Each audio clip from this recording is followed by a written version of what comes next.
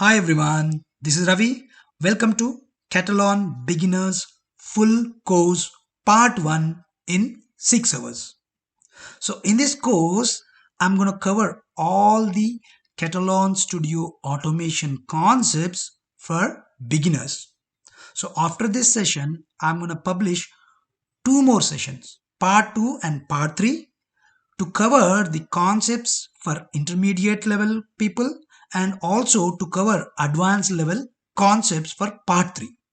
Okay, so in this session I'm going to cover the concepts like the introduction to the Katalon Studio automation, and then install and set up Katalon Studio, and then I'm going to show you the first automation test by using record and play.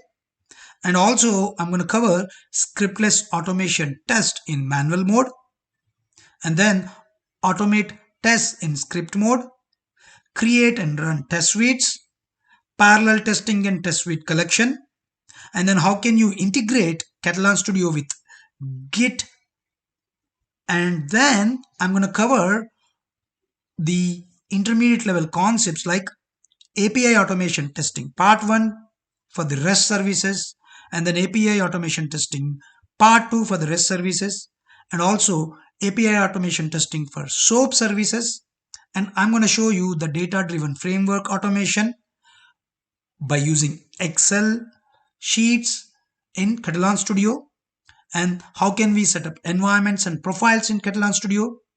And I'm going to introduce you to the mobile automation, especially by using Android real devices. How can you set up your real Android device by using Katalon Studio, and then how can we automate the native apps by using mobile Android device. And also I'm going to teach you custom keywords, custom methods, and also I'm going to show you a data driven automation for the API services. Okay, so these are all the concepts that I'm going to cover in 6 hours. So by end of this session, you are all gonna become experts in Katalon automation by using Katalon Studio. Okay, so please do subscribe to the channel, click on bell icon, you'll receive notifications whenever I publish more videos. Thank you. Tricentis is a software testing company headquartered in Austin, Texas. It provides software testing automation and software quality assurance products like Neoload performance testing tool, Tricentis Tasker automation tool, etc. Tricentis is expanding its learning communities and just launched a new community called ShiftSync. So ShiftSync is a space for developers, testers, and DevOps specialists to easily share the knowledge, connect with like-minded people, and enhance quality in the development process with valuable content, user forums, and industry experts' contribution. ShiftSync offers an engaging space for professionals to connect and learn. So join ShiftSync today by using the link provided in the description. Thank you. So this is our lesson 1 on Katalon automation tool concepts. So in this lesson, I'm going to introduce you to the Katalon automation tool by explaining what is Katalon and how can we use this for automating the test cases, and what are all the different platforms it supports, and what are all the different strengths this Katalon tool has, what are all the different weaknesses it has, right, and how it is really helpful in testing industry.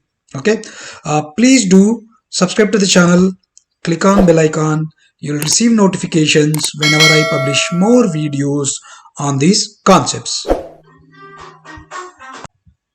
Okay, so what are all the platforms that does Katalon supports?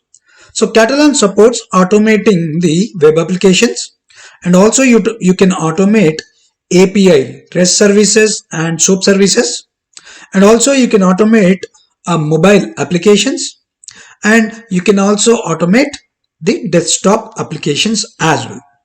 Okay, and it is very easy for us to install and set up the Katalon automation tool. Okay, so all you need to do is download the zip file from the Katalon official website and then unzip the zip file and start using it. That's simple it is in installation and setting up the Katalon. Okay, hope you understand. So you need not to do any other configurations. The tool itself takes care of your Selenium dependencies or APM dependencies or anything. The tool itself takes care of everything. You need not to add any dependencies separately, right? So the tool itself takes care of all the dependencies. Okay, and the Katalon tool is very versatile in nature. That means it has an option to spy the object.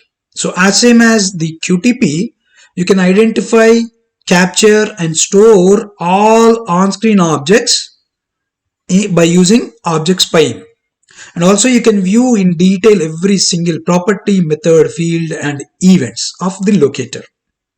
Okay, so there is also another option of record and playback. Basically, whenever you start recording, you need not to code anything or you need not to add a step manually. You can just record the entire actions that you perform for a particular test case and then you can play back. Okay, and when you are recording, if you want to stop in middle, you can stop in middle and start working from that particular step manually. Okay, and also it is very flexible. It has a flexible test design options. So there are three options. Either you can add the steps manually or you can use a scripting mode where you directly start scripting by using Java and Selenium methods, or you can record and playback, which records the entire scripting and manual steps at the backend. So whenever you record the test, right, it records manual steps and also it records the scripting. Okay, so these are all the different advantages by using Katalon automation tool. And also you can perform extensive data driven testing.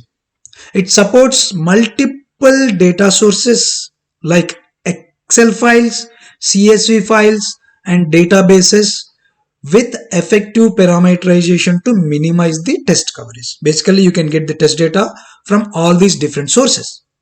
And also it has a fast scripting with keyword driven testing. That means this particular Katalon tool uses the rich set of custom keywords to cut down the time to create and execute your automated tests. So what are all the keywords it has? I'm going to explain you. So now how to perform data driven testing, how can we use this keyword driven testing, and also it supports the parallel testing, it supports the cross platform testings, cross browser testings, right? And also you can basically create test suites, and also you can create it supports the continuous integration tool. Basically you can export the code, whatever the code you are building in Katalon services, right, Katalon tool, that you can basically push to Git repository or Azure repositories, right? And also you can create pipelines by using Jenkins or by using Azure DevOps as well. So it supports continuous integration as well. Okay, so I'm going to show all these things. How can you connect to the Jenkins? How can you perform CI/CD pipelines? And how can we do web automation? How can we do mobile automation? And how can we perform service level automation? Right? I'm going to show one by one in each lesson. Okay, or in each YouTube session. Okay. Hi everyone. This is Ravi. Welcome back to my YouTube channel. So this is our lesson 2 on Katalon automation tool concepts. So in this lesson, I'm going to teach you how can we install and how can we set up Katalon Studio so that we can start automating our test cases. So as you all know, in my previous lesson 1, I have introduced you to the Katalon Studio. I have explained you the concepts of Katalon Studio and why do we use Katalon Studio, what is the demand that has Katalon in market, right? What are all the different platforms it supports, etc. Okay, this is really a very good automation tool in the market compared to the test project. Okay, so let's jump onto the system and learn how can we install and set up the Katalon Studio. Please do subscribe to the channel, click on bell icon. You'll receive notifications whenever I publish more videos on these concepts. Thank you. Okay, so what is the installation prerequisites? First, we need to check the system requirements, and also I'm going to teach how to download and start using Katalon Studio. Okay, so let's see first the system requirements before we install Katalon Studio. So Katalon Studio can be installed on any Windows 7, Windows 8, Windows 10 or Windows 11 operating systems, and also in Mac you can install in 10.11 or later OS versions, right? And also we can install in Linux also. It supports Linux operating system as well. And the CPU minimum 2H or faster 32-bit and 62-bit processors. Okay, and memory at least 2 GB RAM should be available, minimum 2 GB, right? And then hard drive, you should have at least 1 GB available in your hard disk. Okay, so these are the minimum system requirements to install the Katalon Studio. Okay, so now let's jump onto the system and show you how can we install and set up the Katalon Studio tool. Okay, it's really very easy steps to follow. So once the installation is finished, in the upcoming sessions I'm gonna start teaching you the concepts of automation. Basically, how can we start the initial first web UI test automation, and then how can we perform mobile automation, how can we perform API automation, and the parallel browser testing, cross browser testing, cross platform testing, and continuous integration. Basically, how can you integrate Jenkins? All these concepts I'm going to cover one by one in the upcoming lessons. Okay, so first we need to open our Chrome browser. Okay, and then let's type katalon.com. Okay, this is a Katalon official website. So before we start setup and installation, let me tell you, this tool is entirely free. Okay, so you need not to worry about the licensing cost. Okay, so here once you land on to katalon.com, so it's a latest 2022 website. Okay, so you need to click on get started. The process might be little different compared to the previous year. Okay, once you click on get started, so you will be landing onto the page where it shows the products. So which product do you want to download? Do you want to download Katalon Studio or do you want to download Katalon desktops? Okay, for now I want to download the Katalon Studio. So click on create your first test. As soon as you click on create your first test, it automatically identifies your system, whether it is a Windows or not, and which shows your Windows 64-bit on the system, and it will start downloading the software by default. So I want to cancel this one right now. Okay, if you see here, Katalon Studio and runtime engine. So basically, if you want to download Katalon Studio, you can download Katalon Studio. So if you want to download Katalon Studio for different operating systems, you can select from the drop down. So my operating system, it by default identifies and recognizes that my operating system is Windows with 64-bit. Okay, and also runtime engine. So for now I'm not going to cover runtime engine. Okay, let's proceed with Katalon Studio. Okay, so as soon as you select your platform and click on download, so as soon as you click on download, it's gonna start downloading the operating system.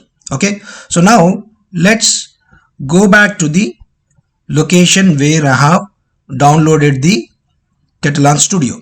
Okay, so if you see, this is my Katalon Studio zip file where I have downloaded. So once you download the zip file, you just need to unzip the zip file. Okay, so once you unzip the zip file, you can see one Katalon.exe file, right? So you just need to double click on this. Before you double click, let me tell you, you need to register. So if you see here, I already registered to the Katalon. So where I have used my username and password. So basically you have to provide your email and the password, right? And then your job title. That's it. So when you register for the first time, you need to provide your name, email of your organization, and then password. That's it. So you have to remember your email and password, so that whenever you start your Katalon, right, for the first time, it's going to ask you to provide the email and password which you have created while registering to the katalon.com.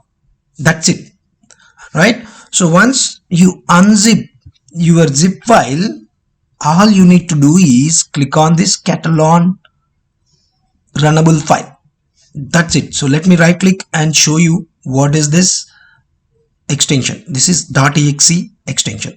So as soon as I click on this, it takes hardly a minute to load your default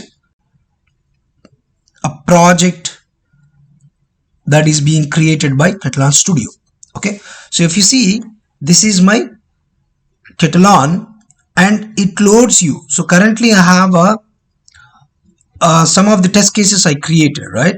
But when you are opening the Katalon for the first time, it's gonna have this entire structure for sure. Okay, so it's just opening all the tabs. Okay, so it's gonna have the entire structure. Let me tell you. So as soon as you load, you will see the project structure like this. So where the profiles, it will show you the profiles. It's going to show a test cases folder. It's going to show object repository folder. It's going to show test suites, and then data files, checkpoints, keywords, test listeners, test reports, test ops, and then plugin folders, right? So you will see all these default structure as soon as you click on Katalon.exe file, right? So if you want to add this Katalon.exe file to the desktop or on your taskbar, right click and then send to desktop, right? Or you can drag and drop on your taskbar. You can drag this and drop, you can drag the icon and drop onto your taskbar. That's it. So that you need not to go to the location every time. Okay, so if you want to start Katalon, just click on this, right? So Katalon tool is a really very rich in design, and you will have lot of options on your menu. Okay, so and also if you go to the website and click on resources and then go to documentation, right, you will find all the information related to Katalon Studio and how to use it and what are all the different options you have. If you have any queries, you can come here. If you see about product and license and Katalon Studio Enterprise, and how can you start your setup, right? Setup process, installation, and what are all the options you have on the toolbar. Why do you use these options in the toolbar. So I'm going to explain anyway all the options in the upcoming lesson, right? And then also you can see Katalon runtime engine, and what is your Katalon store, what are all the different add-ons you will have, right? Plugins and add-ons. And then also Katalon recorder, how does this Katalon recorder works. So basically you will find entire guide, help guide in documentation, right? So you need not worry. So if you see here, the contests also you can see at the right side, right? So you will have entire documentation or help guide before you, I mean basically along with your installation. So if you have any questions, you can visit this help guide as well. Okay. So and the Katalon has, as I told you, you can directly integrate with your Git repository as well. You can integrate with your Jenkins. You can integrate with your DevOps, right? So it is very helpful in continuous integration. You can perform data-driven testing. So all these sorts of advantages you have by using Katalon. Okay, so this is a really very easy installation and setup, right? Hope you all understand the concept, how to install and how to set up your Katalon in the system, right? And how can you refer the help guide in installation once you install, and then you can learn many things in the help guide. So in the upcoming sessions, we will start automating our test cases. This is our lesson 3 on Katalon automation tool concepts. So in this lesson, I'm going to teach you the basic concept of automating a basic test case by using record and replay option available in Katalon Studio. So this lesson onwards, I'm gonna deep dive into the core technical concepts of Katalon Studio, which will be very helpful in automating the different critical scenarios by using Katalon Studio. Okay, so stay tuned. Please do subscribe to the channel, click on bell icon. You'll receive notifications whenever I publish more videos on these concepts. Thank you. Okay, so what are the advantages of record and replay? So basically, by using record and replay in Katalon, you can automate the test cases very quickly. That is one advantage. And also, it captures each and every action of the user, what he is going to perform on the application. And also, it captures every object on which you perform the action. And also you will have an option to update the recorded steps. It's not that you just record it, but you can also update the recorded steps. And you can basically add validation points also. So whenever you record the test, it records the manual steps, which is a scriptless manual steps, and also it records the scripting language. Basically, it records the Selenium scripting language and Java scripting language, and also it adds the scriptless manual steps as well. And then you can replay your test on any browser. Let's assume you recorded the test on Chrome browser and you modified your steps and you added some validation points, and then you can replay that recorded test in different browser like Firefox or Edge. So these are all the different advantages of the Katalon Studio record and replay. Right now, let's jump onto the system and let me teach you how can we automate a basic test case by using these record and replay option, by updating the recorded steps, and by adding additional steps to validate the expected results. Okay, let's jump onto the system. So let me open my computer and let me open my Katalon Studio. Okay, so this is my Katalon studio. I have already explained you how can we install and then how can we set up Katalon studio in the system in on Windows. So you can follow my previous lesson 1 and lesson 2 to understand installation process of Katalon. Okay, so now, so let me create a new project first. Go to file or click on just create new sample file, or go to file and click on project. Okay, file, new project.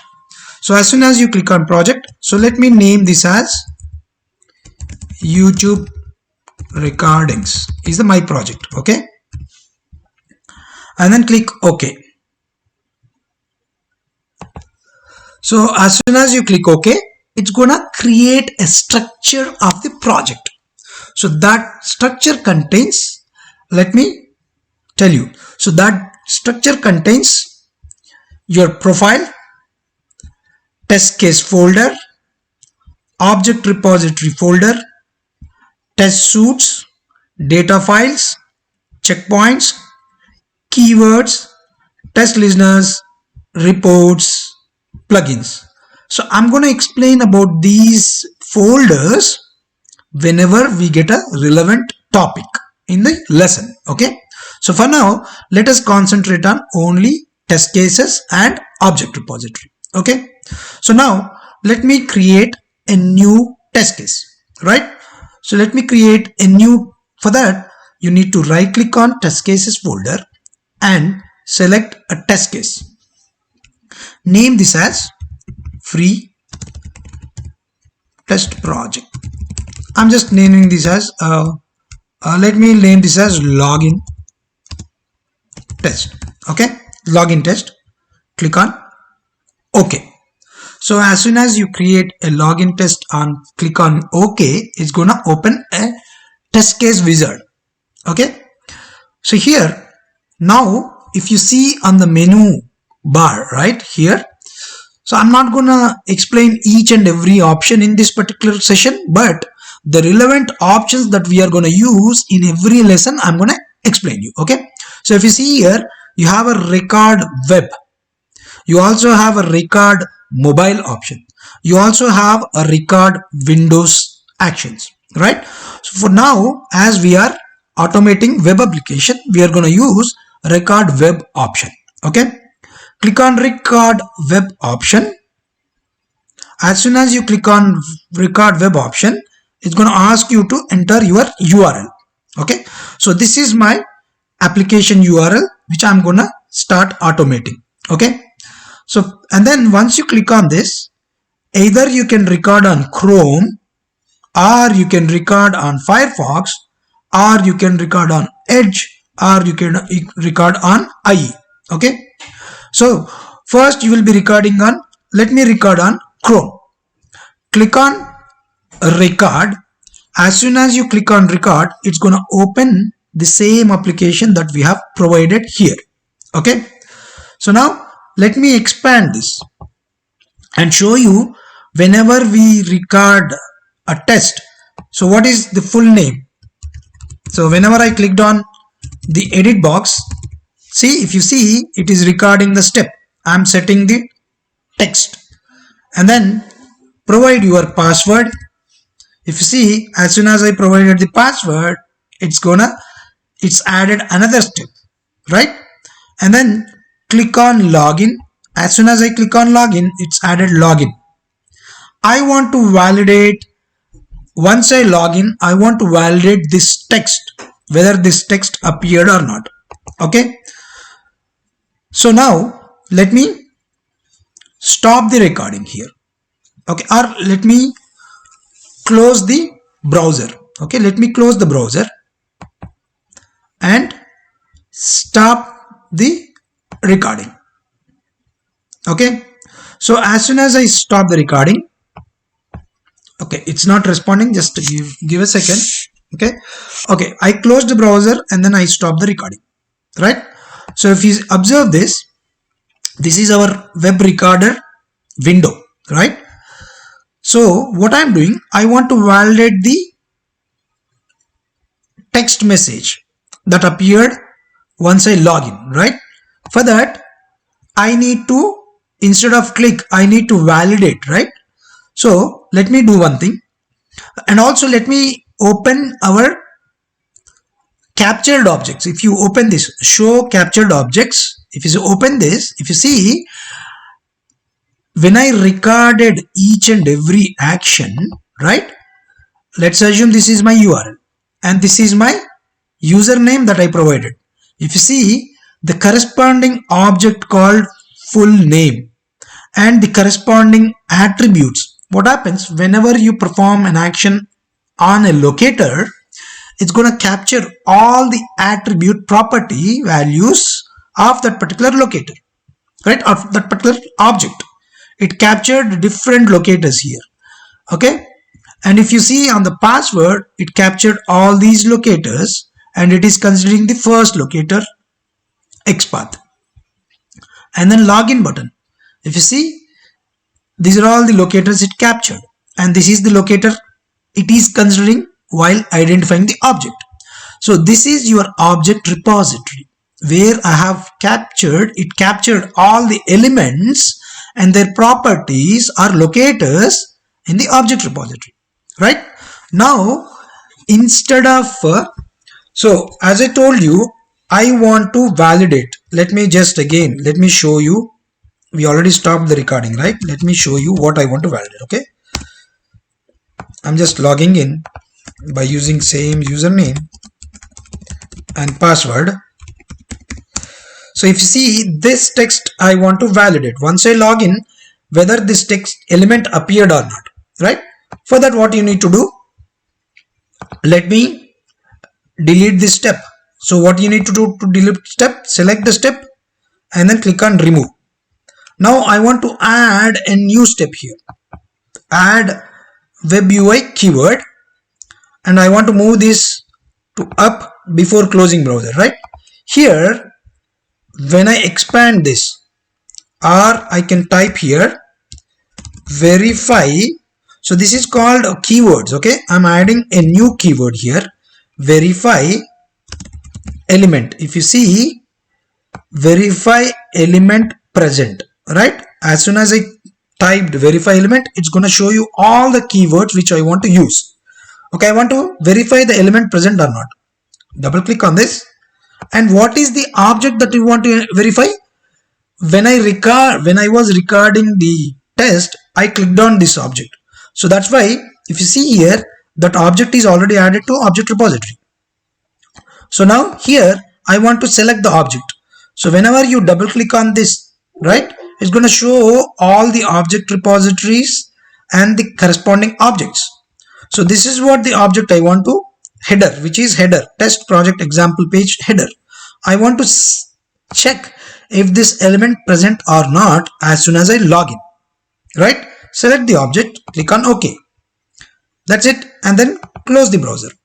So when I clicked on login, I added a validation point here to validate the header, and then I'm closing the browser, right? I have modified the step. Now I want to save this script. Click on save. As soon as you click on save, it's going to ask you, do you want to add all these objects into an object repository, or do you want to create a new folder? Better we create a new folder. Okay, so you can just click on new folder, login page. I want to name this as login page because I want to follow the page object model. Page wise object I want to create. So that's why I'm creating a new folder called login page. Click on OK and then click on OK. So as soon as you click on OK, if you see, it created a new test case called login test case. If you see here under object repository, by default, because I saved the script, it stored all of your objects under an object repository called login page because I selected a new folder there, right? Done. So now let's run this test and see what happens. Okay, so if whenever you want to run, either you can directly run this, which runs the test in the same browser where you recorded, or if you want to run in different browsers, you can select here. So for now, let's select Chrome browser. Run this and see what happens. It's going to open the browser.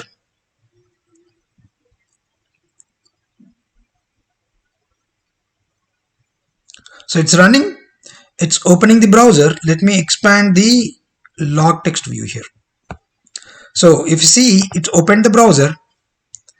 It's going to enter the username and password. It's going to verify the header. So if you see in the log viewer, first step is passed, second step of navigate to the URL passed, username entered passed. So it passed, all the steps got passed. If you want to see the only steps that are failed, you can just click here. If you want to see all the steps, you can click here. Okay, so that means my test is passed, right? So hope you all understand how can you record the test, and then how can you modify the recorded test by adding a new verification points, and also how can you store your objects in the object repository after completing your recording, right? So you can create your own folder structure, or you can use the default folder structure, right? So this is very basic concept. Okay, so in the upcoming lessons we are gonna go very deep into the concepts. I'm gonna teach you very complex scenarios, multi-browser testing, cross browser testing, cross platform testing, and how can you do a parallel browser testing, right? How can you create test suites? How can you perform data driven testing by using Excel sheets? How can you basically create parameterization? How can you create variables? How can you use if functions, for loops, etc, etc, and how can you create custom keywords? So these are all very important concepts in automating your test cases very effectively, which helps you in saving lot of time. Okay, so if you have any questions, provide your comments in the comment box. I'm gonna reply to your queries. This is our lesson 4 on Katalon automation tool concepts. In this lesson, I'm gonna teach you how can we perform scriptless automation, or how can we automate by using Katalon in manual mode. So as you all know, I have already published my lesson 3, where I have explained you about how can you record and replay, and then how can you edit the recorded steps, right? All these concepts. So in this session, I'm gonna teach you how can we perform scriptless automation. Okay, so please do subscribe to the channel, click on bell icon. You'll receive notifications whenever I publish more videos on these concepts. Thank you.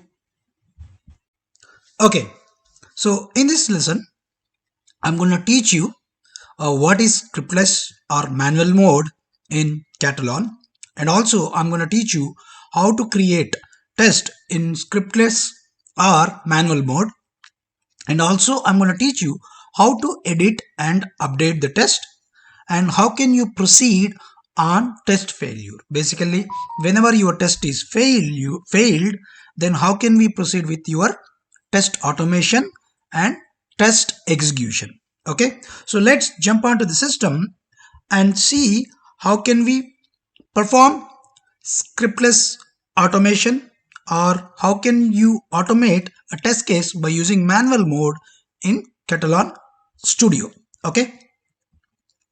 Okay, so this is my Katalon Studio. I have already explained you how can we install Katalon Studio in my previous sessions. Please do visit those sessions before you watch this particular lesson. Okay, so I have installed a very latest version 8.2.5 Katalon Studio. You can see the version here. Okay, So let's create a new test case. How to create a new test case? As I explained you in earlier session, right click on test case module, click on test case. Let me name this as TC02 scriptless mode. Okay, click OK. So as soon as you create a test case, it's going to open your test case wizard. Okay, this is your manual test case wizard. And if you see at the bottom here, so at the bottom of this wizard, you have a different modes. You have manual mode and script mode. So right now we are not doing script mode. We are going to perform manual mode. Correct? So to start a manual mode test case automation, first you need to add your objects of your application. So what is my application? So the same application that we used in earlier session, I'm going to use the same application. Okay, this is my application. So I want to first add all these objects to login and then validate the login functionality, right? So for that, what we need to do, so if you see here on the top ribbon, you have earlier session, we have used this option, record web, correct? So this time there is another new option in the latest version of 8, right, in Katalon 8. So earlier we don't have this spy web. Okay, so recently means in the latest versions they introduced a spy web. So you need to click on this spy web. As soon as you click on spy web, it's going to ask you to enter the URL or the application from which you want to capture the objects. So I'm going to provide the URL. And here it will ask you to provide, so basically select the corresponding browser. So I want to select the browser as Chrome. And then as soon as you click on start, what it is going to do, it's going to open the application here. Okay, so I'm going to put the application at the left side so that you can see all the objects and everything here. Okay, so now I want to capture the full name object. I want to capture the password edit box. I want to capture the login button in this page, right?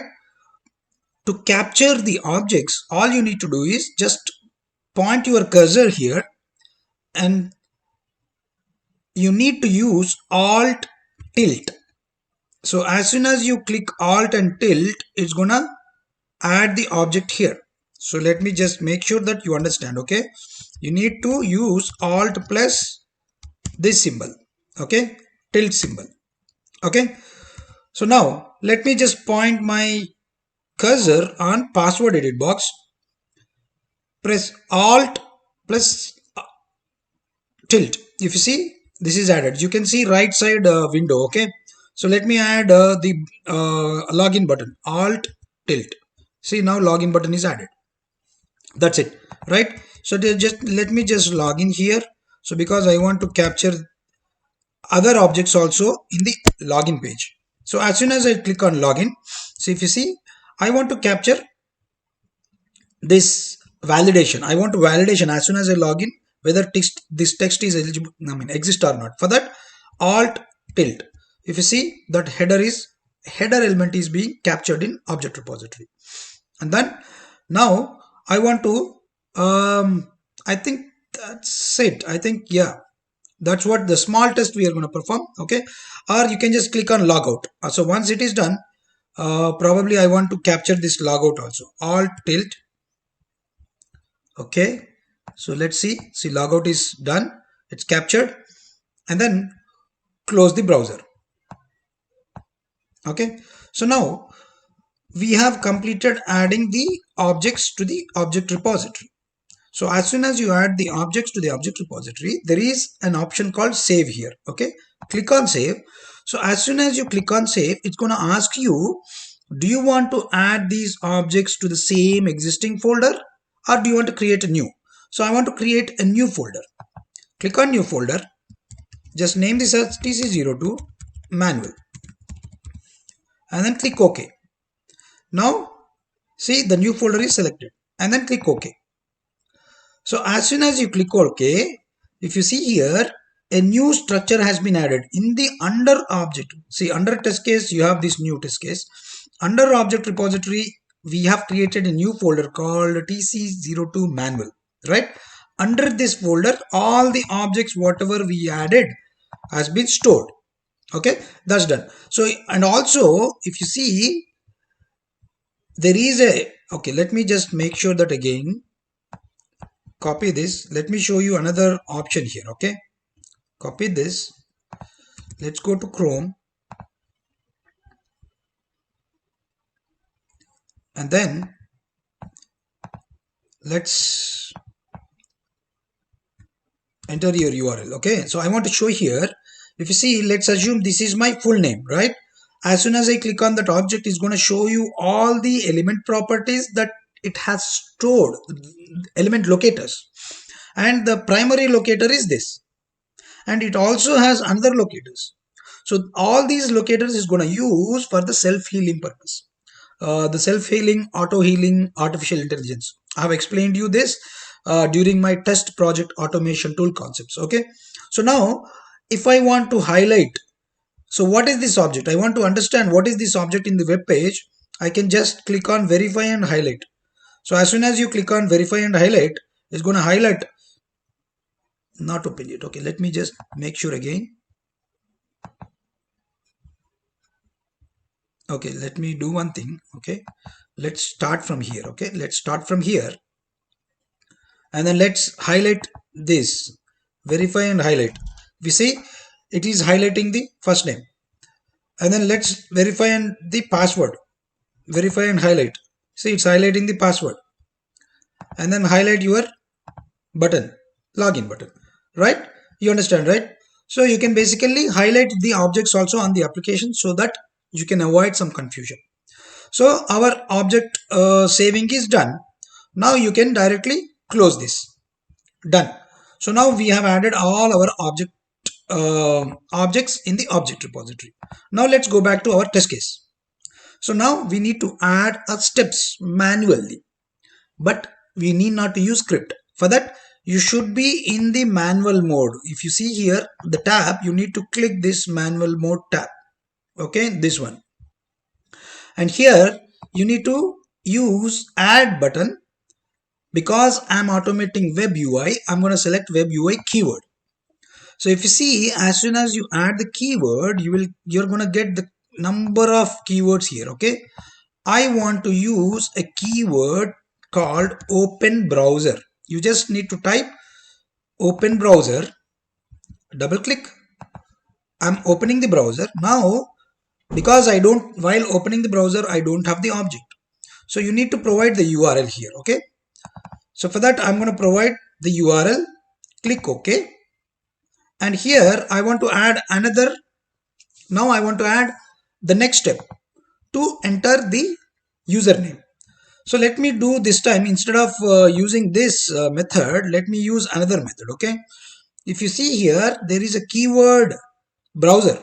You need to click on keyword browser, expand built-in keywords, expand web UI. I want to use a text. I want to set the text here. Okay, I want to use this. Drag this keyword and drop into your second step. See, now I want to set the text. I want to set text where?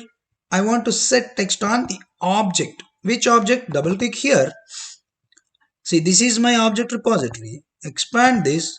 I want to set the text in the full name first, right? Click OK. And what is the name you want to set?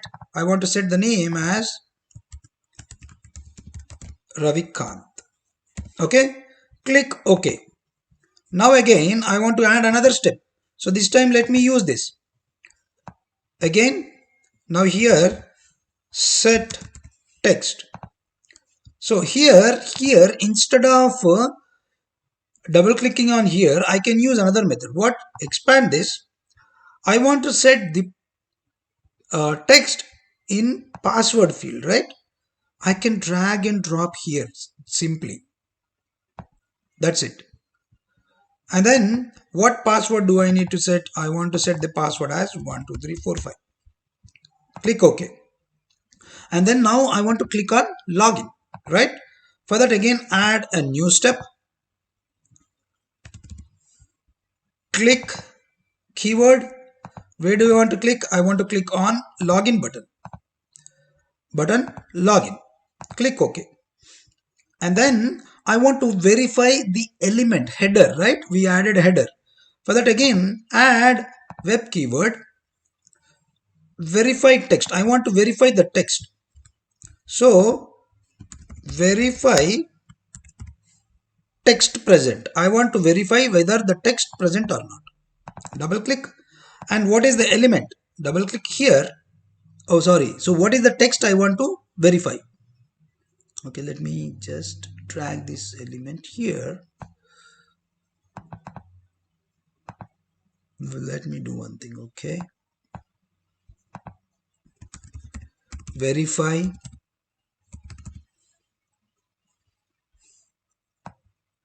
let me do one thing. Okay, let me select verify element present. Okay, verify element present. Okay, so what is the element? This is the element I want to verify. That's it. Dragged and dropped here. That's it. And then I need to click on login again. So add again here, add web UI, click where I want to click on log out. As soon as you log in, I'm verifying the header and then I'm click on log out. That's it. Now I want to close the browser. For that, again, add another step, close browser. That's it. So now we have added all the steps here. So now let's execute this test case and see how it's gonna run. Okay, execute in Chrome browser. Okay, so it started execution.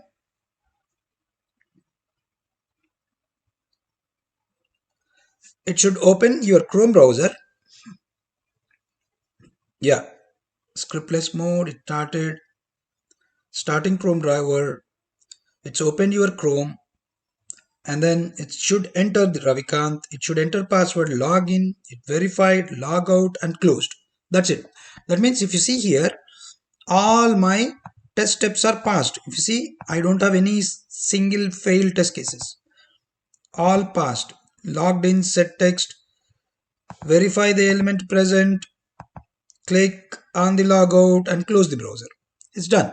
So now you understand how easy it is to basically automate your test case without scripting, right? Now, so what if, let's assume I want to fail this condition. Let me do one thing. Let me fail something. Okay, let me fail this step. Okay, let me fail this step. For that, I want to make sure that I want to just, instead of this, I want to select this one. Let's say once I log in, I want to verify if this is present or not. Okay, I want to fail this step. Okay, so if I run this again, let me run this. What happens, we'll see. I just changed the object where the object will not be present, first of all. Okay, so as soon as I log in, I'm trying to verify whether full name text is present or not. So which is not going to present. And then let's say what happens to the script. Okay, so it's opened your browser and entered the first name, entered the password. Now, oh, okay. So basically it has a full name also. Okay, let me do one thing. Okay, I'll do one thing. Okay, so let me tell you one thing. Okay, if for example, if this test fails, let's assume if this test fails, what happens? It's going to fail the step here, and then immediately it's going to fail rest of all these steps. Because why? Because if you go to project and settings and then expand test design, go to test design, stop on failure. That means one step is failed, then we are going to stop all the other steps and then we are going to mark it as failure. To avoid that, if you select this continue on failure and apply and close, even though the step fails, it's going to continue execution of the further steps. If the further steps are passed, it's going to pass, right? Earlier it's going to fail all the next steps, all of the next steps afterwards, right? So once this step is failed, so rest of the steps also going to fail. But now we changed the settings to make sure that continue your execution on failure. So now it's going to continue the rest of the execution. But there is another option. If you go to project and settings, if I want to make that particular step as optional, sorry, optional means what it's going to do, it runs even though the test case is failed, it's not going to show the step as failed because we are marking it as optional. So instead of setting that optional at project level, I don't want to do this. I want to continue on failure. But let's say this particular test case is an optional test case or optional validation. Even though this test case fails, that's not a problem. Then what you need to do? Right click on this step and then change failure handling and mark it as optional. Then what happens? Even though this test case, if you see, this is marked as optional, right? Even though this test case is failed, it's not gonna show you in the report as fail. So this is not a report basically. It's just we are viewing your log viewers, right? These are all the log viewer. This is your log viewer. Actual reporting that available here, but the reporting part I'm going to cover in the next sessions. Okay. So hope you all understand the concepts of scriptless automation or how can we automate by using manual mode. It's really very important concept, guys. If you have any questions, please provide your comments in the comment box. I'm gonna reply to your comments. So this is our lesson 5 on Katalon automation tool concepts. So in this lesson, I'm going to teach you how can we automate test cases in script mode of Katalon Studio. So I have already published my previous videos covering the topics how can you perform, record and replay to automate the test cases. And also I have showed you another method where you can basically use scriptless or manual steps, adding manual step method in automating the test cases. So in this lesson, I'm going to give you another method where you can automate test in scripting mode, right? So please do subscribe to the channel, click on bell icon. You'll receive notifications whenever I publish more videos on these concepts. Thank you. Okay, so now there are 3 different types of test case creation in Katalon Studio, which means you can automate test cases in 3 different ways. The first way is it's a record and replay mode, where I have explained these concepts in lesson 3. And the second method is a manual mode. This I have explained you in lesson 4. How can you automate test cases by using manual mode? And this is lesson 5 where I'm going to explain you how can you automate test cases in scripting mode. Okay, so now let's see what is this scripting mode. The scripting mode means basically you'll be using Selenium and Java coding languages in automating the test cases. It's more or less similar to the method where you'll be using some IDEs. Like let's assume you are using Eclipse to automate test cases with the help of Selenium dependencies. In the same way, in Katalon Studio also, you can follow the scripting method where you'll be writing the code to automate your test cases. So I'm going to teach you how to create test cases in scripting mode. And also I'm going to teach you how can we run and validate the automation scripts whenever you perform automation by using scripting mode. Okay, so hopefully, so now let's jump onto the system and let me show you how can we automate test cases by using scripting mode available in Katalon Studio. So this is my Katalon Studio. Okay, I have opened my Katalon Studio. I would suggest you guys to basically visit all my previous 4 lessons before you proceed with this particular session to understand the concepts very well.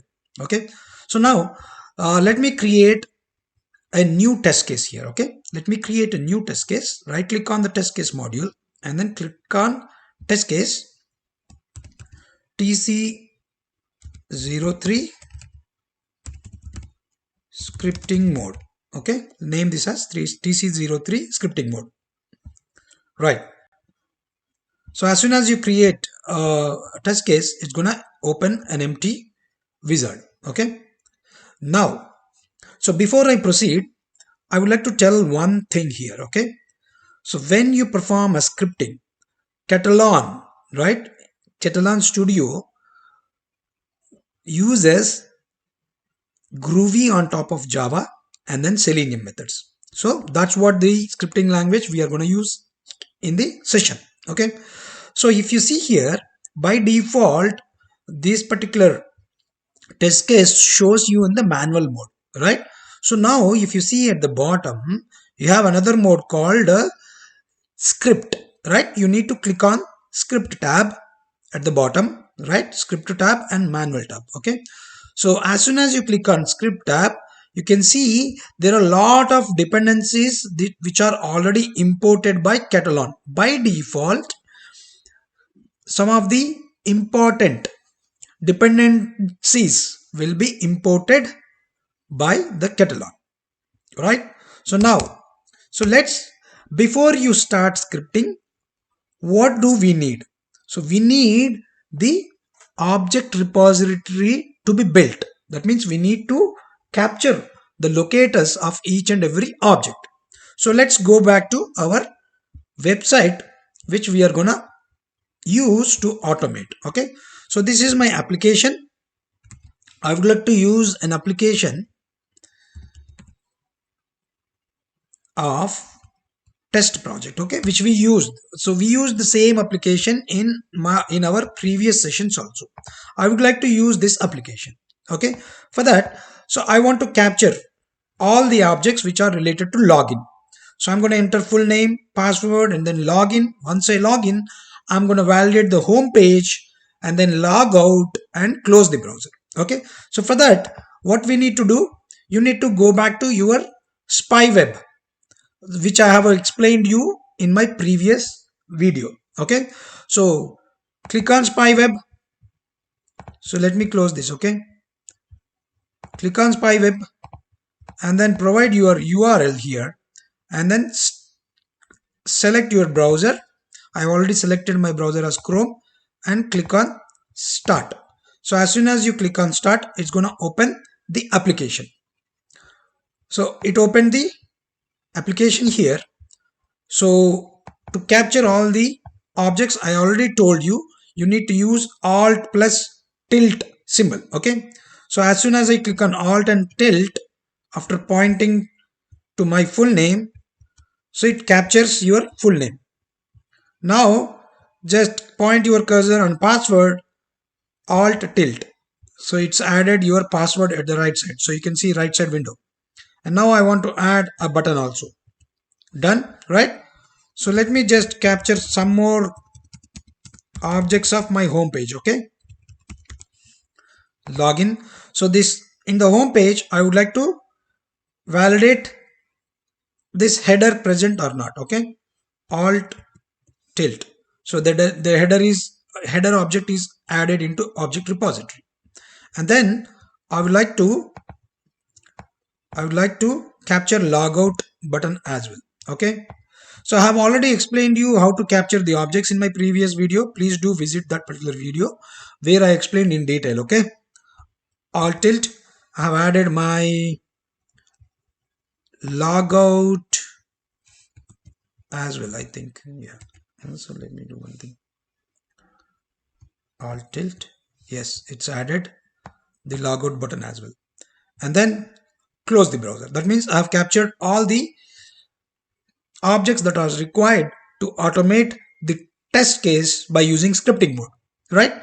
So now let's save this. Okay, let me save this. So as soon as you save, it will ask you, do you want to create a new folder? Yes, I want to create a new folder stating tc03. See, in real time, I'm not going to create every time new folder whenever I capture the same objects, right? So generally I'm going to create a folder at the page level, login page. But now, because we are performing a demo of script mode, I just created a new folder. I'm storing all the objects in this new folder. Okay, click on OK. So as soon as you click on OK, you can close this now. So now if you see, I can see here now there is a new folder that is created, which is under object repository tc03 scripting mode, and then all the objects are added here. Okay, let's go back to our test case. So now let's start scripting. Okay, first we need to open browser, right? So for opening the browser, so in Katalon we need to use a keyword called web UI and dot. So as soon as you click on dot, you can see all the keywords related to web UI are loaded, right? So what I want to perform, open browser. So as soon as you click here open, so you can see open browser is already displaying. Just select that, and here you need to provide the URL of the application, right? I have provided the URL of application. Done. Now once you open the browser, what we need to do, we have to provide the username and then password. For that, set text in username. Okay, so again, because we are using web UI, web application, I'm gonna use web UI. Okay, and then set text. If you see here, I can see set text, right? So now, so as soon as I selected set text, so let me set the text here. So if you see here, let me again show you the definition of set text. Okay, dot set text. If you see, if I hover on this, it's going to clearly specify what set the value of any input field as though you type in it. Okay, here two represents. Here first parameter represents the web element. Your second parameter represents the text that you would like to type, right? Okay, so now the second parameter is what you want to type, right? I want to type Ravikant in the username. And what is the object? So I want to delete this, and I can simply, so this is my full name object, right? I can simply drag and drop here. So it's gonna paste the entire script here. It says find test object. Find test object is one keyword which we'll be using to, it's the same like find element in Selenium. Okay, so find test object, and the object is coming from this. And what is the text that I want to type? Ravikant is the text I want to type. Done. So now set text in password. Okay, set text in password. Again, web UI dot set text, right? Again, double click here. Now the password is 12345. So you have to specify the text in double quotes. Okay, and this one I would like to just drag and drop my password object so that it builds the script. Done. So once I set the password, click on submit login button. click on login button. So for that, web UI dot click. So click the object. So what is the object here again? Just remove this, drag and drop your login button in the parenthesis. Done. Now click on, we have to validate, right? Validate the home page. So we have to validate the element. Web UI dot verify dot, let me just again, dot verify element present. If you see here, verify element present. And what is the element? So if you see the definition, this is actually the timeout.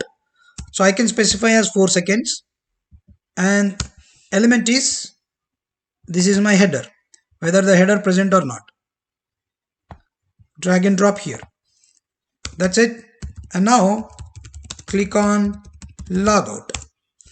So it's again web UI dot click the object. So the object is logout here, right?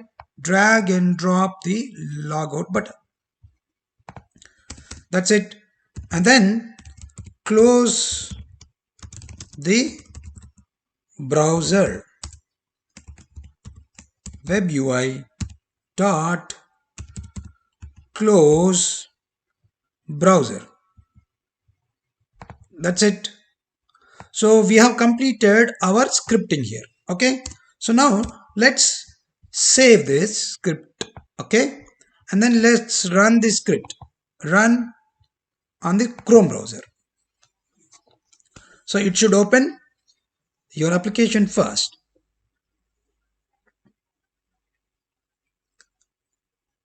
Okay. So it's opening the browser. So it's opened the browser. Click on login and then click on logout and then closed. So that means if you see, all the steps are passed.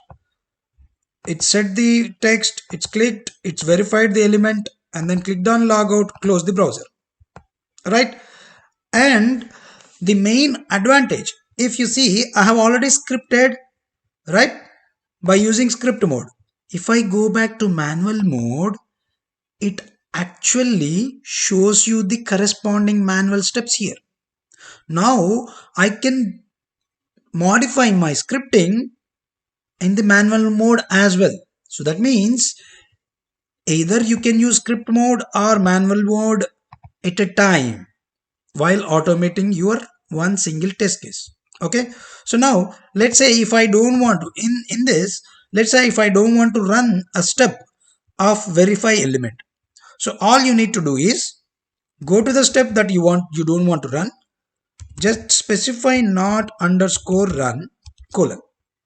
So this is means it's almost like disabling. So if you go back to manual mode again, if you see here, the 5th step is disabled. It's same as right clicking and disabling, right? It's same as right click and disable. If I enable this again, enable. So if you go back to script, so now the not run should not be here. See, verify element not run is removed. Correct? Right? So now let's go back to script again. Okay. So now let me do one thing. So let me remove not run. Okay. So hope you understand, right? So basically you can use any method, either you can use any method. So either you can use manual method or you can use scripting method, right? So now what if I want to add, so when I am running, so let me run this test again.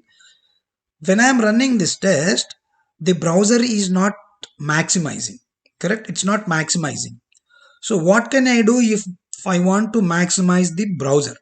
So if you see here, it's open, it's just typing the, so if you see the browser is not maximized. So let me add, instead of using my script mode, again I can go back to manual mode. See, once I enter the open browser, I want to add a new step here. Okay, add web UI. So I want to move this to the up, right? And here I want to search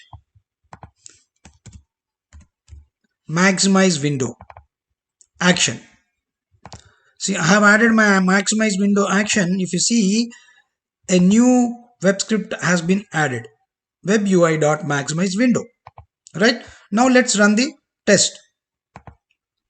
So it's going to run the test in Chrome browser. So after this, let me run the script in Firefox also and see if it's going to work or not. Okay, it's opened. Now it's maximized the window, correct? It's pretty simple. So you can use manual mode or scripting mode, whatever you want to use. So let me run this script again in Firefox.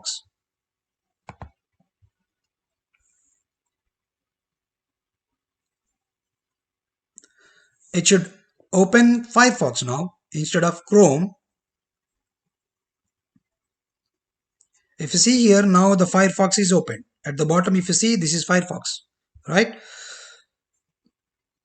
And then it's entered the URL, username, password, logged in, log out, and closed.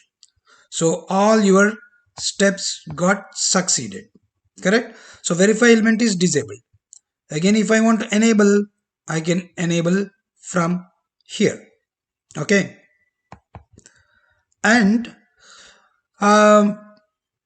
let me, I think, so one more thing is, if you want to delete any steps, you can delete any step, any one step from here, or if you want to move the step to the up and down, you can move the step and up and down also. Okay, I think, hope you all understand the basic concepts of automating the test cases by using scripting mode, right? So in the next sessions, I'm going to cover very important topics like creating test suites and performing parallel browser testing, series browser testing, right? Cross platform testing, and many other concepts. Okay, so if you have any queries, please provide your comments in the comment box. I'll try to reply to your queries. So this is our lesson 6 on Katalon automation tool concepts. So in this lesson, I'm going to teach you how can we create test suite, and then how can we run test suites in Katalon Studio. So as you all know, I have already published 5 YouTube videos covering different concepts of how to perform record and replay to automate the test cases, how can you use manual mode to automate the test cases, and how can we use scripting mode to automate the test cases. So I would suggest you guys to visit those videos before you proceed with this particular session. Please do subscribe to the channel, click on bell icon. You'll receive notifications whenever I publish more videos on these concepts. So our agenda items for this session is, I'm gonna explain you what is test suite. So test suite is a collection of multiple different test cases or duplicate test cases. Why do we use duplicate test cases? I'm going to explain you in the session. Okay, and we can also modify our execution information. So what does this execution information contains? I'm going to explain you once we jump onto the system. And you can set up implicit timeout for the entire test suite, and also you can set up the retry failed execution immediately. Basically, you can set up retry count. Okay, and also you can manage the entire test case list within the test suite, and you can also set the mail recipients to send the test reports. Basically the test reports with along with the test summary reports you can send to the mail recipients. And also I'm going to teach you how can we execute a test suite once you create a test suite with the collection of the test cases. Okay, so now let's jump onto the system and let me show you how can we perform all these activities by using test studio. Okay, okay, so this is my Katalon studio. Okay, so as you remember, so I have already explained you in my lesson 3, 4, 5 regarding creation or automating a test case by using record and replay. And then we have automated another test case TC02 by using scriptless mode, right? And also we have automated another test case 03 by using scripting mode, right?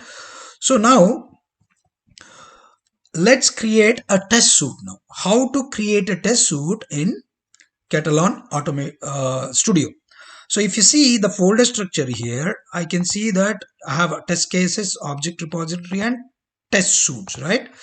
So under test suite, right click on the test suite, create a new test suite.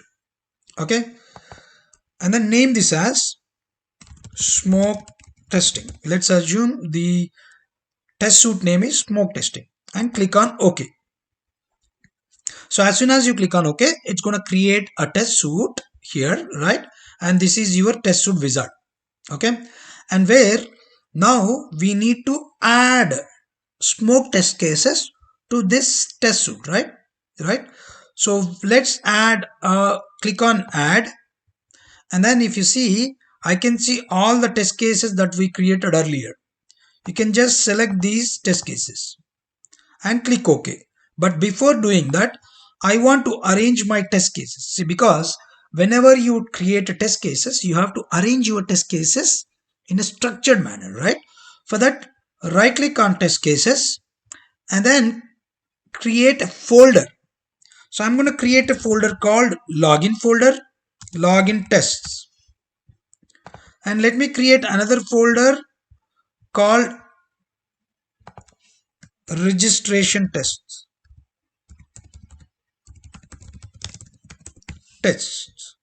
Okay, now these test cases are all these test cases are related to login tests, right? I want to drag and drop them, so I want to move them to login tests. Just drag and drop into login tests. In the same way, this test case 2 and then test case 3 also belongs to login only. Drag and drop into login, right? So now if you see, I have moved all the test cases to login tests, right? I can see all the test cases move to login tests. Now go back to your test suite and now add your test cases. If you see here, it shows you entire structure including the folders, parent folders. So I can expand this. I want to add all these 4 test cases. Let's assume. Okay. I have already added all the 4 test cases into test suite, right? Now, if I want to execute this test suite, you go here and then select your corresponding browser. Let's say I want to select a Chrome browser. Okay. Or, okay, I have selected Chrome browser. I want to run this. If you directly click on execute, it executes in the default browser Chrome. Execute these test cases. What happens? It should execute all 3 test cases, right? The first test case, second test case and third test case. Okay, so now let's see what happens.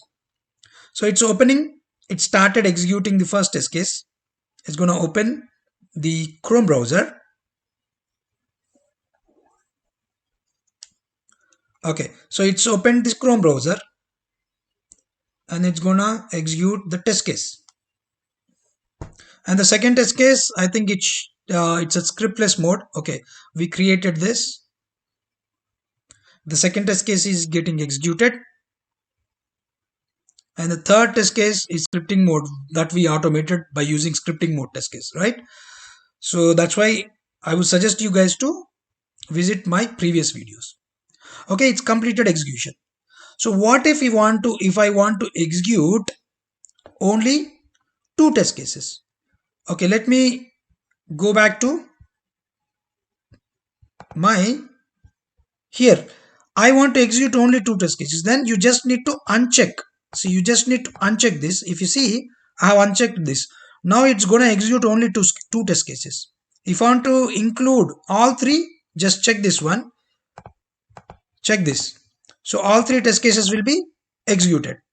So all you need to do is check and uncheck this. Okay.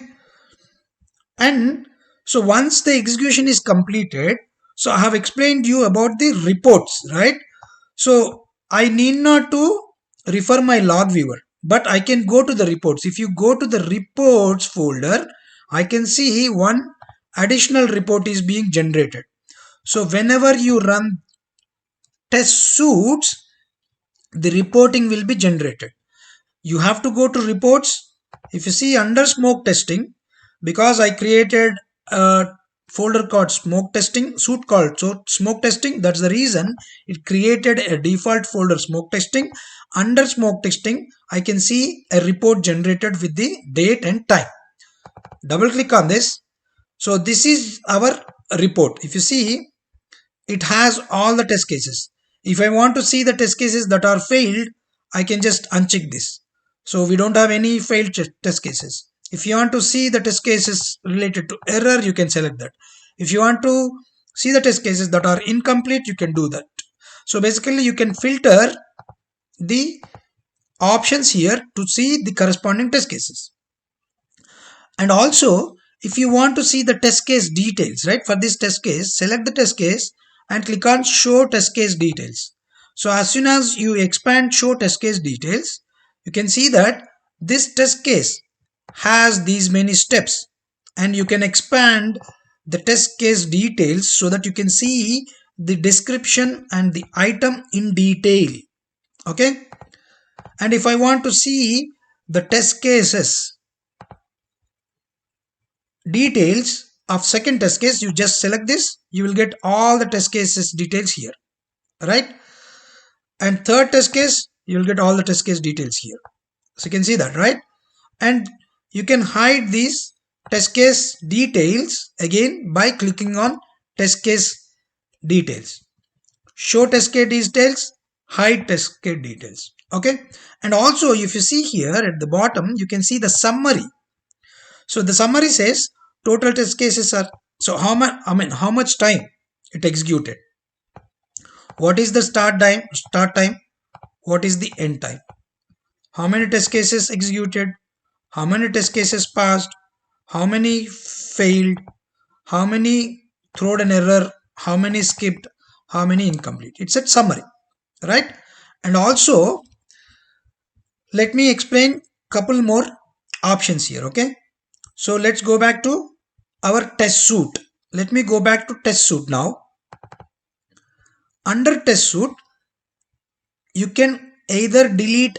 So once you add the test cases, you have an option to delete the selected test case, and also you have an option to arrange the sorting order, but in which sorting order the test cases should be executed. So you can just move down and move up. You can use move down and move up to arrange your test cases so that the test cases executed will execute in the sequence order. Okay. And also if you expand this execution information, you can set an implicit timeout. What do you mean by implicit timeout? That means the test case, the execution, basically the tool waits for a page to load. It waits for so many seconds, whatever you set. So what do you mean by use default? That means if you go to project, and settings, and if you see execution, under execution, if you go to web UI, you can see that the wait is by default, it is set as 30. wait until the page loaded. So default is 30 seconds, right? So that's what it is showing here. So that means it waits for 30 seconds. If you want to override that default value, you can override and you can specify 40 seconds here. So that is one option you have. And also during this test suite level, you can specify that. Okay. For this test suite, in the test suite, whenever a test case is failed, I want to retry the failed executions immediately twice. So I can specify that retry count also. Retry failed executions immediately 2 times, right? And also retry after executing all. So if you want to select this, how many times you want to retry, you can retry also. You can specify that as well. Okay.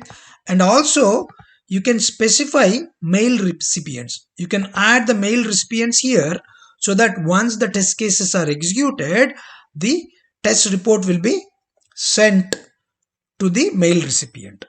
Okay. So all these options you already have.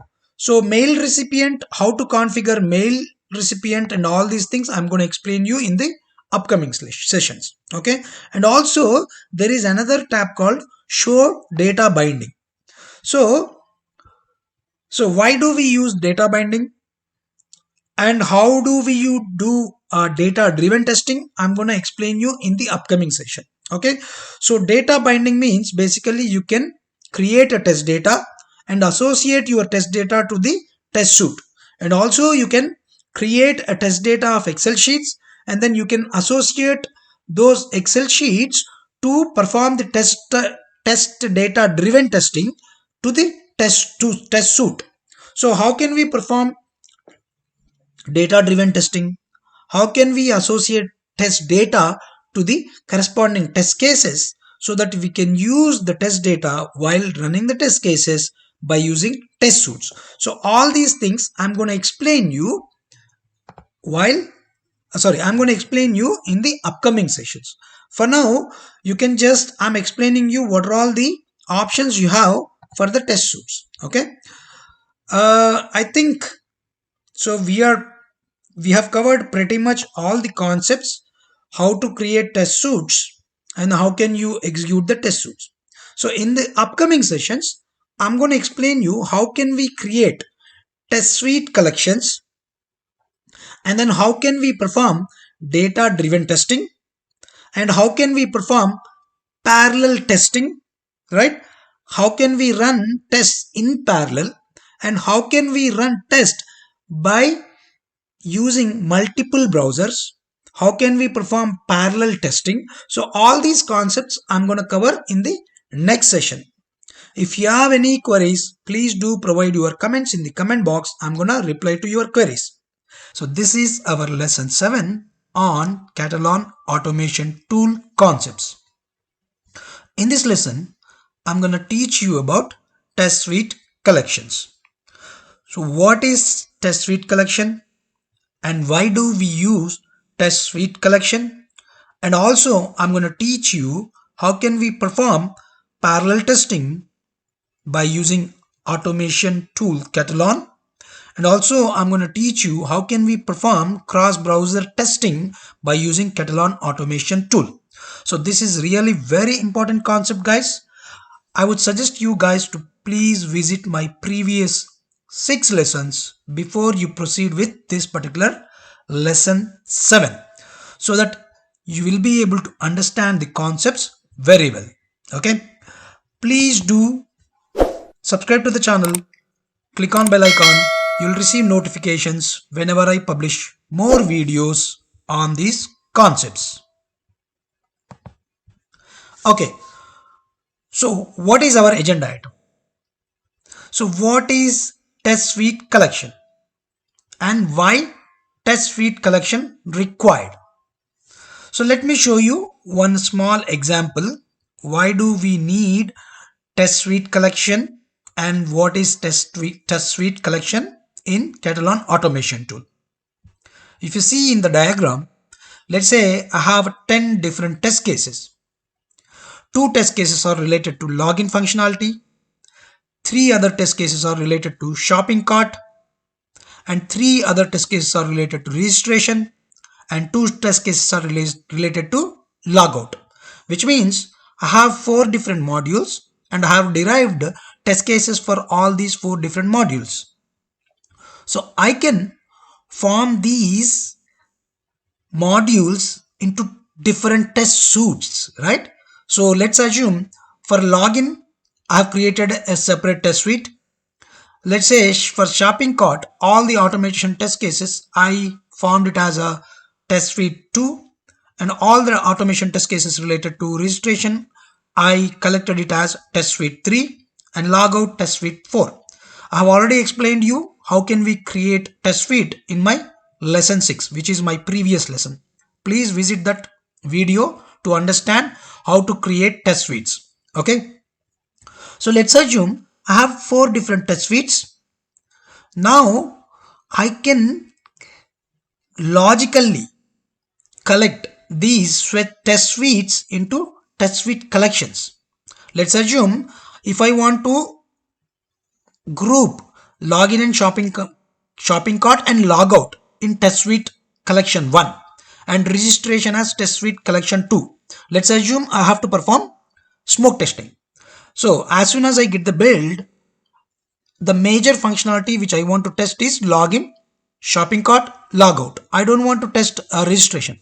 So now I can form these test suite 1, 2, 4 as one collection, which is test suite collection 1, and registration I will be moving it to test suite collection 2, so that I can execute these test suite collections at logical basis, right?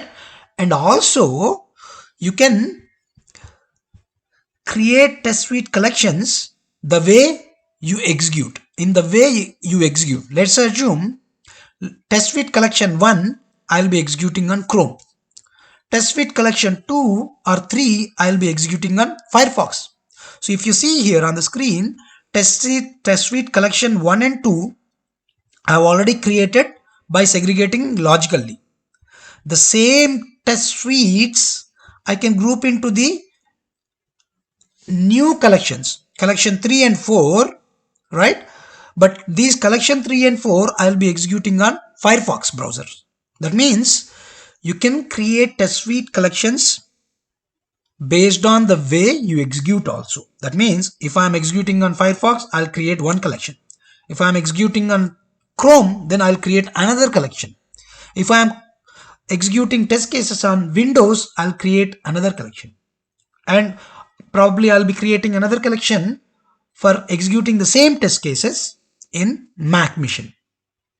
Okay, so hope you understand why do we need these test suite collections. So now let me explain how to create and run test suite collection by using Katalon automation tool. And also I'm going to teach you how can we perform parallel testing. Basically, how can we run tests in parallel. Okay, and also how can we run tests in multi browsers in parallel and in sequence. Okay, so all these concepts I'm going to explain you by using Katalon automation tool. Okay, let's jump onto the system and see how can we perform all these actions by using Katalon automation tool. Okay, it's really very important concepts. Okay, let's jump onto the system. So in my previous session, I have already explained you how to create test suites, right? Let's assume we created 3 different test suites. The first test suite contains all the 3 test cases related to login, okay, which is login test suite. And the second test suite contains all the test cases related to logout. I have only one test case. And the third test case, let's assume, which has the test cases related to registration. Okay, so now we have all these 3 test suites, and now I'm going to explain you how can we create test collection so that we can group these test suites in the test collection and perform parallel testing and cross browser testing. Okay. So here to create a test suite collection, go to file, click on new, and then click on test suite collection. Name this as login collection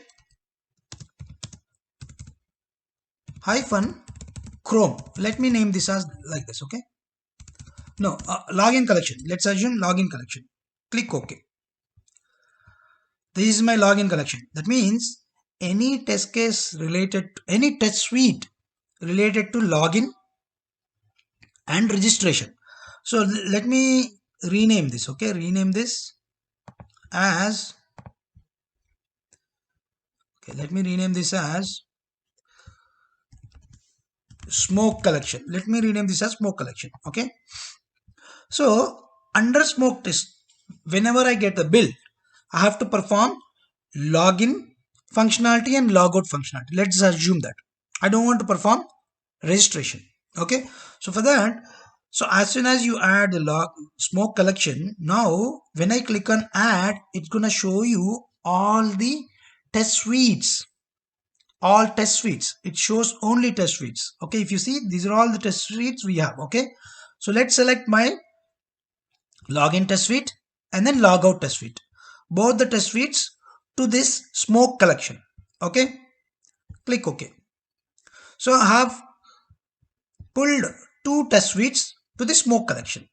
Okay, so now let's execute this two collections and see it's gonna execute both of them. Okay, instead of logout, let me do one thing. Okay, let me remove this collection and let me add registration so that we'll understand the difference. Okay, let me add registration. Okay, so now login and registration, these two suites I have added as one collection.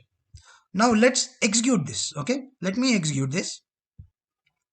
So as soon as, so before you execute, you have to save all the changes. Then only it takes all the changes. Okay. Let's click on execute.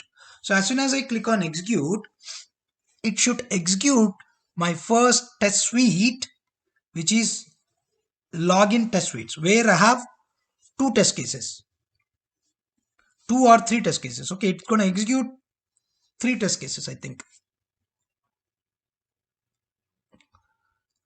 Okay. It should open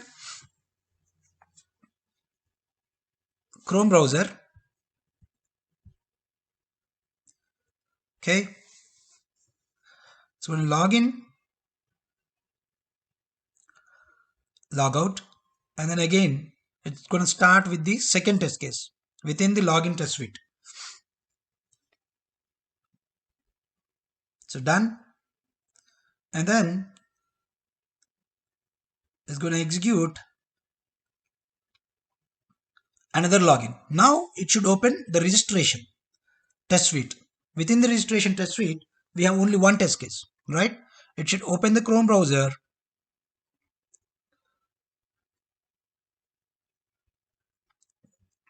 and then it should perform the registration functionality.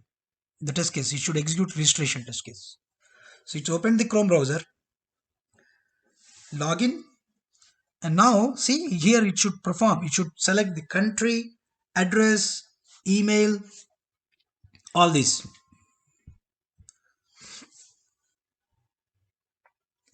Yes, it selected country, address, email ID, save, and logout.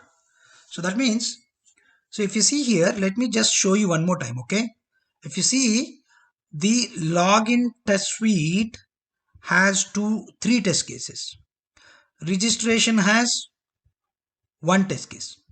So that is what we made into the collection, correct? So now what if I want to execute? See, when I am executing, login functionality is different, registration functionality is different. Both are not dependent on each other. Okay, because in the registration I'm also processing the login steps as well. So now what if I want to execute these two in parallel testing, which saves lot of time. Okay, so registration test cases will start execution and login test cases will start execution at a time. What should I do? If you see here, execution mode is in sequential. I want to execute these tests in parallel. As soon as I select parallel, now this suite and this test suite starts execution parallelly. Okay, let's observe now. Okay, click on execute. So as soon as before execute, you have to save the changes. Okay, save the changes. Click on execute. Now Chrome browser should be opened. It should open two instances and it should start execution. Okay, so if you see here, observe carefully. It opens Chrome browser two instances. Okay,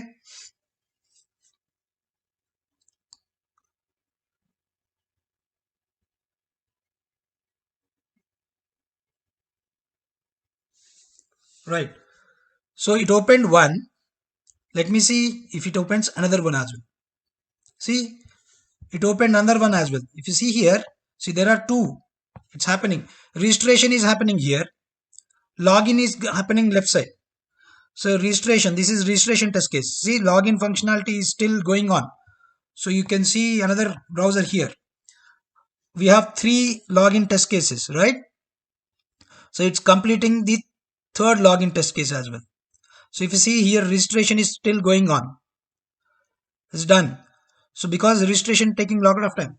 So if you see, as soon as the login testing is completed, even the registration testing is also completed. That means you are saving a lot of time here, right? So this is how you can perform parallel testing with the help of collection, test suite collections. Okay, and let me do one thing. Okay, so now let's assume when I see this test suite collection I'm doing on Chrome browser. Let's assume I want to test login functionality in Firefox as well. What should I do? Let me add a test suite, login test suite again. See, this is my login test suite. I'm adding this test suite again, but this time I don't want to execute login in Chrome. I want to execute login in Firefox. Click OK. Right? So now I want to perform login testing, login test only. So for that, you need to uncheck this, right? Now let's see login test cases in Chrome, login test cases in Firefox, right? And I want to perform parallel testing. So that means the test suite collection where I'm executing based on the way I would like to execute. It's not based on the logical division. Earlier we made a logical division, login test cases as one test collection, and then registration as another one, right? So now I'm collecting same test suites, but I'm executing in two different browsers. Okay, so now I selected these two test suites within this collection, and now let's say this and let me execute now. So what happens now? The login test happens parallelly in both Chrome and Firefox. The Firefox performance is very slow, so hopefully it will take a lot of time for us to complete the Firefox. Okay, let's see now. It should open Chrome and Firefox, but it should perform login functionality itself in both the browsers. Okay, so if you see here, it is opening Chrome and then it should also open the Firefox. So it's opened the Chrome. So Firefox, see, if you see here, it opened the Firefox also. So the Firefox is slow. See here, this is Firefox. So it opened the Firefox. So let me minimize this and put it aside. If you see at the background, the Chrome is happening and Firefox is happening. Right. See, the Chrome test case, second test case is happening here. Now, it's log out. Done. Now again, it opens Chrome, it opens Firefox. See, it opened Chrome and the background, it is Firefox. See, this is Firefox, right? So Firefox, if you see, the Firefox execution is very slow. The performance of Firefox is slow. Okay, Chrome browser testing is done. Now Firefox testing is still going on. The third test case is going on. Okay.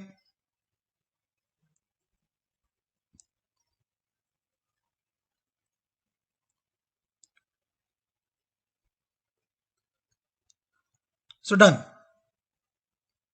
So now you understand why do we need test suite collection to logically group the test suites into one collection, or to group the test suites in a way you want to execute.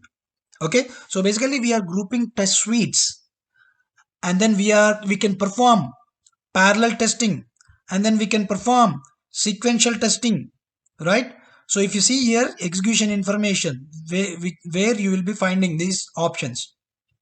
You can perform the test suite execution sequentially, or you can perform the test suite execution, basically test cases, parallelly. And also you can perform cross browser testing, and also in the same way cross platform testing also you can perform. Okay, so basically, so the test suite collection is very important whenever you automate a very big application with enormous number of test cases, and you have a multiple test suites, and then you need to execute them in a short time, where you'll be using parallel testing concept. And if you want to execute them in multi browsers, right, so you can use test suite collection by running them in different browsers, by running them in parallel. Okay, hope you all understand the concepts of test suite collections and then parallel testing by using Katalon automation tool. So this is our lesson 8 on Katalon automation tool concepts. So in this lesson, I'm going to teach you how can we integrate Git or GitHub with Katalon Studio automation tool. So till now I have covered a lot of basic concepts, like how can we automate the test cases without script, and how can we automate test cases by using record and play, and then how can we automate test cases by using scripting mode, and also how can we perform parallel testing, and how can we perform cross browser testing. So all these concepts I've covered until lesson 7. I would suggest you guys to please do visit those lessons before you watch this session.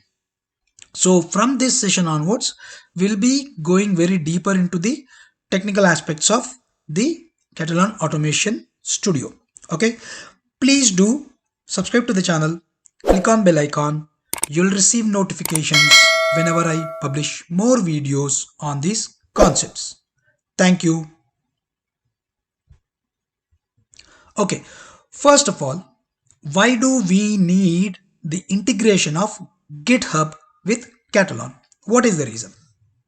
So let's assume if you are working on a project by using Katalon Studio, so you would need one person should work at a time. That means you have installed Katalon Studio tool in your local machine. Let's assume that local machine is a remote machine. Okay, you gave an access to everyone to that particular local machine, and you ask everyone to start working on that particular project. Then what you need to do, so only one person can work at a time, and also we cannot maintain any change history.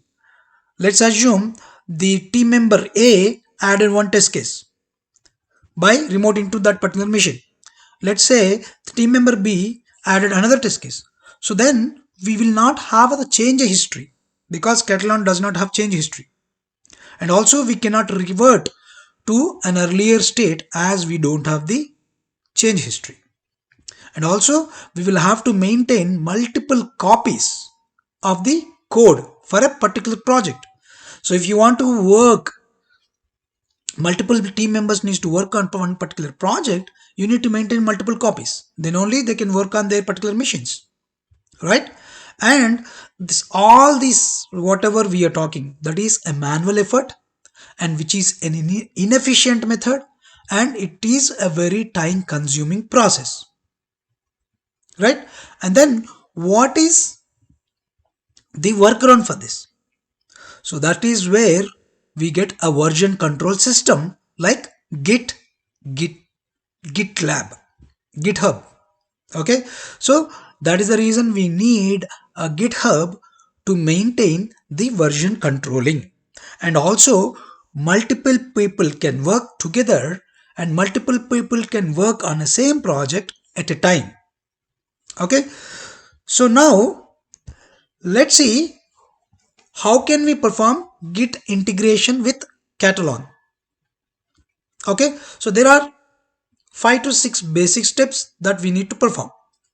So when you are actually integrating Git with Katalon, first all team members need to install Git on their systems or Git plugin on their systems. And then someone need to put a copy of a project on the remote repository GitHub.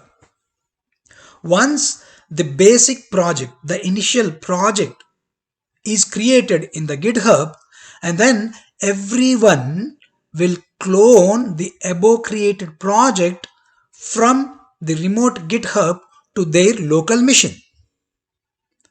And once you clone the remote repository to your local machine, then you need not to have a network. You don't need any internet. So now everyone can now start working on their local copies itself without internet. That's the beauty of GitHub. And also anyone can commit and push their changes to remote GitHub once the changes are done.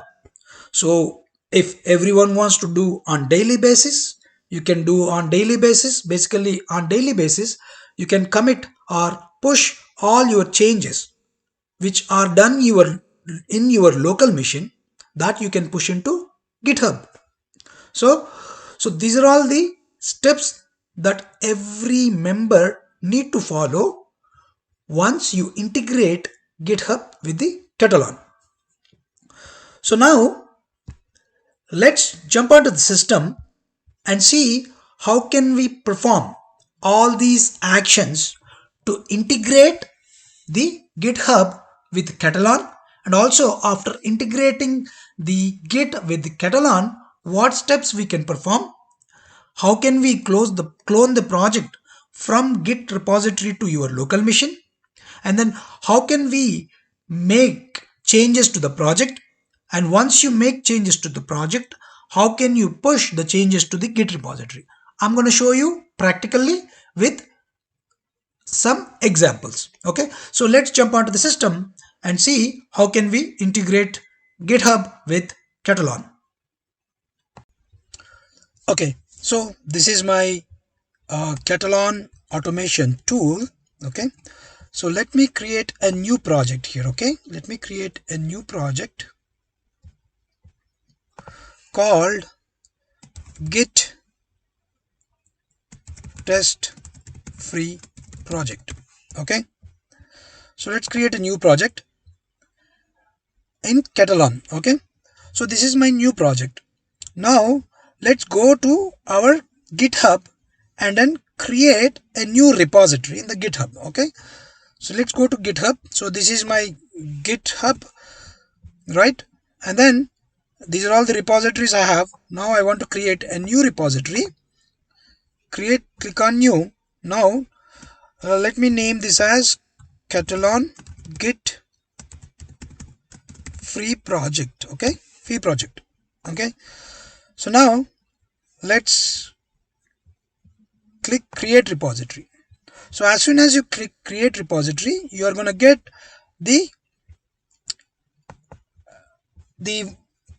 basically you will have a URL for the repository. Okay, so now if I go back to my Katalon, so if you see, I already have this Git icon enabled.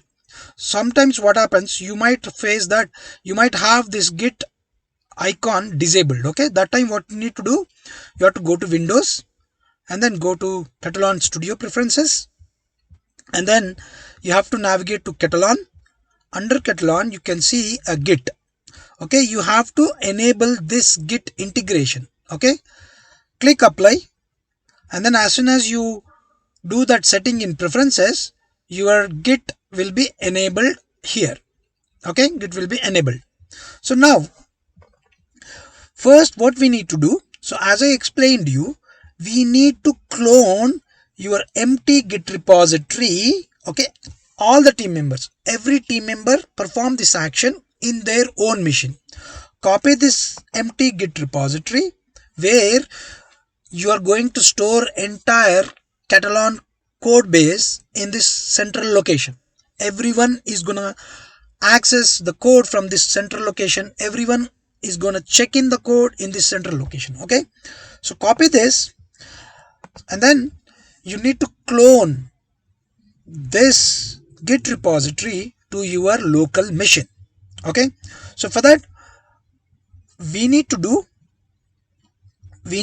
to Git and select clone project. Okay, as soon as you select the clone project, it will ask you to enter the URL. So I have entered the URL. Okay, and then you need to provide your email ID and the password for the Git repository. Okay, and then click on next. As soon as you click on next, it is saying that your repository is empty. Yes, the repository is empty right now. I want to clone that empty repository itself, and then click on next, and then click on finished. So as soon as you click on finish, you can see that now your entire project, the project will be cloned. If you see here, it's showing me Katalon Git free project. Now the location is this. Okay, Git, under Git it's got cloned. Okay, so now let me refresh this.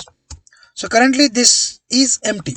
Okay, so now if you see, now let me do one thing. Okay, so let me first, I am a team member A called Ravi. Okay, now Ravi wants to make a new change. That means I want to create a new test case. To automate the login functionality. Okay, I'm creating a new test case. That means I'm automating a login functionality. Let's assume. Okay, click on OK. So now I want to push these changes, whatever the changes I did. I have, let's assume that let me add one step also. Okay, let me add one step to open browser, right, and then specify this probably specify the value as google.com. Okay, just example I'm giving. Okay, so now I automated login functionality. Let's assume that. Okay, now I want to push these code changes to Git repository. For that, all you need to do is go to Git and then click on commit. So as soon as you click on commit, if you see this one, Git staging window will be opened. If you double click, it's gonna fully open on the window. Okay, now all these files, whatever the unstaged changes, you have to drag and drop onto staged changes. I want to commit all these changes, right, and provide your comment stating that first project. Okay, add project to Git repository. I'm adding a project to Git repository. Okay, click on commit and push. Either you can first commit and then push, or you can directly click on commit and push. And then if you see, it shows me, okay, the corresponding remote this is, and this is your master branch. Okay, click next. Sometimes it's generally asks you again re-enter the Git username and password, and then confirm if this is the branch. Yes, I want to push to this branch. Okay, finish. So my code is pushed to repository, remote repository. Now just refresh this. As soon as you refresh this, if you see here, I can see all the changes here. Means my initial project I can see here. Okay, and also I can see under test cases, I have a test case called login test, right? So now let me delete this test first of all. Okay, let me delete this. Okay, let me delete in my local machine. So as soon as I delete the test case, you can see that there are two changes appeared here in the Git staging, and just drag and drop here, deleted test case, deleted test case, and commit and push. So again, now if I refresh this, if I go back here, so if I refresh this, I already refreshed. Okay, if you see here, now there is no test case folder at all. That means this is my initial empty project of my Katalon, correct? So now let's create a new project. Now Ravi wants to create a new login test case. Okay, new login test case, and then I want to record a test. Okay, what test I want to record? I want to record okay, I want to use same website what we use in generally for testing. Okay, I want to record this one. Okay, copy this. So let's create a new test case, login test case, and then start recording. Okay, let's start recording, initialize record, and this is my URL, record. So as soon as you click on record, as you all know, it opens the website. Okay, and then let's log in, done, and then log out and close the browser and save the script. I want to add all the locators objects into the default folder. Okay, click on OK, done. So as soon as click on OK, you can see that now it adds all the steps. You see here all the steps are added here now. Okay, so now I want to add another step here, add another step to close the browser. Okay, close browser, that's it. So now my test case is done. Save all the changes. Okay, now you can see there is object repository, there is a test case as well. Okay, all the objects are added, your test case also done. Now I want to push these changes. It's a team member A, Ravi, will be pushing these changes. Okay, let's push these changes. Commit. So as soon as you click on commit, it's gonna show you. So these are all the different changes happened. Okay, drag it to the staged changes. Oh, okay, you have some more because these are all the object repository also, right?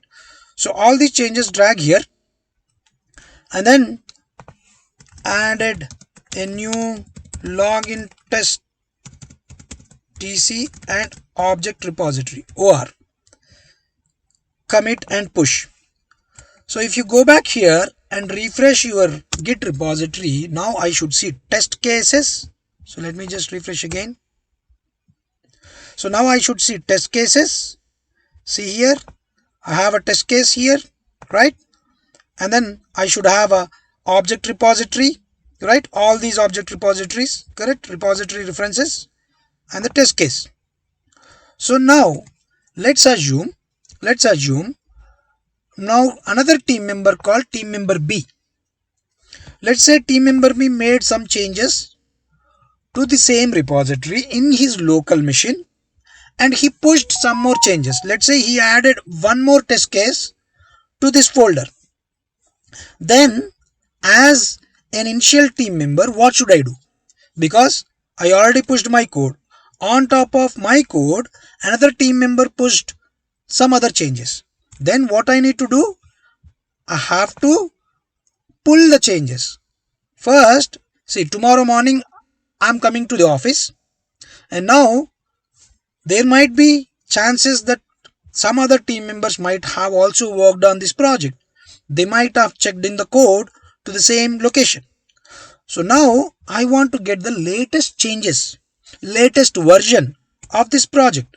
For that, I need to go to commit, click on pull. So what it is going to do? It's going to pull the latest changes from the master branch and then click finish. As soon as you click finish, generally currently you don't have any changes, right? So generally you will find a new change happened, and it's going to show you what is the change and what is the latest branch that you available, the latest master branch.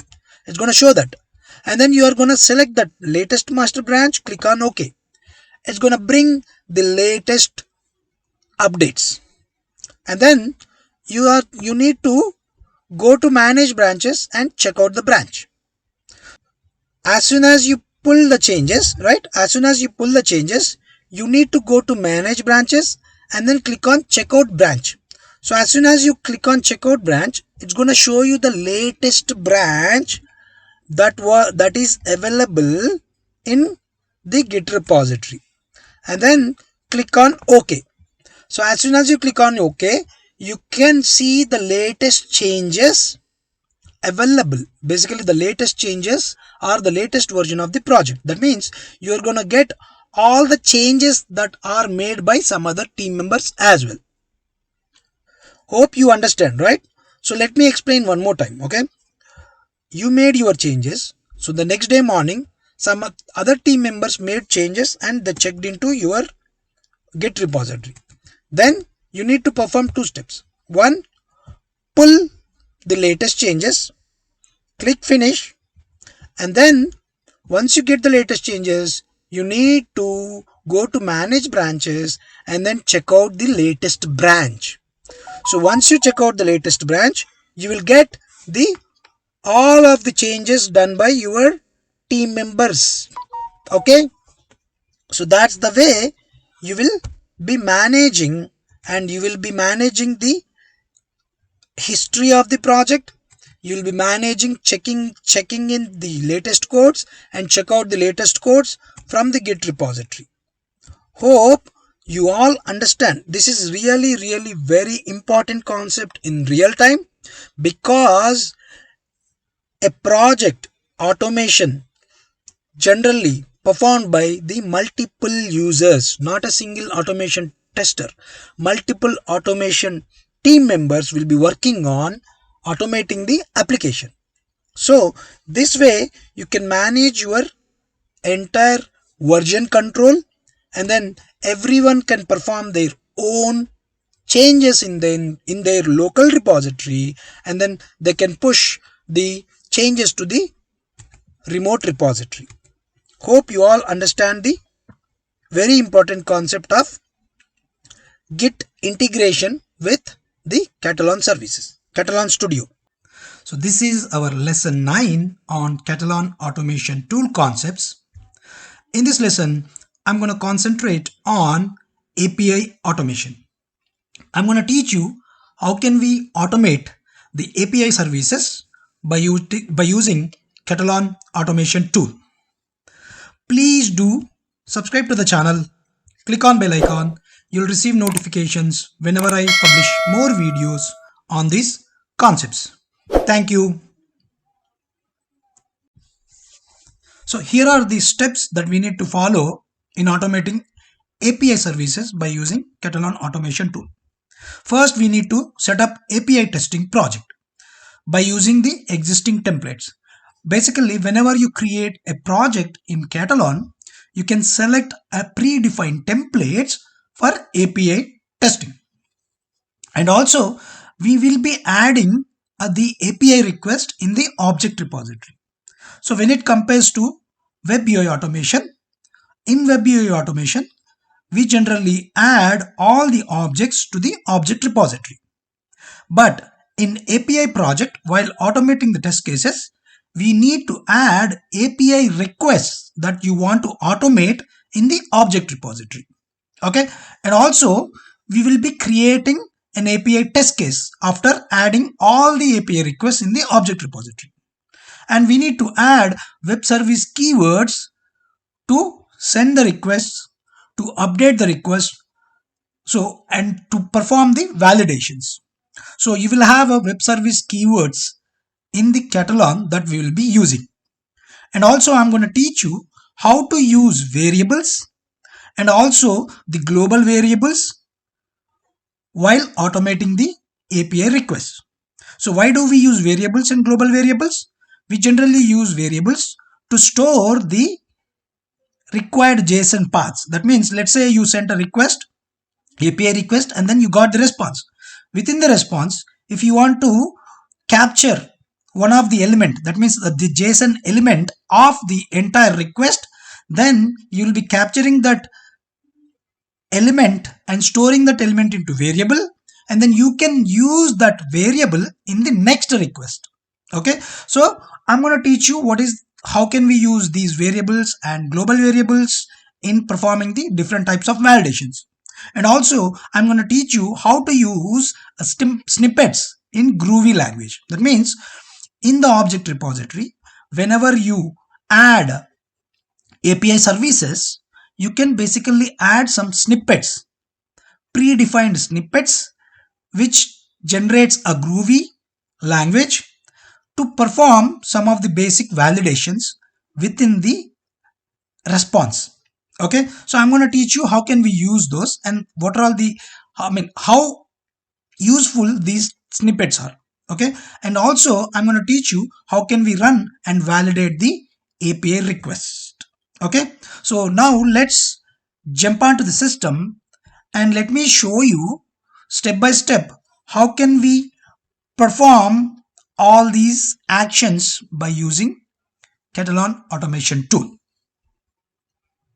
Okay, so this is my Katalon studio. So if you remember, in my previous videos, I've explained you all different concepts of web UI automation, right? What are all the different techniques we use while automating the web UI, how to perform parallel testing and all these things. And then we worked on all these test scripts, right? So now, to perform to perform API automation, so first of all, let's create a new project. Okay, so let me create, if you go to file and then go to new, instead of new project, now I would like to go for new sample request. Okay, so in this new sample request, I would like to select sample API test project. Okay, so let's click on that and name this as API automation tests. Okay, API automation, just name this as API automation. Okay, and then click on OK.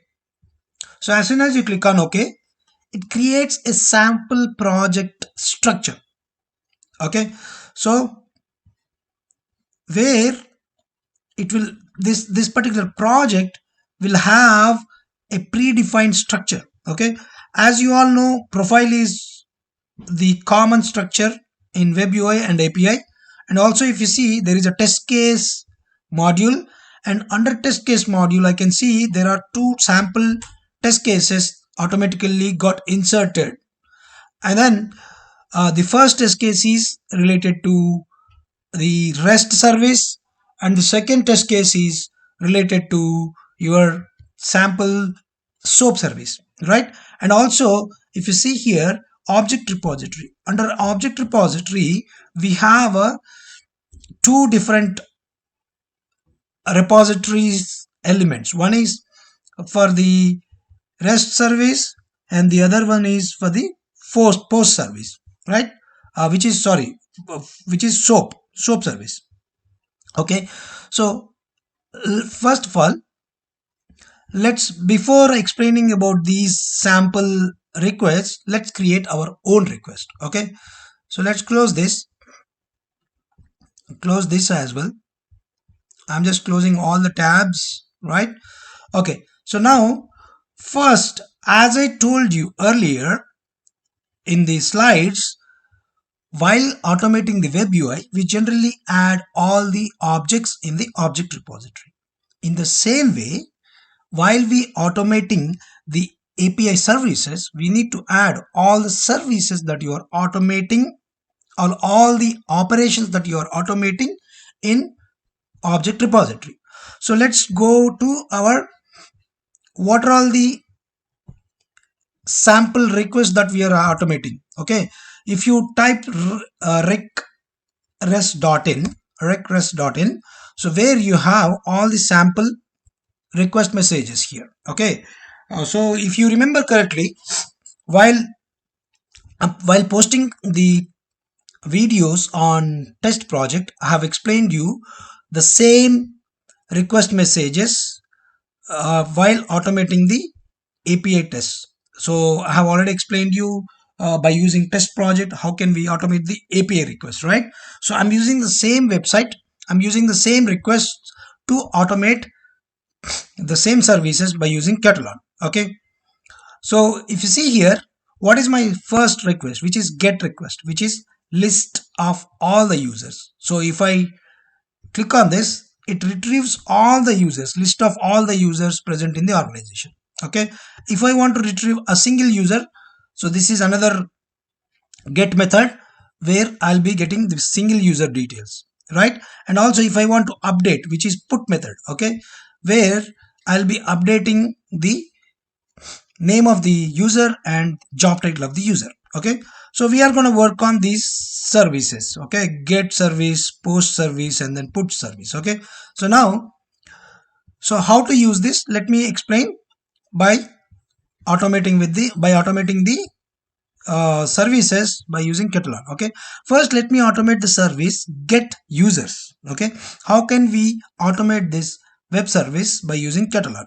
Okay, so first here, for this you need to create a object repository and then right click on object repository and create a new web service request. Okay, so create new web service request. Before creating the service request, probably if you want to create a folder, you can create a folder. Okay, so let me create a folder, rest rec services. Okay, let's rec services. Okay, under this folder I want to create a new web service request. Okay, name this as, what is this name? List users. Okay, list users. And what is the URL? So the URL is, so if you see here, this is my request and then this is my URL. Okay, basically this is my entire URL. Okay, right, so copy this entire URL and then paste it here and click on OK. As soon as you click on OK, it's going to show you. So if you see here, this is my get method, and if you can see, it shows all the method, post, put, delete, and etc. Okay, and this is my URI for the request message, and this is my properties. If you see here, what is my property here? If you see here, if I remove this one, okay, if I remove this, see, I don't have any properties here now. Okay, but if I add this again, see the page property. The page property is this. Okay, so in API Katalon, so as soon as you enter the property, it takes the property by default here, or I can add additional properties here as well. So if you see here, let me see user, see it is adding another property here. See, it added another property. Okay, so I can delete this property again. Okay, for now, because we are using this service, which is to get the list of users, so this is the property that we need to use. Okay, and if you see here, under the same page, you can see the format of your entire service request. Okay, where you can provide your authorization. If you have any authorization, you can provide the authorization. If you have a basic authorization, you can just select basic authorization and then provide username and password. And then if you have any OAuth, you can provide OAuth as well. So for now, I don't have any authorization, so I'm going to select no authorization. And this is your HTML header and this is your HTML body, right? So HTML body, currently we don't have any HTML body.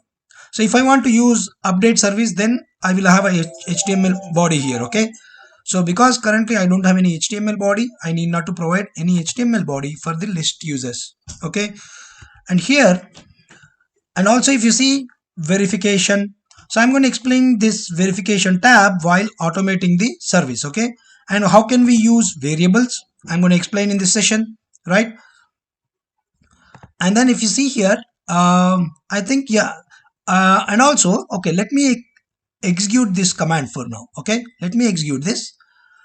I'm sending the request, test the request. As soon as you click on, so it will ask you to save the request, basically save the changes. As soon as you save the changes, so it is sending the request now.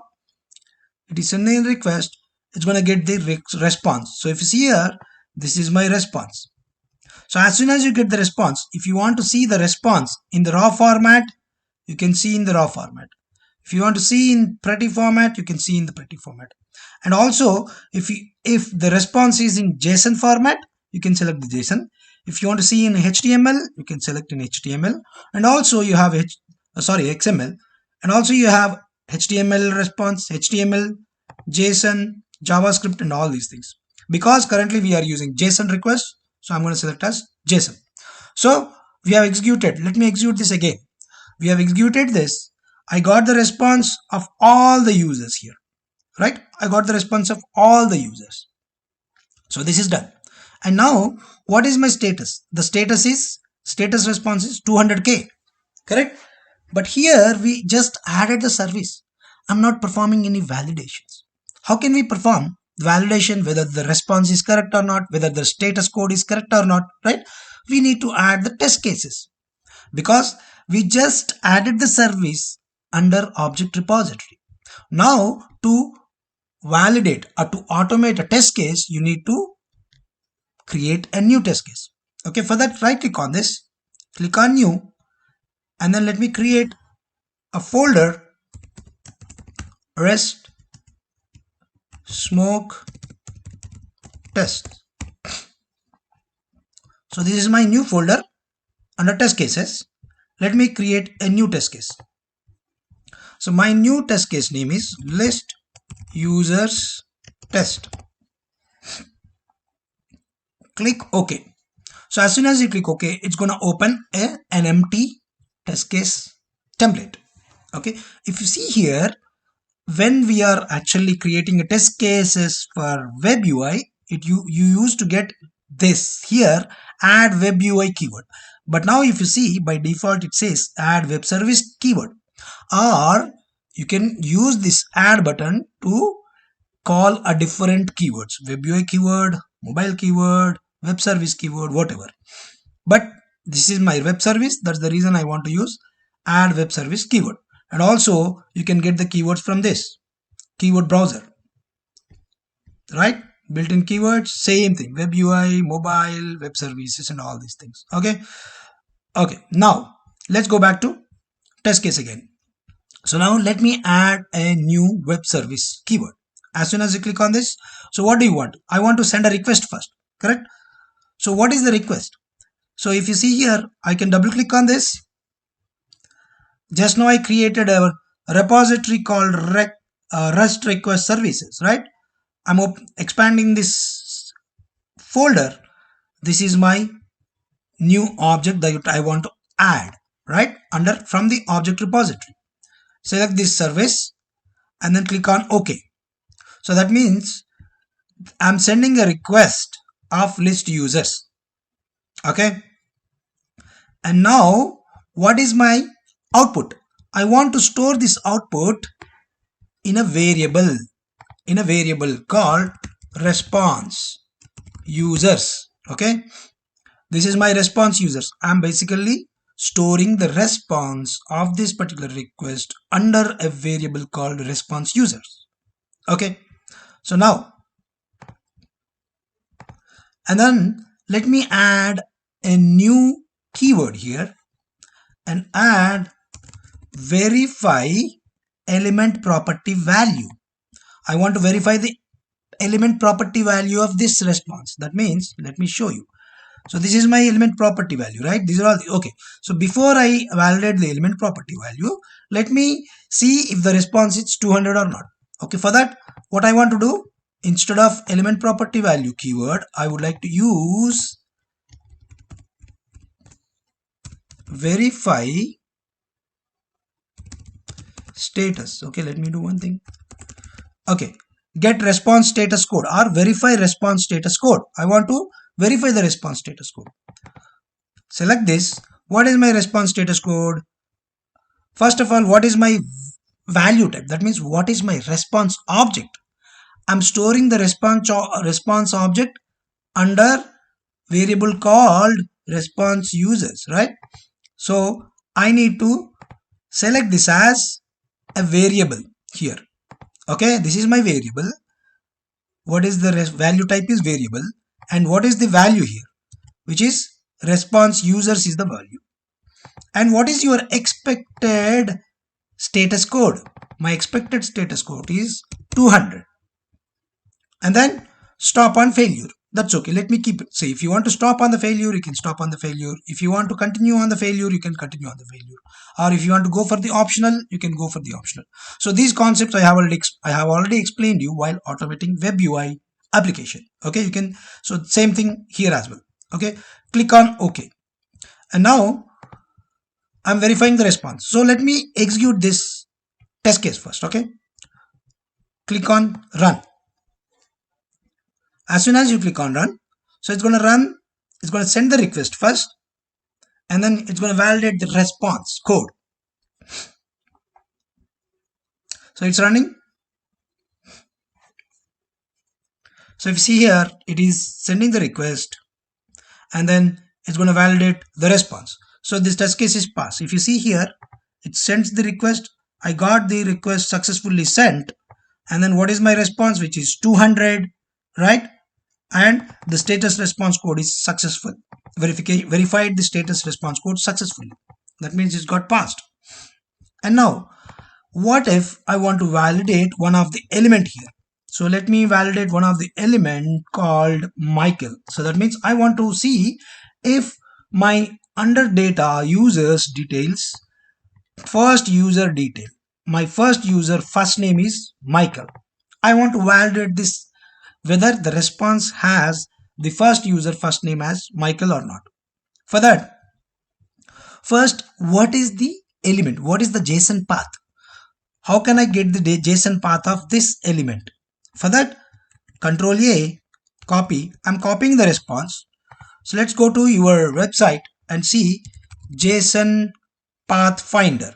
Okay, search on JSON path finder. Open the JSON path finder and paste your response message here. If you see here, as soon as you paste the response, if you see, if you expand the data, see under data parent element, you have all the usernames, right? Under data, what is my zero? First, zero means my first user. So total I have 5 users. What is my first user? This is my first user. So if I click on this first name Michael, it's going to give you the JSON path. Okay, it's simple. So you need not to research more on that. But see, if you want to see how can I write the JSON paths and all these things, I have explained this while automating the web services by using test project. So I would suggest you guys to visit those videos if you want to understand more towards the JSON paths and elements within the JSON format. Okay, so this is my JSON path. Okay, copy this JSON path. Just keep this here. Okay, let's keep this here. Okay, let's go back to Katalon, and now I want to open my test case again. Okay, so this is my test case. So now I have validated the response 200 successfully, right? Now I want to validate my response element here, first name response. Under first name, whether the Michael is coming or not. Okay, so for that, let's go back to test case, add a new web service keyword. What is this web service I want to, what is the keyword? Verify element property value. Okay, verify element property value. What is the property value? Okay, just open this. If you see here, because I'm storing the response under response users, what is your response object? My variable. Response object is variable. And what is the variable? So my variable is same thing. Sorry, not this one. My variable is response users, right? And what is the locator? So locator nothing but this is my locator which I want to validate, right? So this is my locator, which is data under data first element, which is 0. Okay, double click this, sorry, click on this and then provide here. Okay, this is the locator. And what is the value that you are expecting? I'm expecting the value of Michael, correct? So copy this Michael,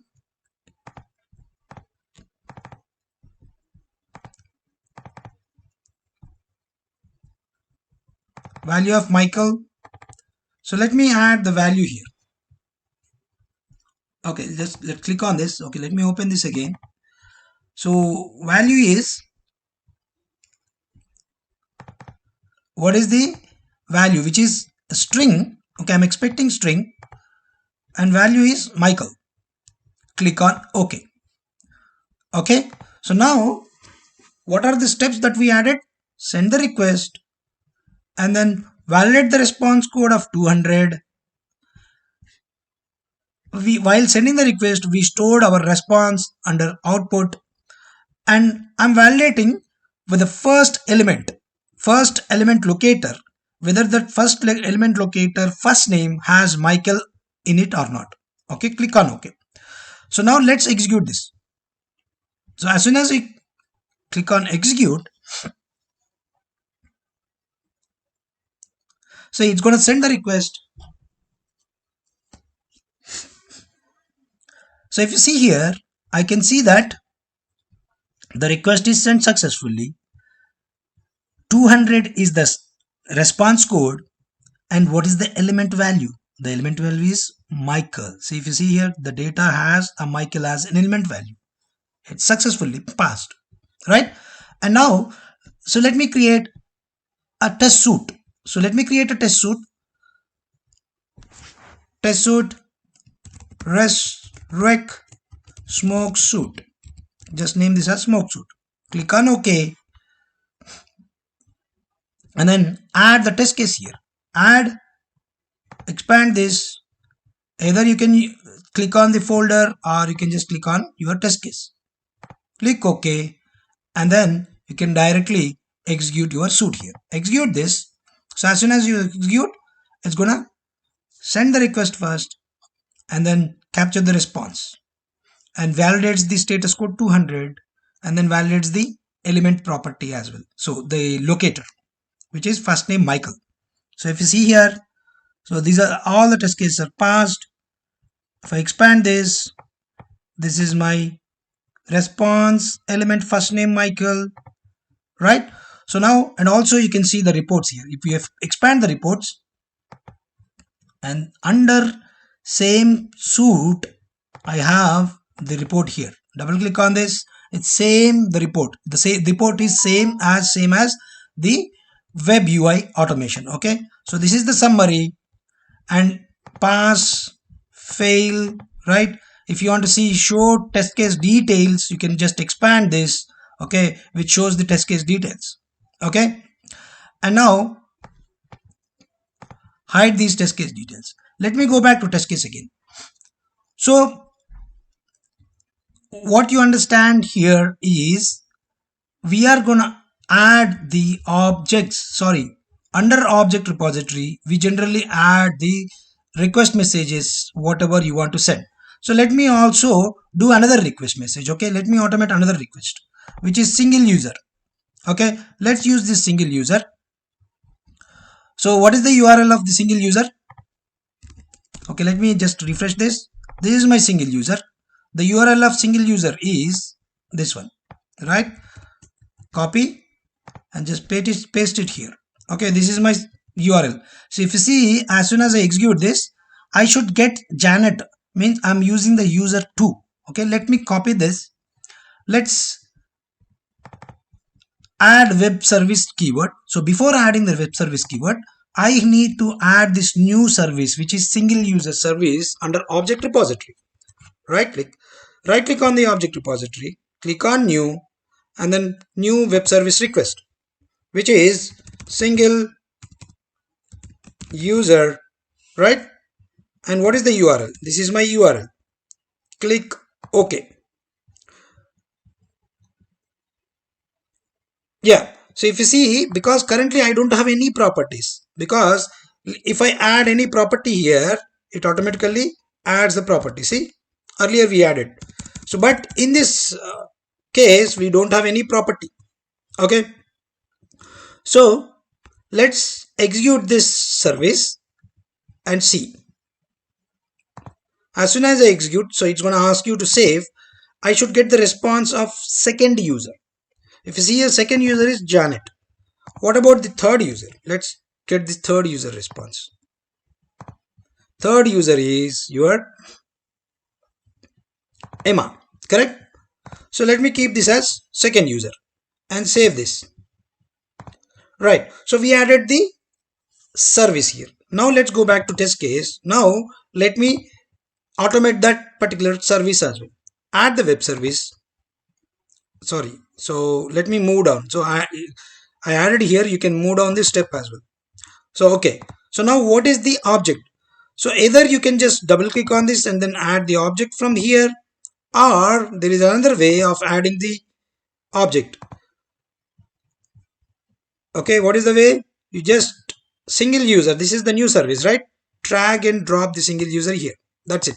So this is the object I want to add, and then I want to store the response here. Okay, what is the response? Let me store the response as single user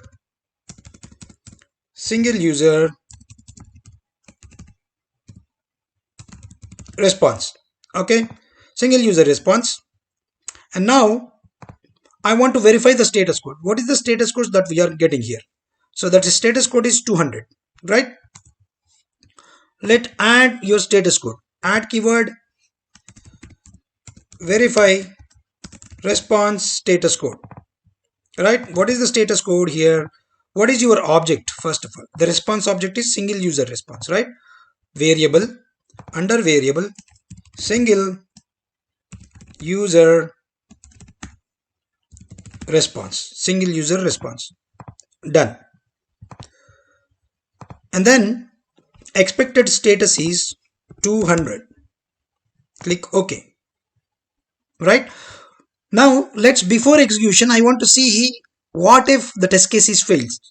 Let me do one thing. Let me, instead of 200, let me put this as 201.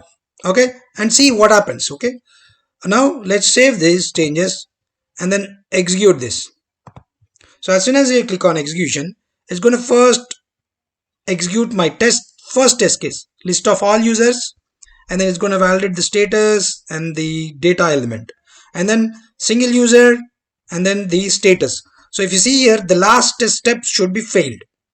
So if you see, my test case is failed. Why? If you see, the fifth step is failed. If you expand this, it's going to clearly mention expected status code is, the expected status code is 201, but the actual status code is 200. So now let me just change this to 200. Click OK. So let me execute this. Save this. Execute these two test cases. So now it should, all the steps should be passed. The first test case is getting executed, done. The second test case is also executed, done. So that means if you see, all 5 steps got passed. So let's go back to our test suite again now. Now I want to add the second test case as well. Add here, expand this. Okay, so 1 minute. Okay, save these changes. Oh, sorry. So test case, what I did is actually I created the same test case. In the same test case, I have added all the steps. So list users test is the one test case, right? This is our one test case. So if you want to divide this as another test case, you can group this as another test case instead of a new test case. Okay, so hope you all understand, right? These are the very basic, very basic concepts of automating the web services. Now in the upcoming session, I'm going to teach you how can I store. So let's say I have this response here. Okay, under this, when I'm getting the list of users, I want to store the output, one of the element, JSON path element, in one variable, and then while sending the next request I want to use that another the stored variable in another request. That means if you see here, let me go back to here. In the first test case, whatever the response I get, under the response I'm going to store the element in a variable, and then while sending the second request I'm going to use that variable in the request message. Okay, so now I'm going to explain how can I use the variables and how can I store the variables in a global variable, and then how can I send the global variables while sending the request. So while sending this request I can use the variables. Okay, so how can I use those variables? And also if you see here under request messages, if you see here, I have another tab called verification. Under this verification we have the snippets. So if you see, these are all the snippets we have, right? How can we use these snippets, and how can we perform verification within the service itself? Okay, I'm going to explain all these concepts in the upcoming session. It's really very important session, guys. This is our lesson 10 on Katalon automation tool concepts. This is actually a part 2 of my previous lesson, lesson 9. So I recommend you guys to please go through my previous lesson, lesson 9, before you watch this session. So in my previous session, I have explained you the basic concepts of API automation by using Katalon. So what are all we learned in my previous session?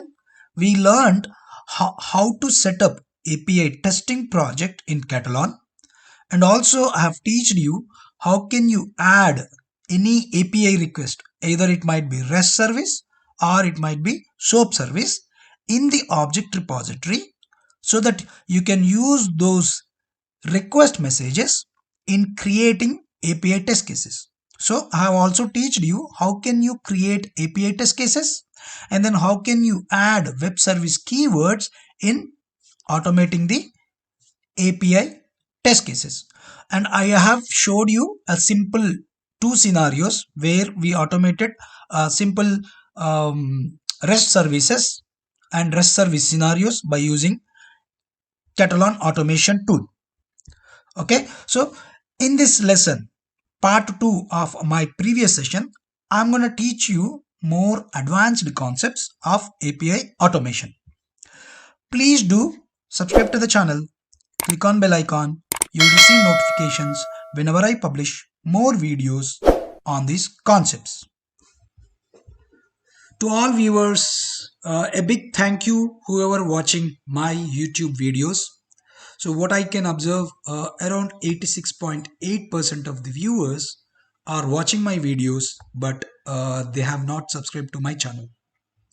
I would recommend and I would request everyone, please do subscribe to the channel and encourage me in posting more and more videos which are helpful for you guys. Thank you.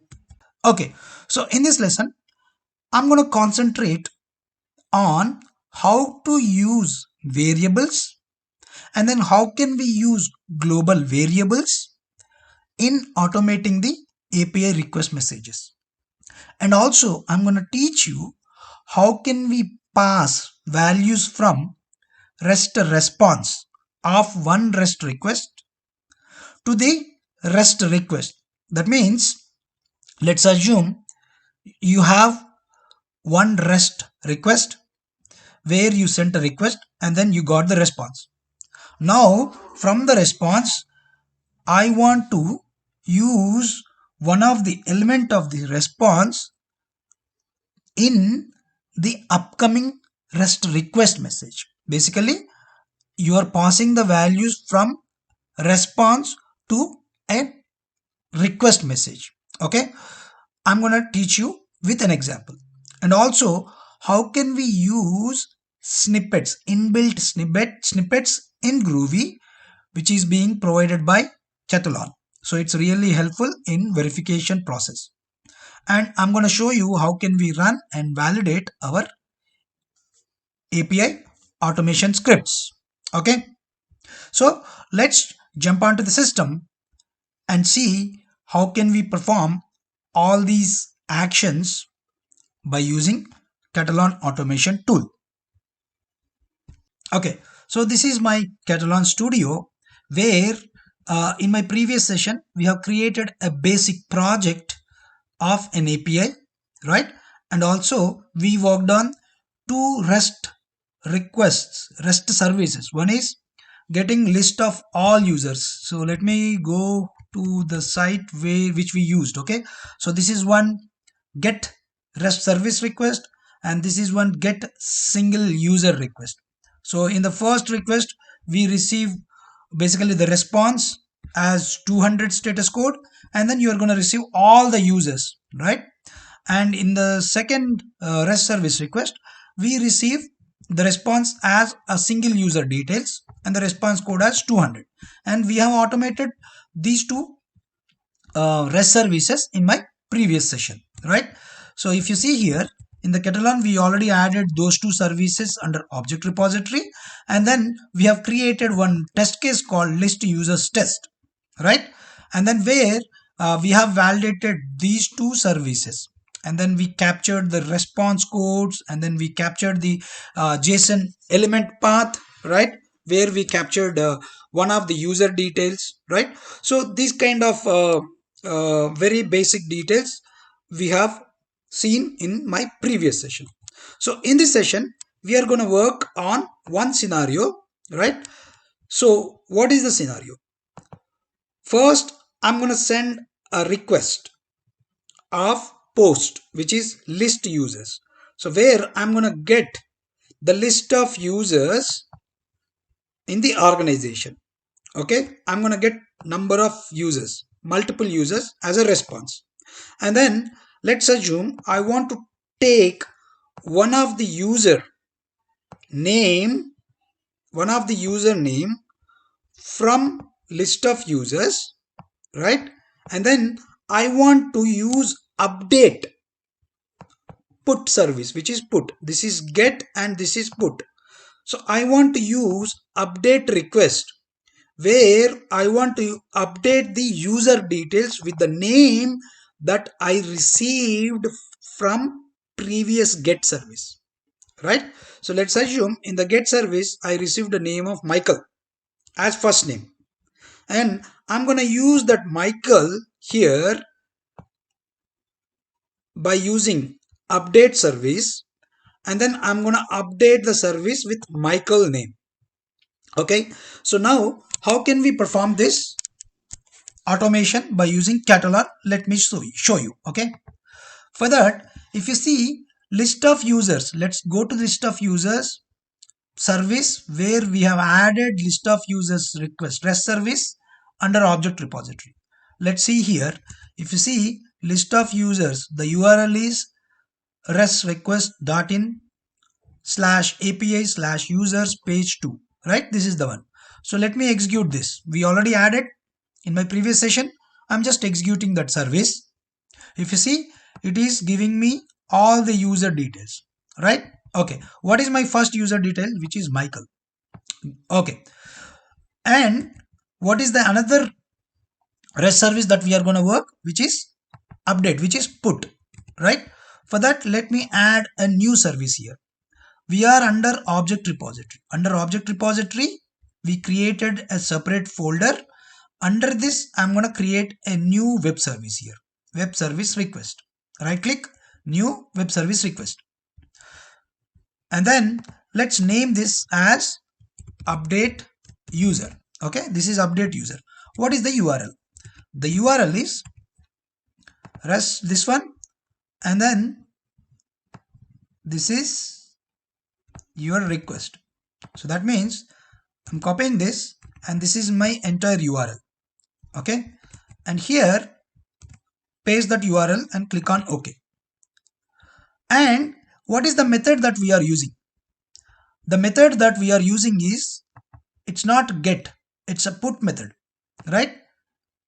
You select the put method and then what is your this body, right? This is my HTML body, right? So that for that HTTP body, you need to go to HTTP body here and then select text, and then here what is the format that we are using? We are using JSON format, so you need to select JSON and then paste it here, right? So let's save this service. So this is the service.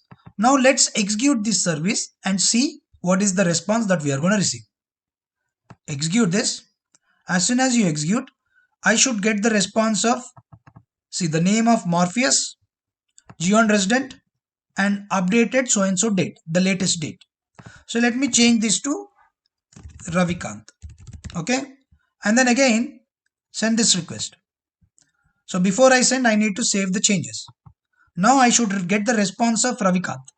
So that means the username should update to Ravikant, right? So now instead of Ravikant, I want to update the name to Michael. That means the response I received from list of users, I need to take the name of the response from list users get method and then take this value and I want to update the name to Michael. How can we perform this? So that means I should not hard code the value here. I need to use some variable, correct? For that, let me, how to use variable, dollar curly braces. I want to use this as username. I want to name this as username. Copy this. Okay. I want to, what I'm doing, I'm replacing the hard coded value with a variable. And then if you see the another tab called variables, you need to go to variables and you need to add the variables here. Okay. So click on add. So before we add the variable, I want to explain one more thing.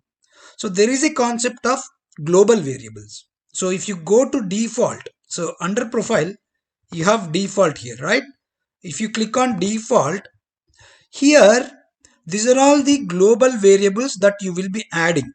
So you can add the global variables under profile, under default. If you want to add any global variable, you need to click on add and then add your global variable. Okay. So it's keep in mind. Okay. So now let's go back to update user request service again.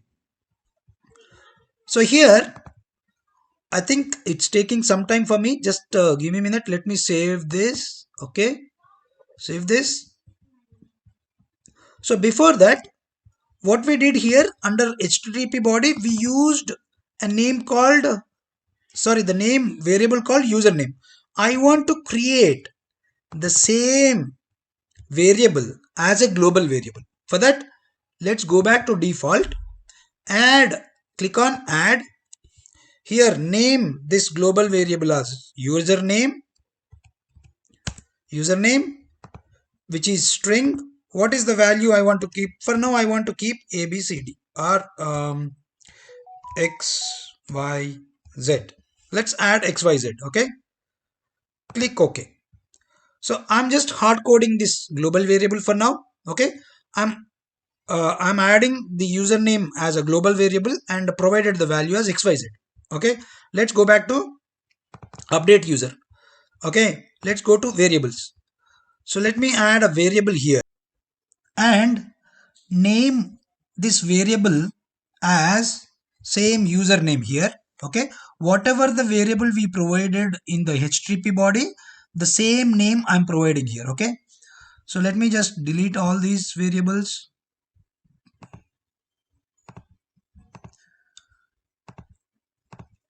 Okay, name this as same username, and then what is the value I want to provide. So before I provide the value, what is the type I want to use? I want to use a global variable instead of string. Select it as global variable. So if you observe, earlier we already created the username called global variable under default, right? So now if you double click on this, you should see that. So currently I'm not seeing that because let me save this. Okay, let me save. As soon as I save, here the global variable whatever we added will be showing here.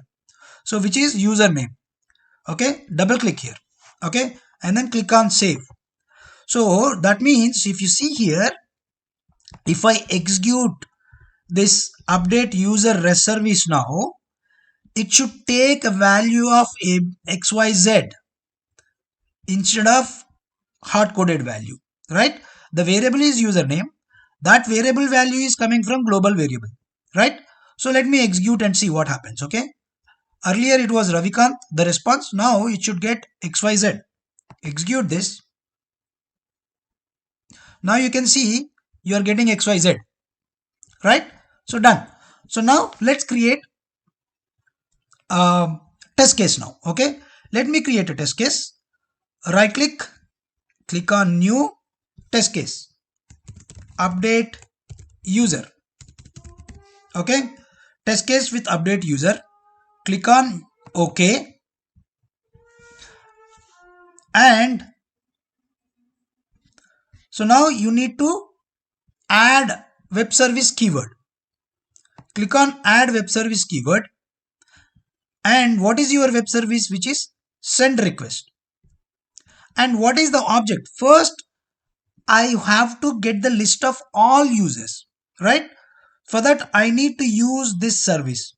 Either click on this and select list user service, or you just drag and drop here. Okay, so what does this give? It gives me all the list of users, right? I want to store this into a variable. What variable? Called response 1. I want to store this under a variable called response 1. Okay,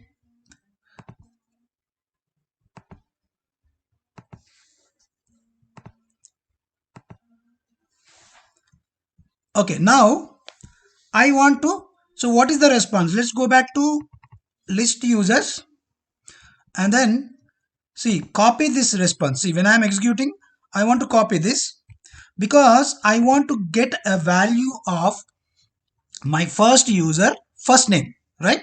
And then what is this JSON path? So you need to copy this, go to Google. See, if you are not familiar with your JSON paths, right, just type JSON pathfinder and then click on this first link, and you need to paste the response here. If you see here under data, we have total how many? 5 different users details, right? What is my first user detail?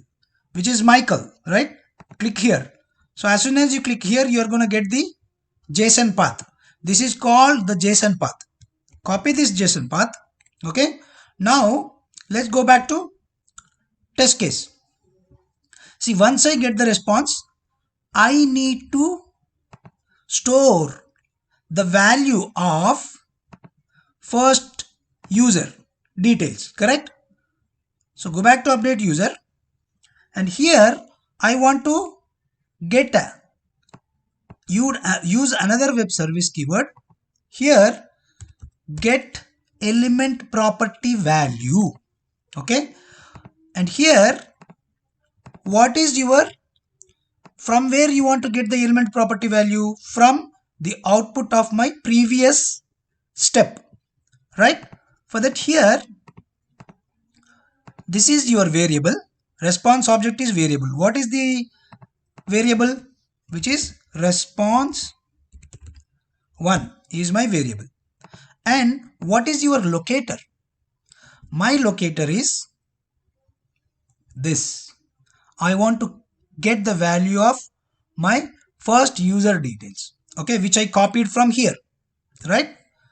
And click OK.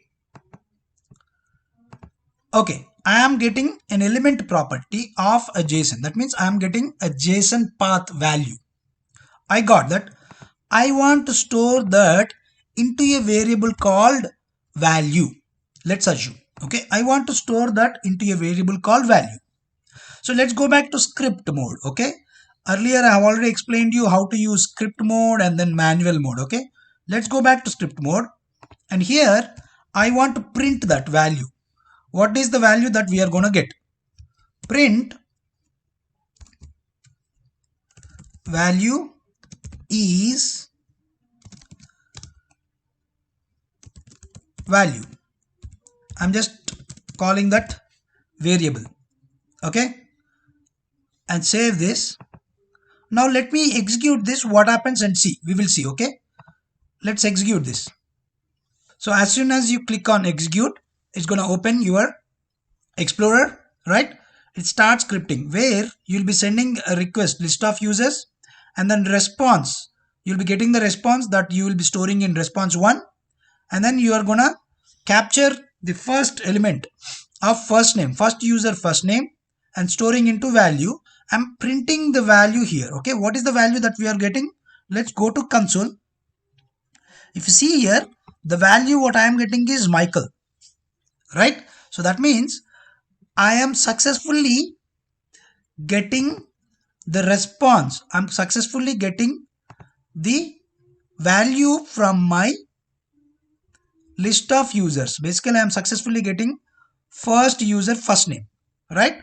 I'm storing that into a variable called value. Done. Now, let's go to script mode. And here, I want to, because we are using the global variable here, and we are hard coded the value with XYZ. But now I want to replace this hard coded global variable with the value what I am getting here under value, right? Under output called value. So now let's replace global variable. Global variable dot, okay, user name equal to value. That means what I'm doing now, I'm actually replacing the global variable hard-coded value XYZ with the value that I'm storing in value. Okay. So now let's print again here. Okay. Let's print again here and name global variable value is this. Okay. Now let's execute test case again. Okay. Go back to manual mode and then click on execute. Okay. So this time what it will do, it's gonna print both the first value whatever I'm getting, which is Michael, and then I'm storing that Michael into a global variable, and then I'm printing the global variable. Okay. So now let's see what happened. I think I see some error here.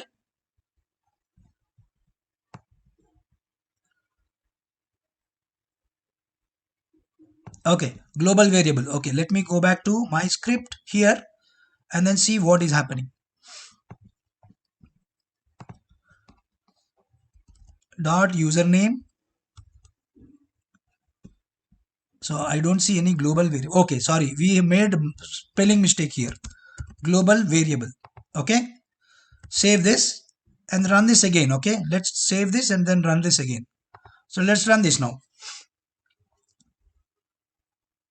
and we will see what is the value of global variable now I'm getting. Am I getting XYZ, or am I going to get the value which is stored under value?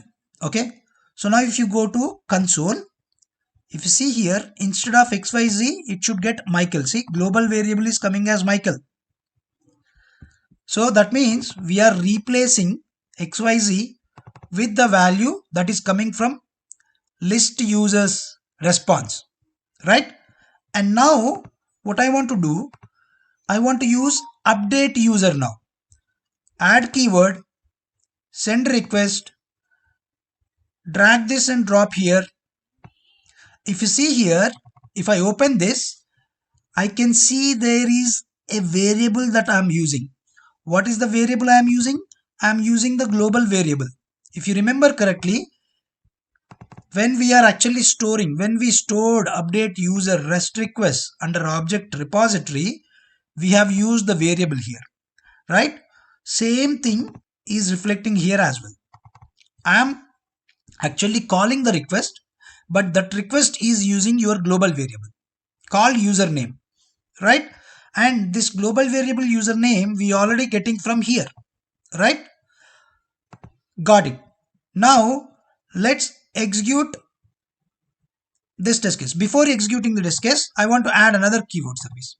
Now here I want to verify the element property.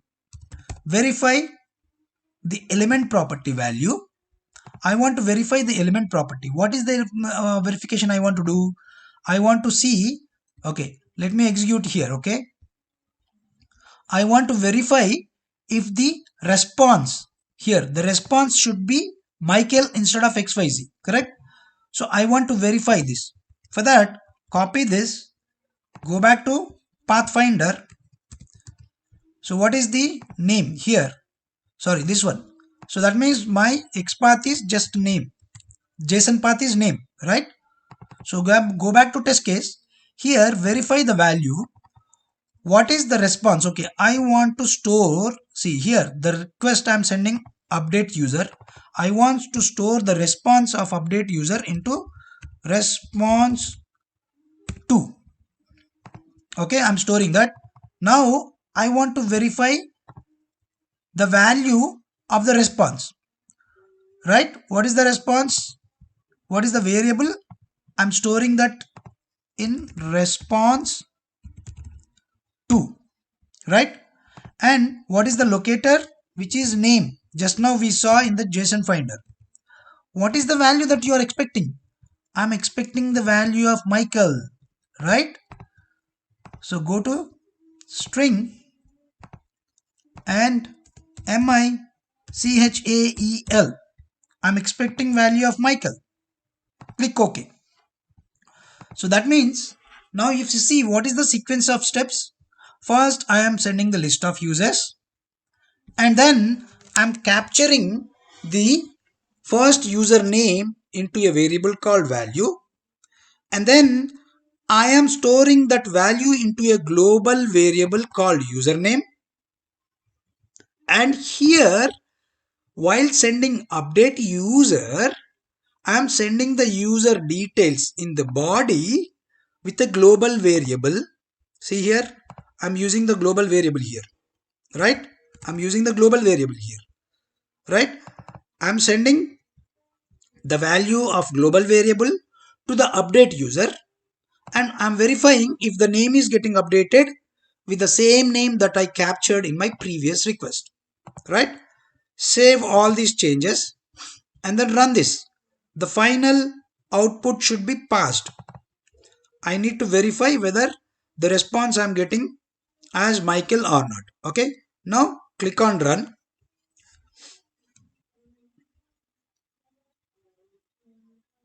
As soon as you click on run, see it started execution.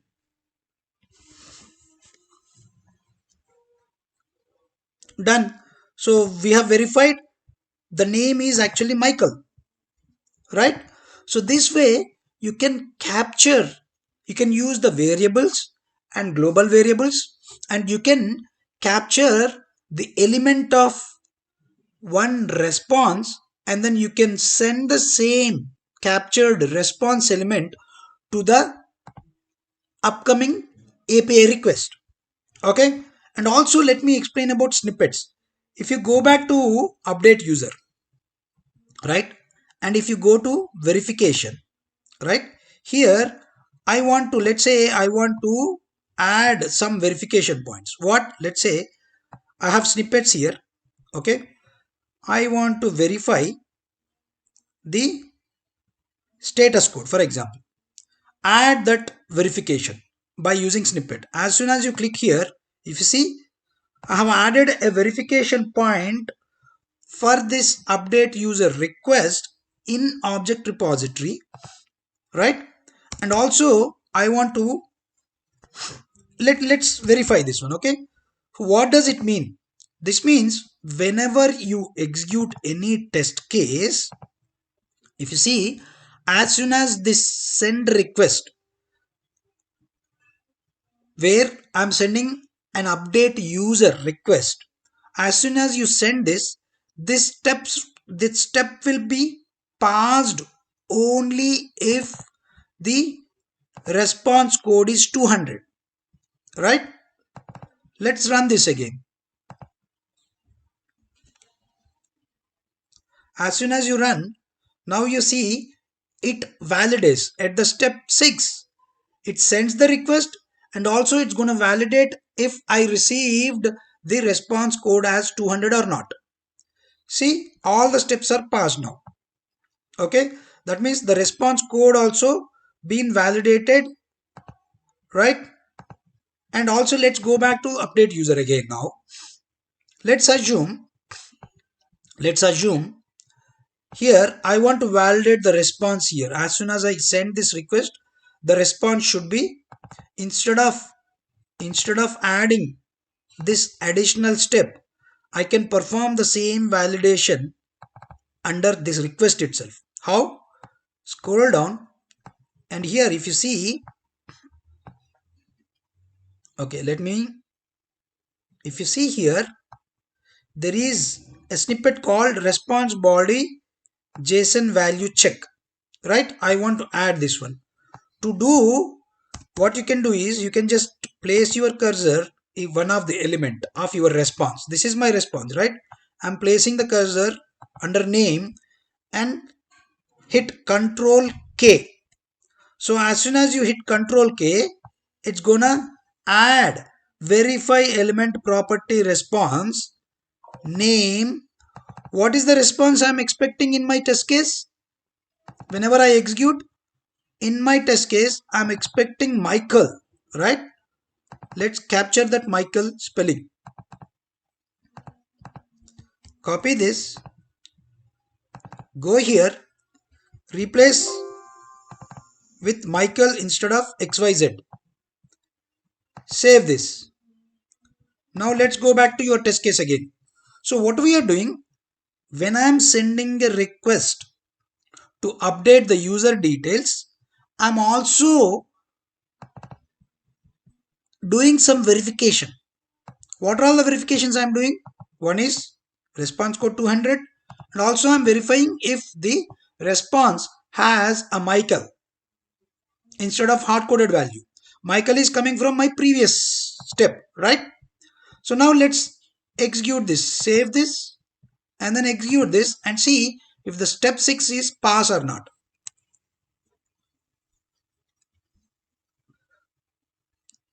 I'm running this script and it is executing. I'm getting the response. Done. That means if you see here, my username is correct. That means I'm performing the validations by using snippets, inbuilt snippets provided by Katalon. Okay, so this is the way you can use snippets in verification. Okay, and also this is the way you can use your global variables and variables. Okay, hope these are all really very important concepts, guys. How to use variables, how to use global variables, right? How to use your snippets, all these things, right? How to use snippets in verification process, right?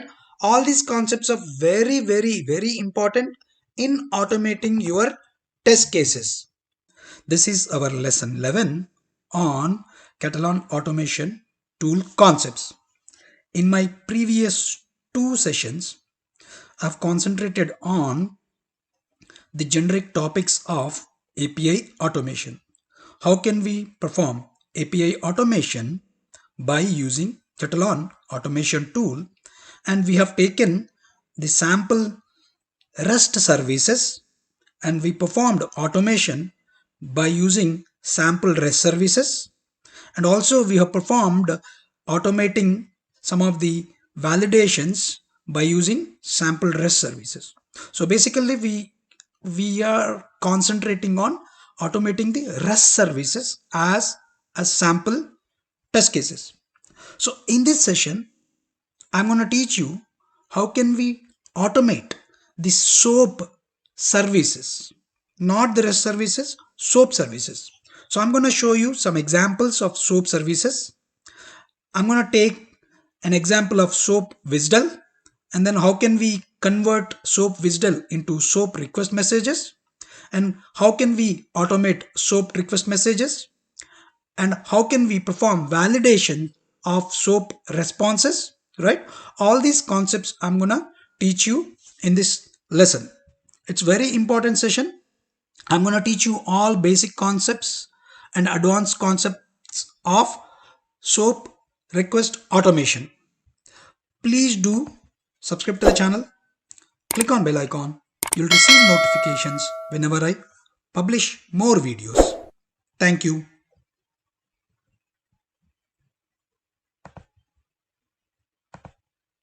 Okay, so in this session, I'm going to teach you how can you set up API testing project in general, and then how can you add SOAP web service requests, and how to create a SOAP API test case by using the SOAP web service request that you added in previous step.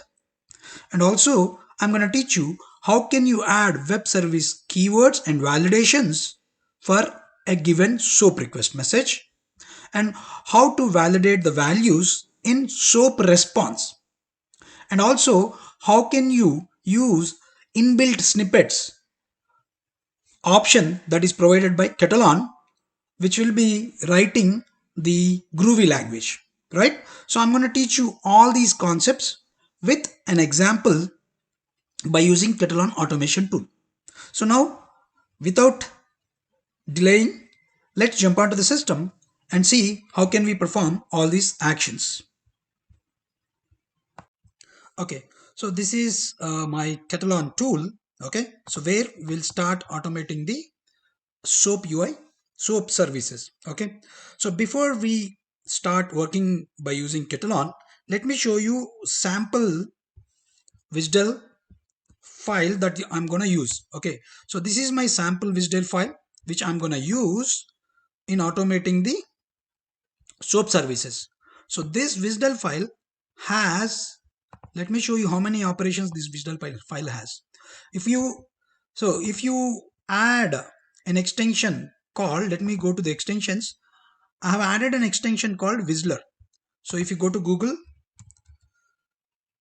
Whistler Chrome extension, and then you can add Whistler Chrome extension to your extensions. Okay, as I already added, it's showing me remove from Chrome, but if you don't add, it's going to show you add to Chrome. Okay, so I already added that Whistler extension. If I click on this Whistler extension, it's going to show you how many operations that are present in this WSDL file.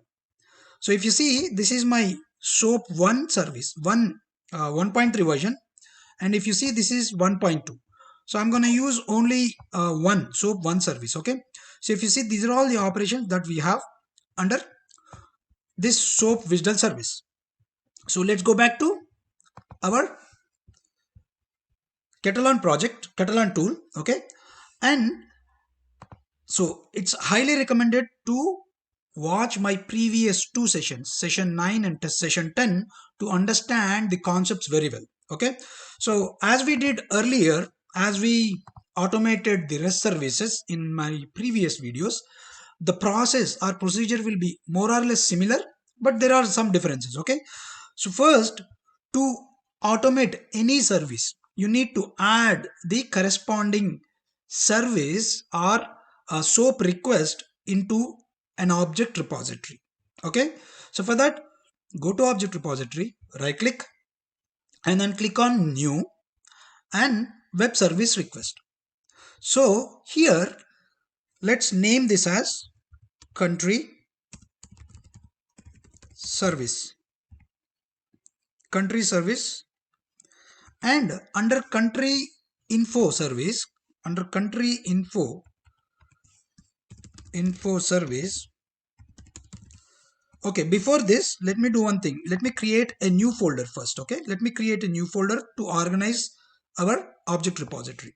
I'm going to create a new folder stating that soap services. Okay, I created a folder. Under this folder, now I'm going to add the soap web service request. Country info service. Under country info service, I'm going to take an operation called country currency. Okay, so let's put COUN country currency. Okay, and what is the URL? So the URL, WSDL URL is this. Copy this, paste it here, click OK. So as soon as you click OK, it's gonna add and it's gonna create a web service request. If you see, I already have WSDL service, and what is the method that I'm using? I'm using get method because I'm gonna get the country currency information.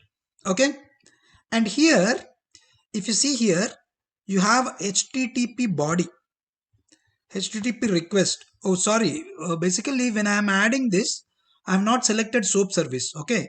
So if you see here, let me delete this again. How to delete the service? Delete here. And then again, let me add. Okay. Because I want to show you a very important concept here. Right click, add web service. Name this as country info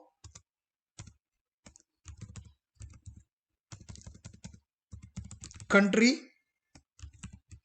currency, because I am performing the operation of country currency, and then use the WSDL here. If you see here, earlier we selected the request type as REST. Now you need to select the request type as SOAP. So you need to provide, you can provide description or you need not to provide description. Click on OK. So now it's going to create your REST request, not SOAP request. If you see here, I can see WSDL URL, and then if you see the request message here, request message body and authorization. Okay, and here if you click on this load service function, it's going to load all the functions that are available in this WSDL. What are all the functions it available? All these functions. Okay, just click on load service function. It's going to load all the operations or all the functions. If you see here in the drop down, see these are all the functions available. Okay, I'm gonna select country currency. And what is the country currency? Let's go to country currency here. As soon as you select country currency, I can see the post method here. What is the post method URL? Copy that URL and paste it here. Okay, done. And now what is the request message body? So here, this is your request message body. Copy this and paste it here. Right? And what is the string I want to? I want to pass an ISO code of USA. Let's say what is the USA currency? I want to see what is the USA currency. Right? We provided request message. We provided a WSDL URL and we loaded all the services, and then we provided service endpoint. What is the service endpoint? This is my service. How I got the service endpoint? By selecting the WSDLer, I selected country currency function. It loaded the country currency body message and also the endpoint for the function. The same endpoint I have provided here. And now I have removed the default value from country ISO code. I am providing ISO code as USA. Let me run this request. So before run, I have to save those changes. Click on save. And then now run the request. So if you see here, it is giving you what is the currency of USA? It's USD, which is dollars. US dollars is the code and the name is dollars. Okay. So this way you can execute your web service request, and then you get the response, and also you can see the response status is 200. Now how can you verify the response? So there are two methods. One is you can use your object repositories itself, and within the web service itself you can add the verifications as same as the REST services that we did in my previous session. Go to verification tab, and then here if you see the snippets, you can use the snippets. Let's say I want to validate the status code of 200. So you just need to click on the status code, so it inserts the code in Groovy.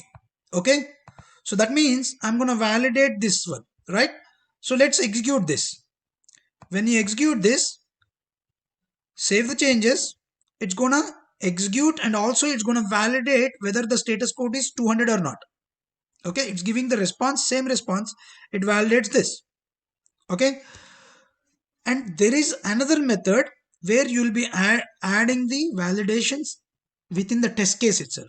Okay, so let's create a test case for this first. Okay, how can you create test case? Either you can create a test case by right clicking on the test case, click on new, and then create new.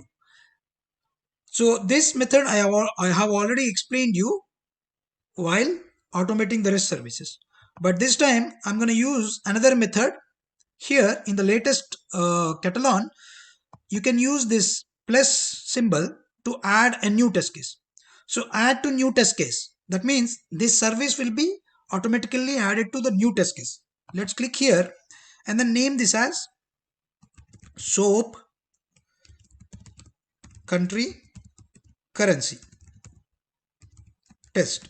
Okay, click OK. So as soon as you click OK, it's going to create a new test case.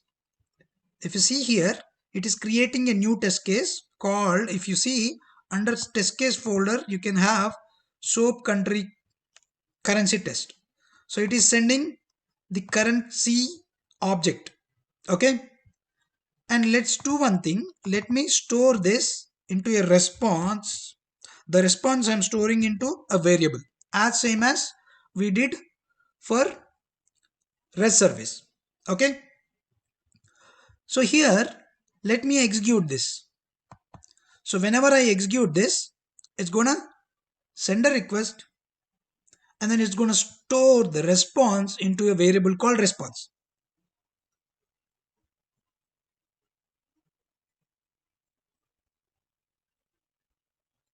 So it's sending a request.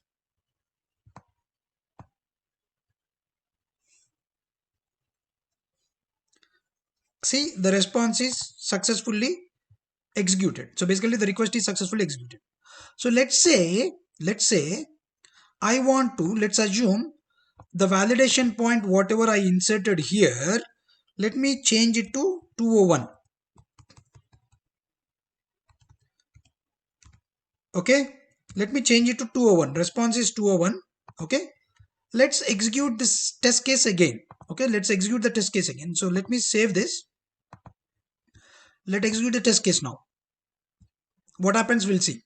Execute the test case. So it should fail. Actually, the test case should fail. Let's see what happens.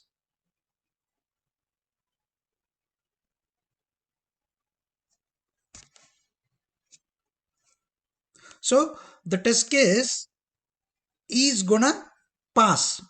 Why? I'll tell you. Okay, so instead of failing the test case, it's passed. So why? Let me tell you one thing.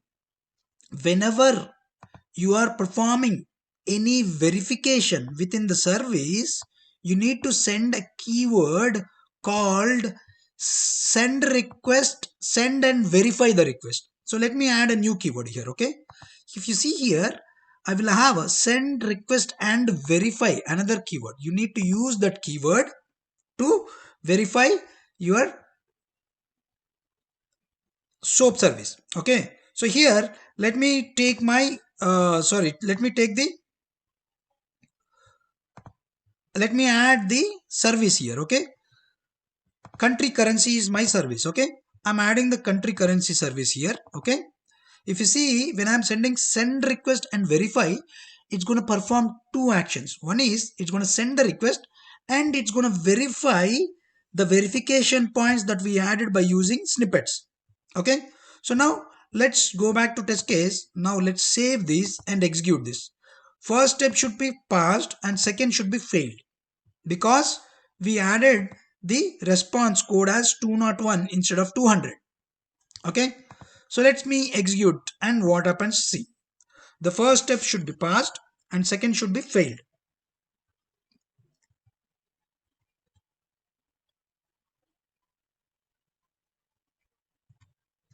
Okay. So it is executing the first test case. The first test case will be passed and the second should be failed. If you see here, my first test case passed. See, first test case is passed, second is failed. Why? If you see here, verification is failed because the expected is 200, but I am getting 2 not, sorry, expected is 201, but the actual is 200. So let's go back to the request again now and let me change this to 200 and save this. Now if I run this, both the test cases should be passed. Let me execute this again. Now the two test steps should be passed.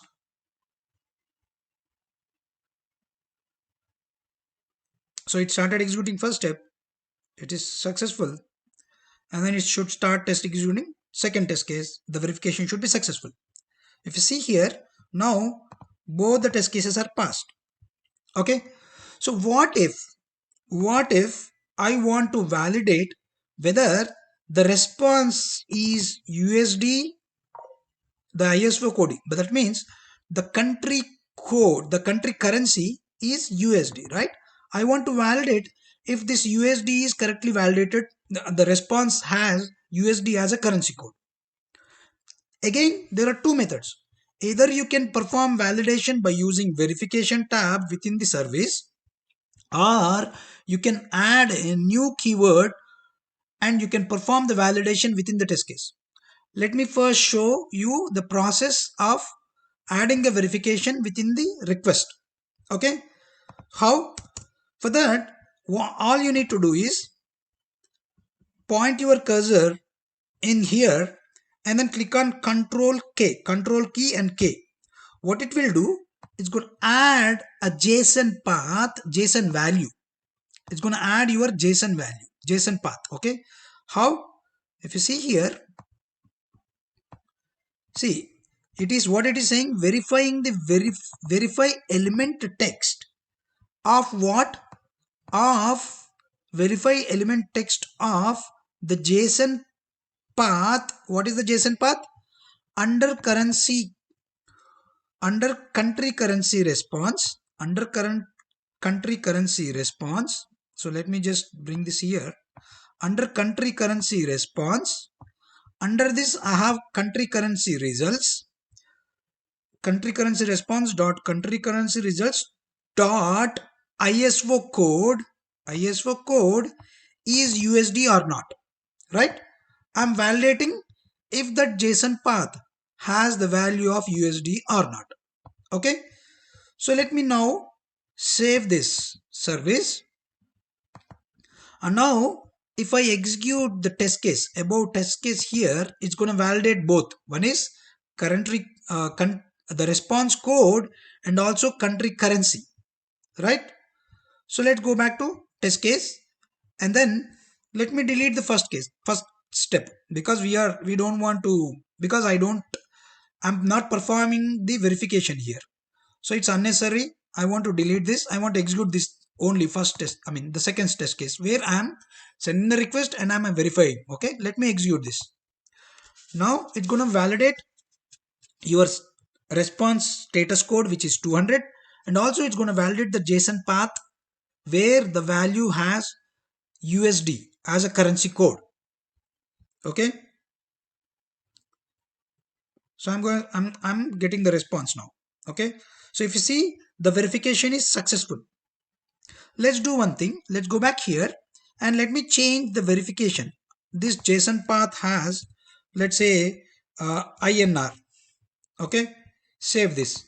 I'm verifying if the JSON path, whatever the response I'm getting, whether that value is having USD or INR. Let's say I'm expecting INR. Now it should fail because in the request I'm sending USA as the country, and the response I'm expecting INR as a currency code, which is wrong, right? So now let's save this and execute. It should fail your test case. Execute this.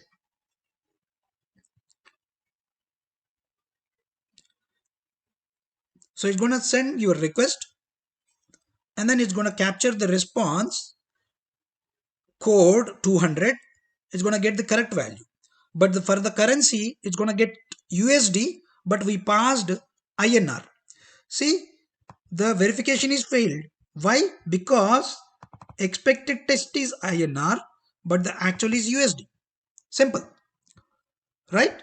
So you understand. So let me just go back here and then let me correct the verification as USD.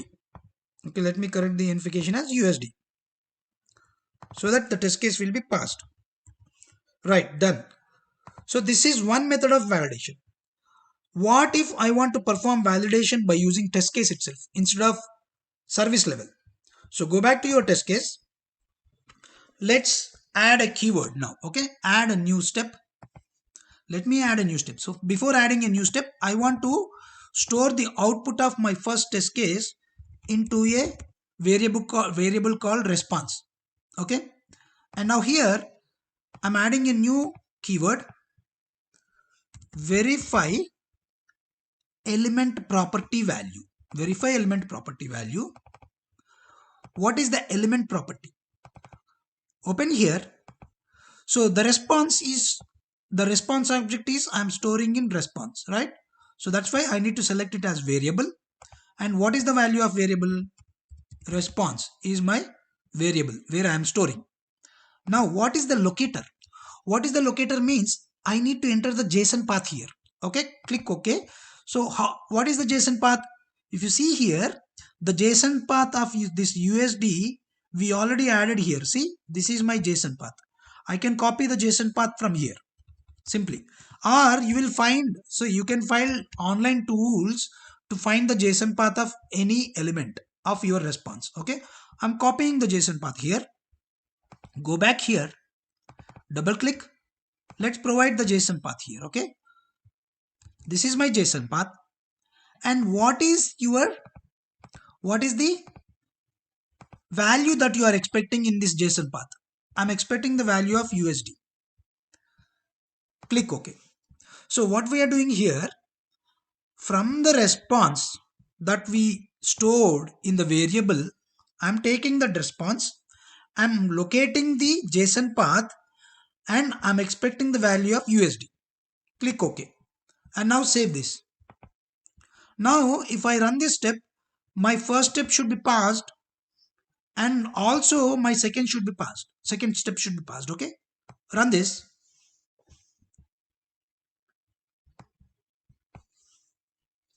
So now the first step is actually performing the same validation but by using the verification method within your object repository, and the second step is performing same verification but it is performing the validation by using a different method.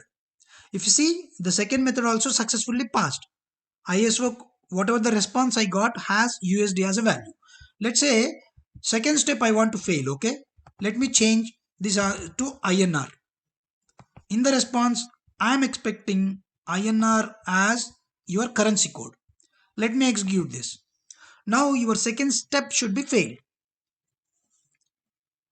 Okay, so it's sending a request.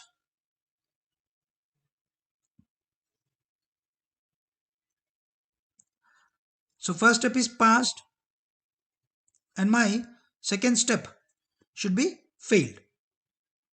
See, if you see, the second step is failed. Why? Because I'm expecting the response currency code as INR, but I'm getting USD, right? So let me go back here and then change it to USD and save this. So now you understand, right? So verification of any SOAP request can be performed within the request message web service itself by using your snippets. Here I have added a snippet of your current status code, and also I have added a snippet of your JSON value path, right? JSON path. If you see here, this is what we used here, JSON value check, right? Either you can click here and then replace your JSON path by using your this and the value by using this, or you can directly, how can you insert your JSON include JSON path? You can directly place your cursor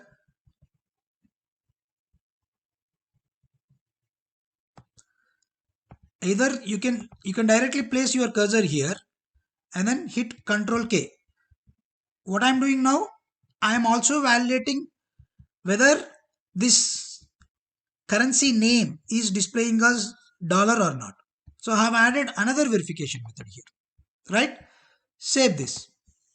Now if I run, it's gonna validate if the response has USD in the ISV code and the response has dollars in the currency name, right?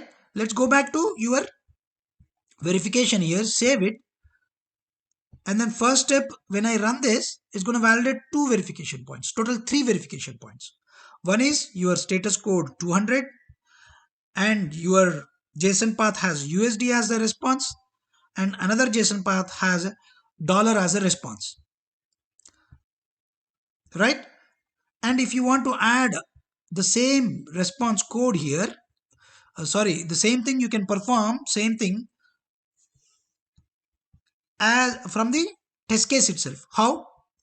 Go back here, copy this JSON path. This time I'm going to use this JSON path. The JSON path is different now. Copy this. Now I'm going to add another keyword, verify property value. This time same thing. I'm storing the response in variable. What is the response value? Response. And what is the JSON locator? This is my JSON locator. What is the value that you are expecting? I'm expecting a string and I'm expecting dollars as a value. Let me go back here and make sure that, okay? Let me copy this, paste it here.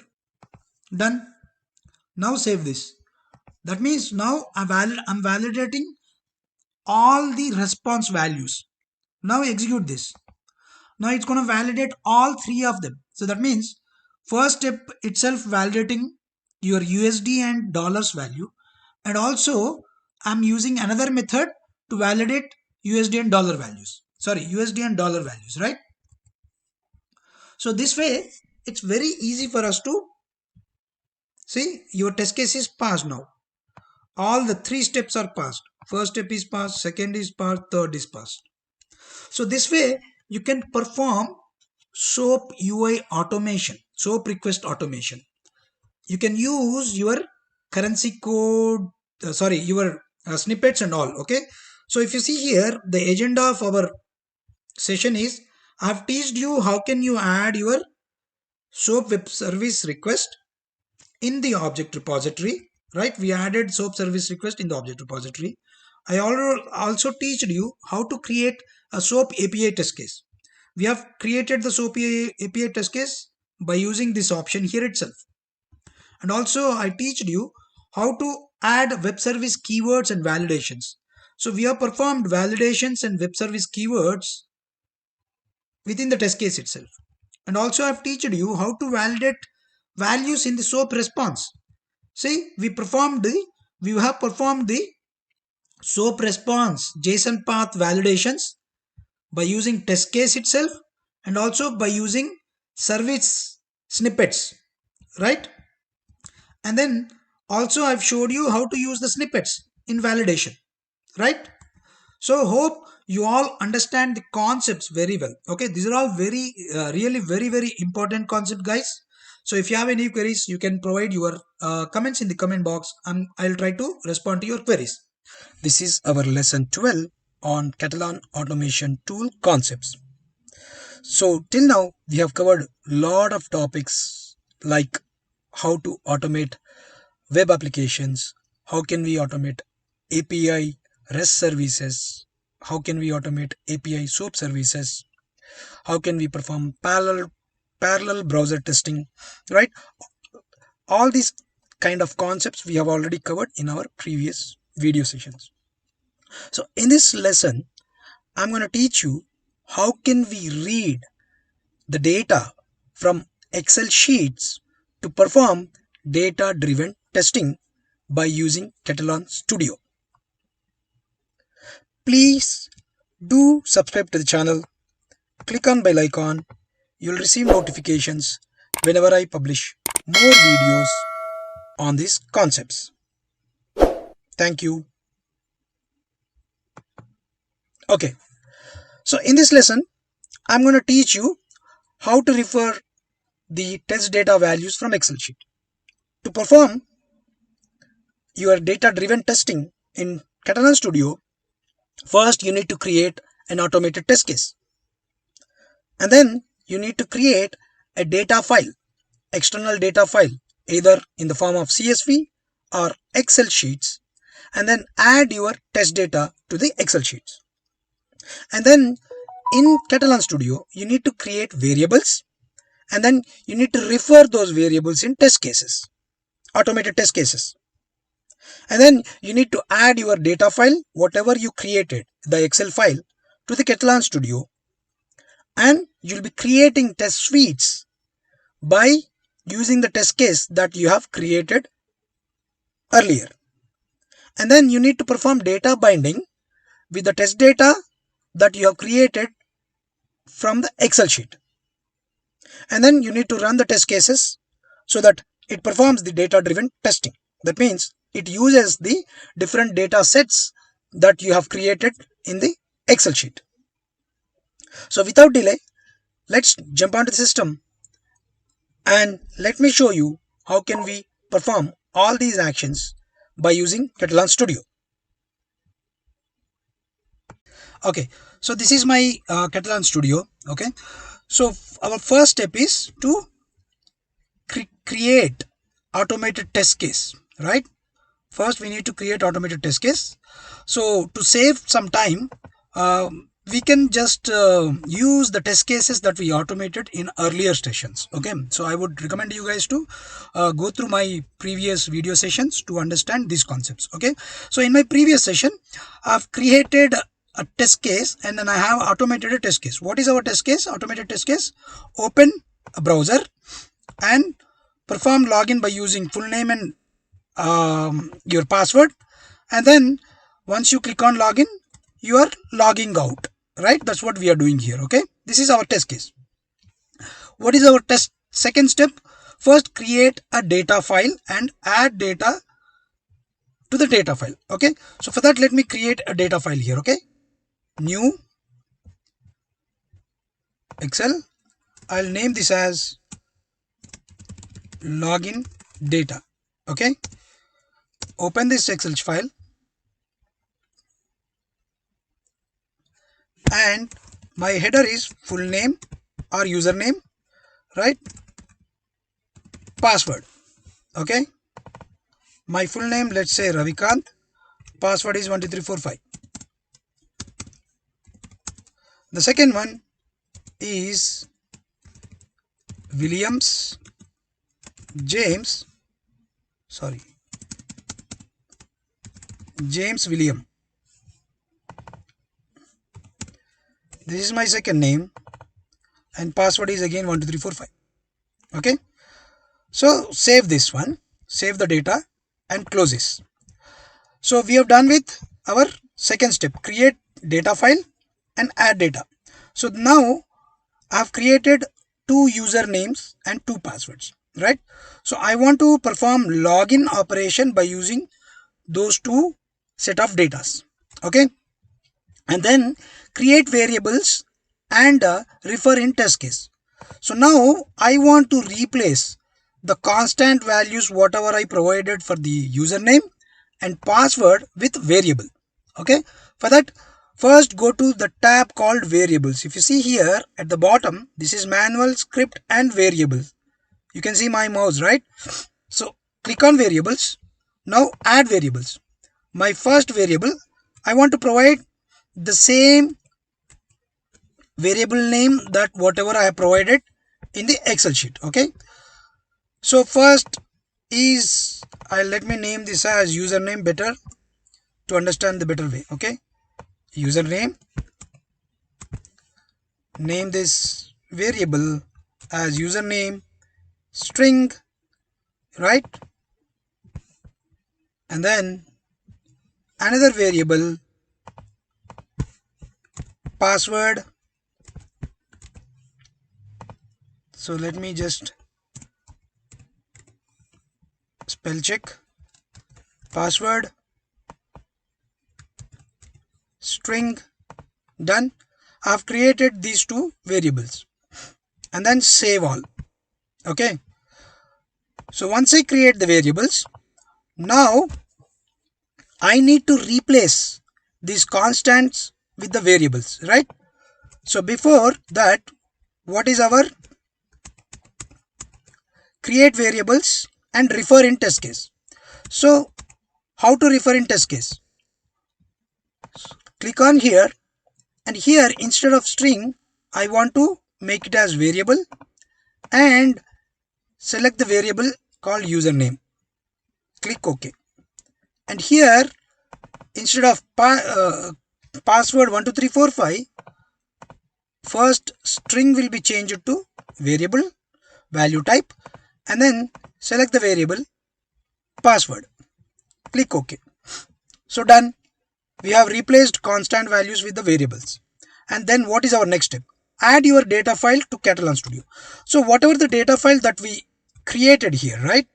We need to add this to Katalon Studio. Okay, before you start performing the data driven. Okay, to read the values from the Excel sheet. So if you see here, I can see data files folder here. Right click here. Directly either you can add data file, but better to arrange the data files in folder structure. So I'm going to make it as login data. I'm creating a folder. Under login data, I want to add a new test data. Test data, login data. Okay. So if you see here, you have a browse option here. Click on browse and go to the location and select the data file that we just created. Click on open. So as soon as you click on open, it's going to import entire test data from the Excel sheet. And you need to make sure that use the first row as header. If see here, these are all the different checkboxes you have. This one, you need to check this because my first row is a header. Correct? So you have to check that option and then save this. So our step, the next step, add your data file to Katalon Studio is done. Now add test cases to test suite. So now we already have this test case here, right? This is the test case that we are referring, where we already replaced variables, replaced constants with the variables. Now let's create a test suite. So I have already explained you how to create test suite and all these things in my earlier session. Okay, go to test suites, and then create new test suite. New test suite. Name this as data driven test. Okay, data driven suite. Click OK.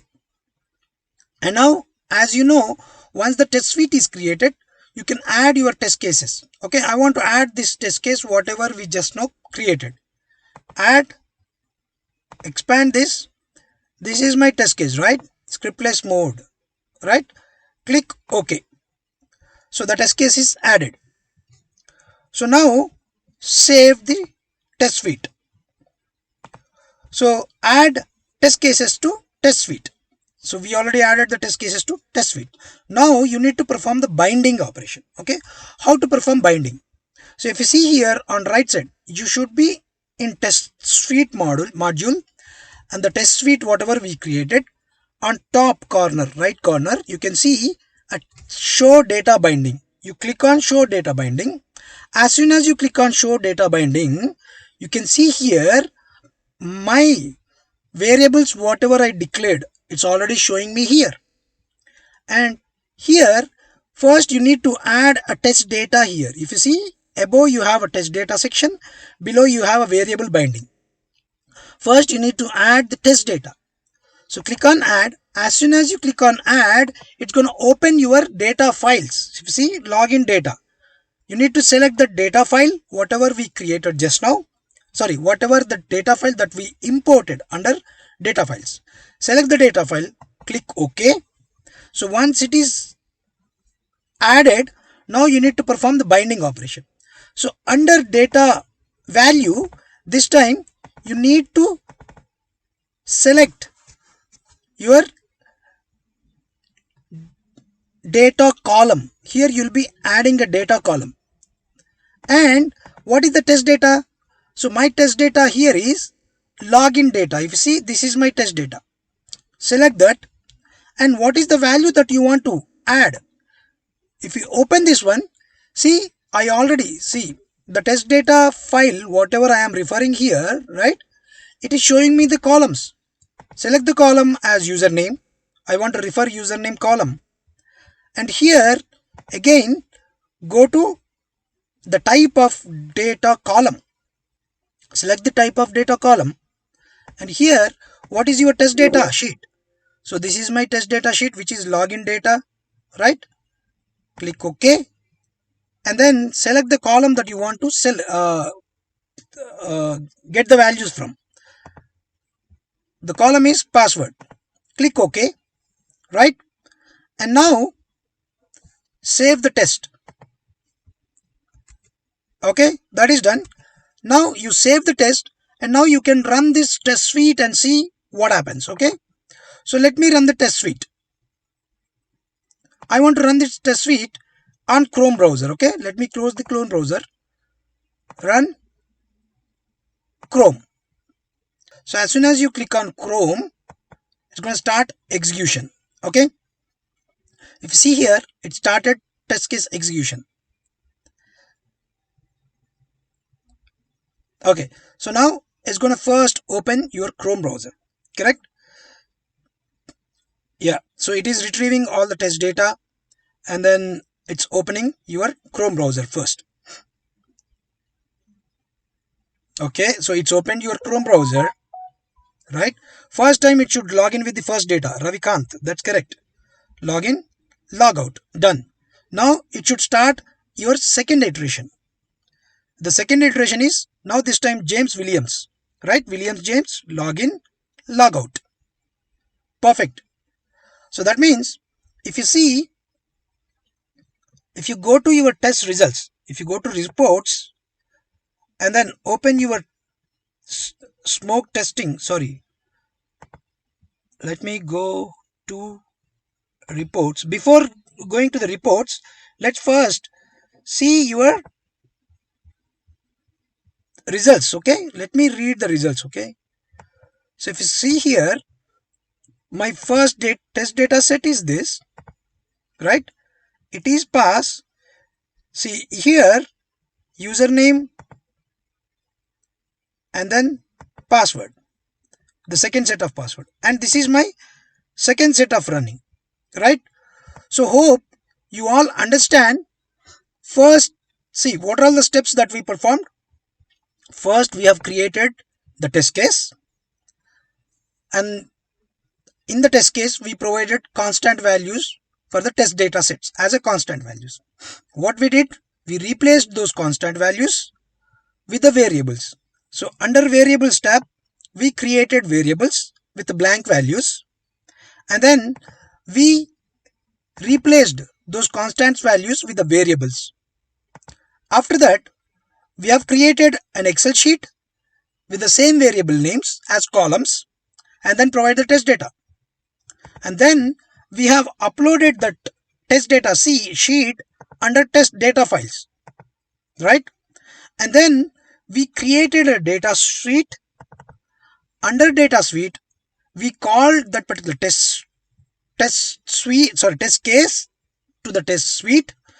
As soon as you import the test case to the test suite, the corresponding variables will be mapped, and then those variables you need to bind those variables with the test data suite. For that, you added your the test data sheet. You added your test data, whatever the file you uploaded in the test data section, and then we have modified these variable binding values by using the type data column, and then we referred the data file here and then the corresponding columns here. That's it. And then we ran our test suite. So it performed the iterations. If you go back to main sheet here, if you go back to your test case, see, the test case is not modified. So that means we are able to perform data driven testing by using binding method. Okay. Hope you all understand the concepts of getting the data from Excel sheet, or Excel sheet means it might be XLS or CSV file, and how can we perform data driven testing by using Katalon. If you have any queries, please do provide your queries in the comment box. I will try to respond to your queries. This is our lesson 13 on Katalon automation tool concepts. In this lesson, I'm going to teach you how can we set up environment by using Katalon Studio, and how can we set up environment variables by using profiles option in Katalon Studio. Please do subscribe to the channel, click on bell icon, you will receive notifications whenever I publish more videos. Thank you. Okay, so in this lesson, I'm going to teach you how to create different environments by using profiles options that is available in Katalon, and how can we refer environment variables from these profiles, and also how to set environment during test execution under test case module. And also I'm going to teach you how can you set up environment in test suites, and also how can you set up environments in test suite collections. That means when you execute any test suite that you have created, you can set up an environment by using test suite itself. And also whenever you create a test suite collection, right, you can set up environment and collection as well. So I'm going to teach you how can we perform all these actions. Let's jump onto the system and see how can we perform all these actions. So this is my Katalon Studio. Okay, before I start explaining the environment variable concepts, right, so let's automate a very simple scenario quickly. Okay, so under test case, let me create a new test case, environment test. Okay, this is my test case, and then let's record a simple scenario to automate the test case. Okay, so for that, use a record web application option on top ribbon, and then provide the URL that you would like to record. Okay, this is my URL. Okay, so in my previous video sessions, I have already explained you how can we automate a simple web scenarios. Okay, so I would suggest you guys to please do visit those videos before you watch this session. Okay, and then so I'm going to use Chrome and then click on record. So as soon as you click on record, it's going to open the web application. Let me expand the right side pane. Okay, So whenever I'm entering the text here, it's going to record your steps, whatever the steps I'm performing on the web application. Username and then password. Click on login and then probably we will close the browser. Okay, that's it. So and then save the script. I would like to save the script. So I'm going to mention that change into existing object. Okay, click OK. So now you can see the test case environment test is ready for us. Okay, and here I'm going to insert a new step here. Add web UI keyword to close the browser. Close browser. Okay, done. So we have done our recording and then save all these steps. Okay, so before I explain the environment variables, okay, so in the corporate world, we generally have a different environments. What do you mean by different environments? One is dev environment. You might have QA environment. You might have UAT environment. You might also have SIT environment and production environment. So let's remove our dev environment because we are not at all bothered about dev environment. So if you see in QA environment, let's say my application URL will be different compared to QA environment. Sorry, compared to your production environment. Let's say in QA, my QA URL is qa.example. This is my QA URL, and then my UAT application URL is uat.example.test project. And then in SIT, my application URL will be sit dot. And in production, this is my URL. So nothing is in front of example. Okay. So that means for each environment, we will have a different URLs for the applications. I'm not gonna test the same application in different environments. So developers is gonna create different URLs for each environment. Okay, so now how can we manage all these URLs and within different environments?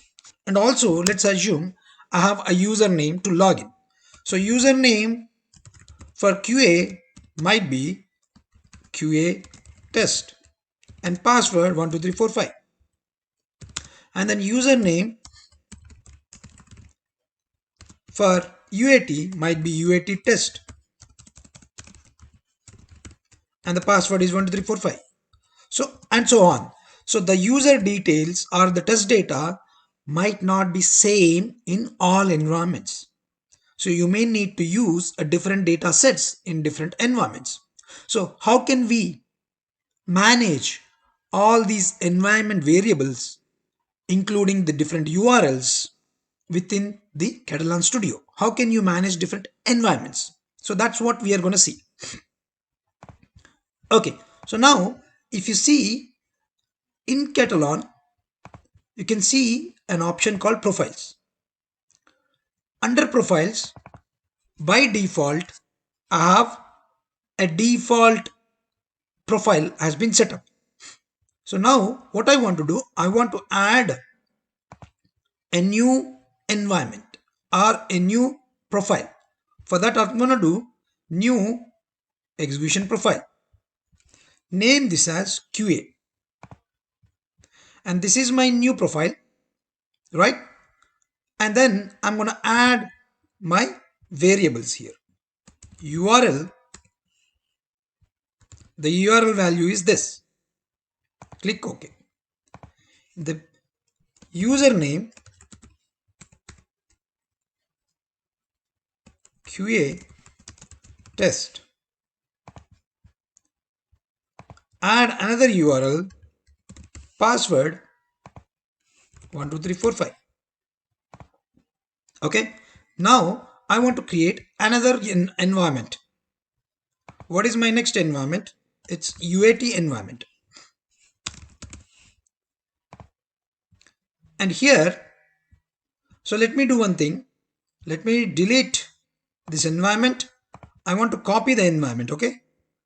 Here, instead of creating new profile, I would like to just copy this profile, copy, and then paste it here. And I want to rename this as UAT. So this way I can copy all the variables that are available in QA. So here the URL for the UAT, now I can change it to uat.example.com. Okay, but currently I don't have that URL. That's why I'm not going to use that. And then I want to change the username to UAT test. Okay, so this way you can manage different variables. You can manage different variables in different environments. And now how can we? So we learn how to create environments using profiles. And how can we refer these environment variables from profiles? Okay, let's go back to test case that we have created. This is my test case. Here, instead of hard coding my the URL here, I want to use my environment variables. How? Before I use the environment variables, you need to select the environment from the top ribbon. If you see, this is my run debug mode, right? If you see here, this is my environment. Select execution profile, either profile or environment. Okay, expand this. Now I can see I have QA environment profile, I have UAT environment profile. So now I want to execute the test case by using QA environment variables. Select this, and now here the URL I would like to replace with my QA environment variables. As I have selected my environment as QA, here it's going to show the variables related to. So before, I mean, value type should not be string here. My value type should be global variables. So all environment variables are your global variables. So that's why you're going to select global variable. And then here, if you see, the variables whatever I define in QA environment will be shown here. Select the URL variable here. Click OK. In the same way, my username. Here, select the value type as global variable and then select username. In the same way, password. Select the URL as this one and then select the variable as global variable. So here I want to change it to set text instead of set encrypted text. Okay, and now save your test. Okay, now let's execute your test case. So when you execute your test case under QA, the username that we have defined as QA test, under UAT, username defined as UAT test, right? So that means when I'm executing this test case under QA environment, it should take QA test as username. Okay, let me run this. Just click on run. As soon as you click on run, it's going to open your Chrome browser, and then username and all the variables will be taken from the QA environment. Okay, so now it's executing the test case. It's going to open the Chrome browser, and if you see here, see it entered QA test. That's it. It's entered the password as well. And now let me change my environment to UAT. Here if you see on top ribbon, I'm changing the environment to UAT. And now execute this test case by using UAT environment global variables. Okay, let's execute. And now this time it should open your Chrome browser, but it should take all the variables from UAT environment, including URLs, right? So it's going to open the same URL because we have provided the same URL. In generally, we provide a UAT URL, different URL. It's open now. The username should be UAT test. See, now it's taking the username as UAT test instead of QA test because it's taking the variables from environment, UAT environment. Okay, so hope you all understand how can you set up or how can you set up the environments during execution.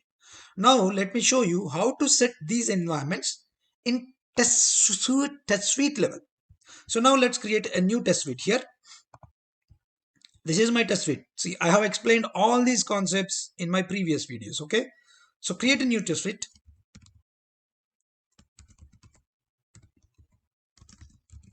Environment test suite. And now let's map the test case whatever we automated to this test suite. Add your test case to this test suite. So this is my test case. Click OK. And here, while executing your test suite, you can select the environment that you would like to execute in. I can select UAT and then save all these changes. Now just run the test suite. As soon as you run the test suite, it's going to open your Chrome, and because I've selected UAT, it's going to take all the variables from the UAT environment that we have set up earlier. Okay, so open this. It is opening a browser, and then it's going to enter all the variables from UAT environment. URL, username, and password. UAT test, right? That's done. So now that means when I'm executing the test cases by creating a test suite, I can select only one environment at a time. I cannot select multiple environments for a single test suite. Under this test suite, let's say you have added 100 test cases. Okay, all these 100 test cases can be executed in UAT environment.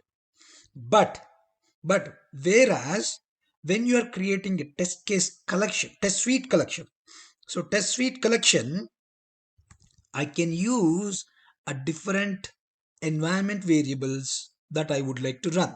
That means in test suite collection, I'll call one test suite one, and I would like to execute the test suite one in QA environment.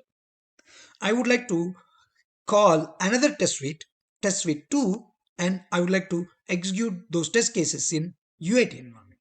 And I want to call another test suite which is called test suite 3, and I want to execute them in production environment, right? So let's create a test suite collection. Right click, new test suite collection,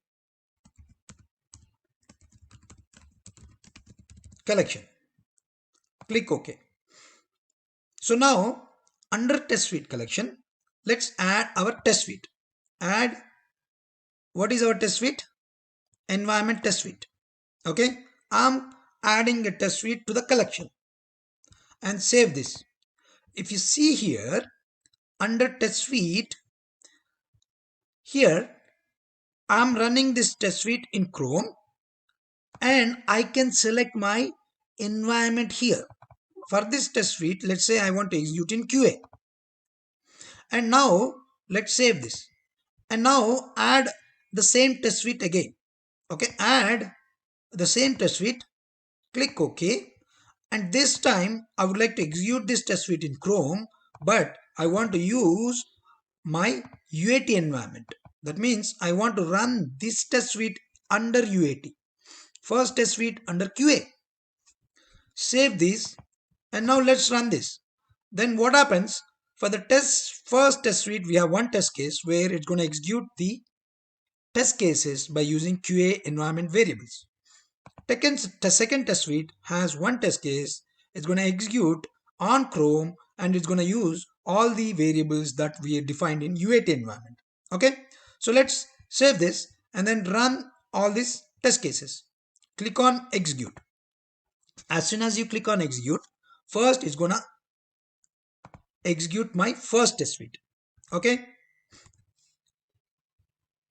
it's going to open your Chrome browser. Okay, so it's opening the Chrome browser. Right, executing. Open the Chrome browser and start using your QA environment variables first.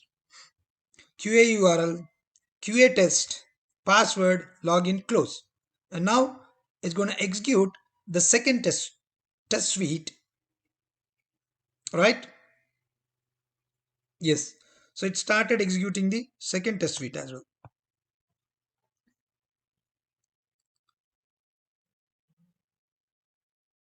Okay. Okay, let me do one thing.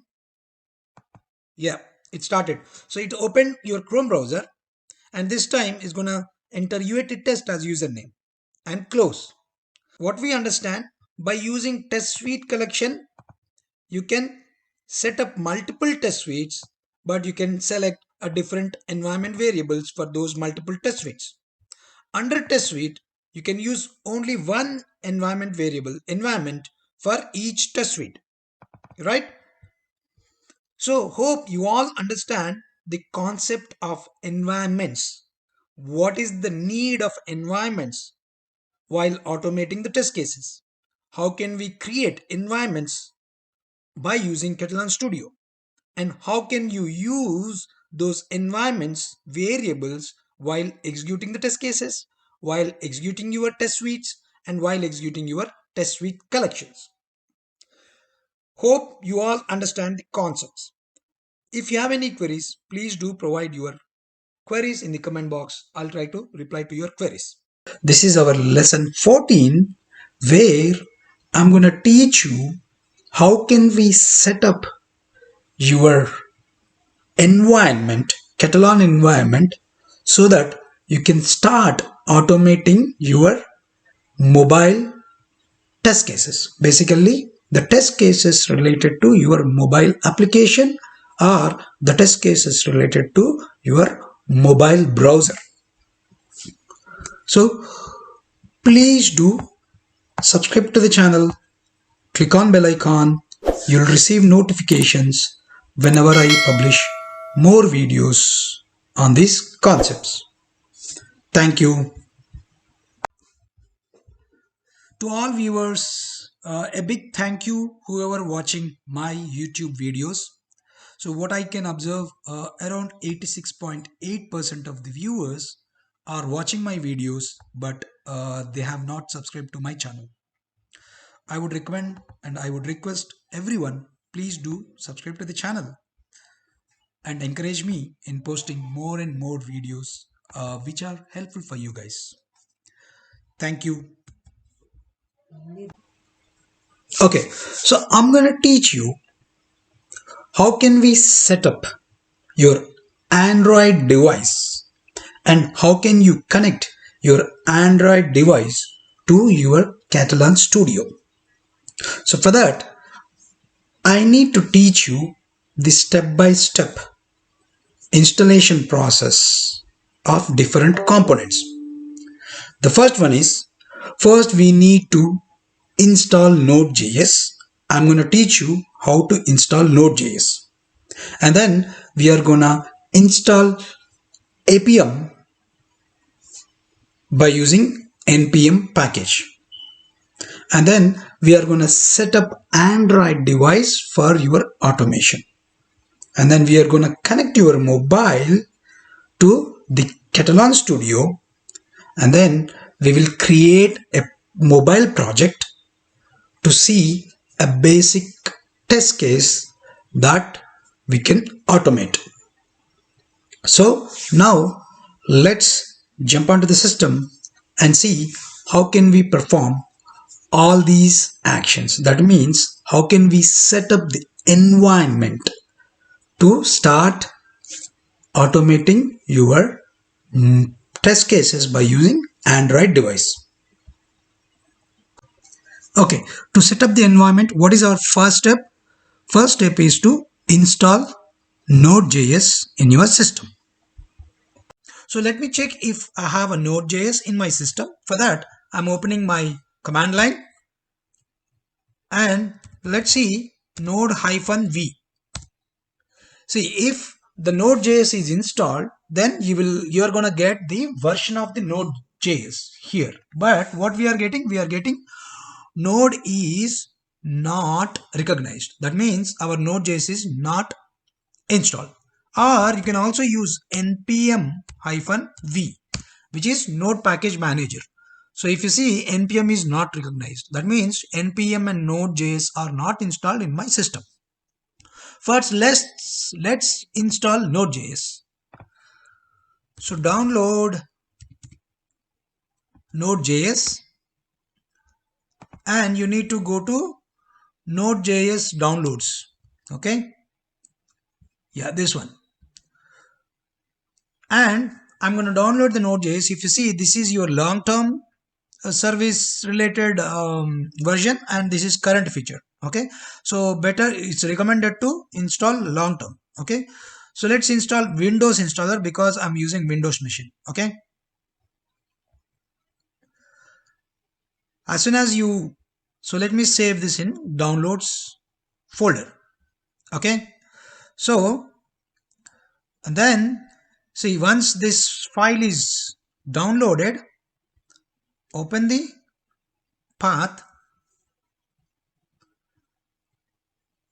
I think it's still downloading. Let's wait for a minute.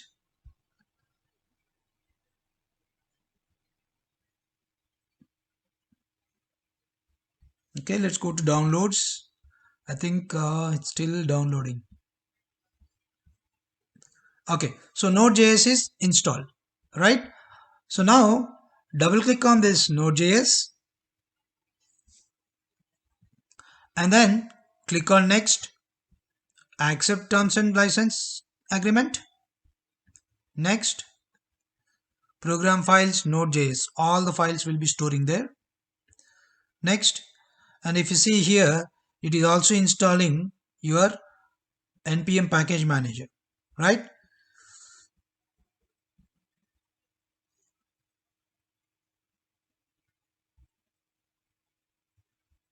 Okay, next, and then next, click on install.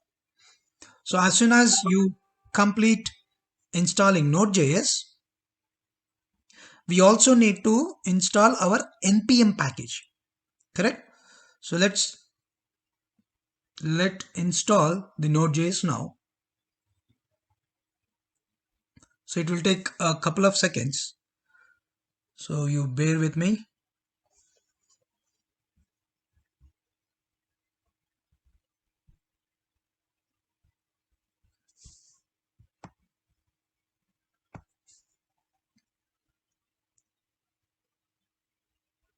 So installation is finished. Now let's clear this. So let's execute node-v. It should recognize node-v. Let's go back here.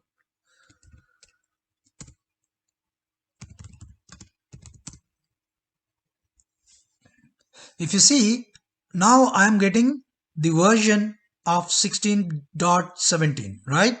So that means Node.js is already installed. And also let's see the npm version. So I have an npm version of 8.15. Okay, so now our first step, installation of Node.js, is done. So what is our next step? Our next step is to install apm. Okay, for that, let's go to your command prompt. And here, first you need to check whether apm is present in your system or not. Okay, apm-v.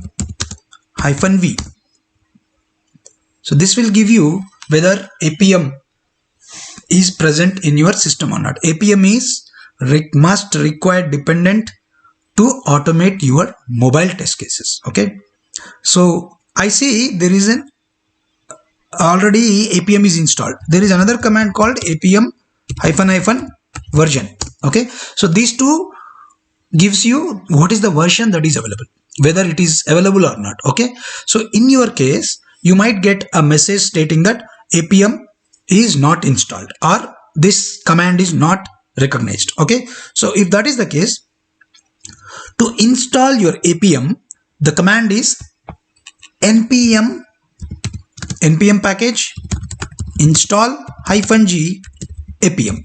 Okay, you need to enter this command. if you enter this command, it's going to take the latest version of your APM.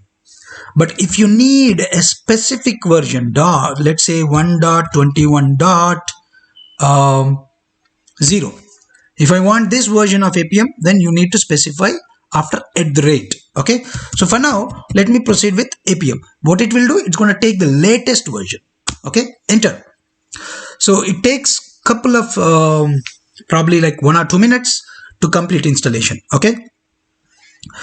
So as soon as the installation is done, all the dependencies related to APM will be installed in your machine. Okay, so we are using npm command because by using node package manager we are installing APM. Okay, and once installation is done, again we are going to make sure that our APM version is available in your system. Basically, it should return the APM version as soon as you enter APM-v or APM version. Okay, so it's almost completing. Okay, it's done. So there are some errors, just you can ignore it. So now let's enter APM-v. Now you should see the latest version of your APM. Okay, see now I can see 1.22.3. okay, so our next step, installation of APM is done. Correct? What is our next step? Installation of APM is done. Then set up your Android device. So how can we set up your Android device? So here I have actually, so there are two ways to set up, perform testing. So in my case, what I'm doing, I'm using my real device. I'm using my real device to test the test, to automate the test cases. Okay, so you can use either real device or you can use any Android simulators also, SDK simulators. Okay, so for this session I'm going to use my real device. Okay, so first you need to, basically how I connected my mobile device, I connected my mobile device by using TeamViewer so that I can mirror my mobile in my laptop. That's how you are able to see my screen. Okay, so you first, whenever you connect to your mobile, you have to first go to about phone and then go to software information, and then you need to click 7 times on build number to enable your developer options. So developer options are must to automate our test cases, Android test cases. Okay, so you need to click 7 times. So if you see, when I'm clicking on this, it already says developer mode has already been turned on. But in your case, you make sure that 7 times you click on this build number, immediately throws you a message on 7th time saying that your developer mode is turned on. Okay, you just 1, 2, 3, 4 like that you need to do. Okay, 7 times. And then once you come back here, immediately if you see, if you go to settings, you should see the developers option at the bottom. That means your developer option is enabled. Okay, so once your developer option is enabled upon clicking 7 times on the build number, now you need to enable your USB debugging. This is your USB debugging. Okay, you need to enable this to automate your test cases. That is must. Okay, so once you enable this, okay, once you enable this, that is it. So that means your mobile is ready to start automating your test cases. Okay, so and our next step is set up Android device is done. Now you need to integrate your Katalon with APM. We already installed APM. So let's go back to again CMD. Let's see where is our APM. Where APM. when I click on where APM, when I type where APM, it's going to show you the path where the APM related dependencies are available in your system. Okay, so this is the path where I can see the APM. So let's go to here. If you see, sorry, not this one, here. Oh, sorry. Yeah. If you see here, in my system, I can see this is the folder APM. All my dependencies are available here. Okay. Copy this path. Okay. This is required to integrate your Katalon to APM. So how? Go to Windows, go to Katalon Studio Preferences, and here under Katalon, there is a module called Mobile. Here APM directory, you need to provide the path of your APM dependencies, okay, from your system. So I already provided that path here, and then click on apply and close. What it will do, now you integrated your Katalon Studio with the APM. Okay, so now you are ready to start automating the test cases, mobile test cases. How? So let's create a new project. How? Go to file, take a new sample project. So under new sample project, you have a sample Android mobile test project. Okay, you are going to click on that. So name this mobile test session 1. Name this project. Okay, so as soon as you create a project, what it will do, because I selected a sample Android project, it's gonna import some sample test cases also. Okay, so if you see here, this is my new project. If you see, I have 2 test cases already built. So these are the sample test cases. Okay, so when I open this test case, you can see the test steps already here. And if you want to go to script mode, you can see the script mode. Okay, this is the script. So that means there are some sample test cases that you can directly execute. So how can I execute the sample test cases? So because you already installed your Node.js, you already installed your APM. So to run this test, you go to run, and earlier till our previous sessions, we ran our test cases by using Chrome and Firefox for the desktop test cases. So now for Android test cases, you need to select Android.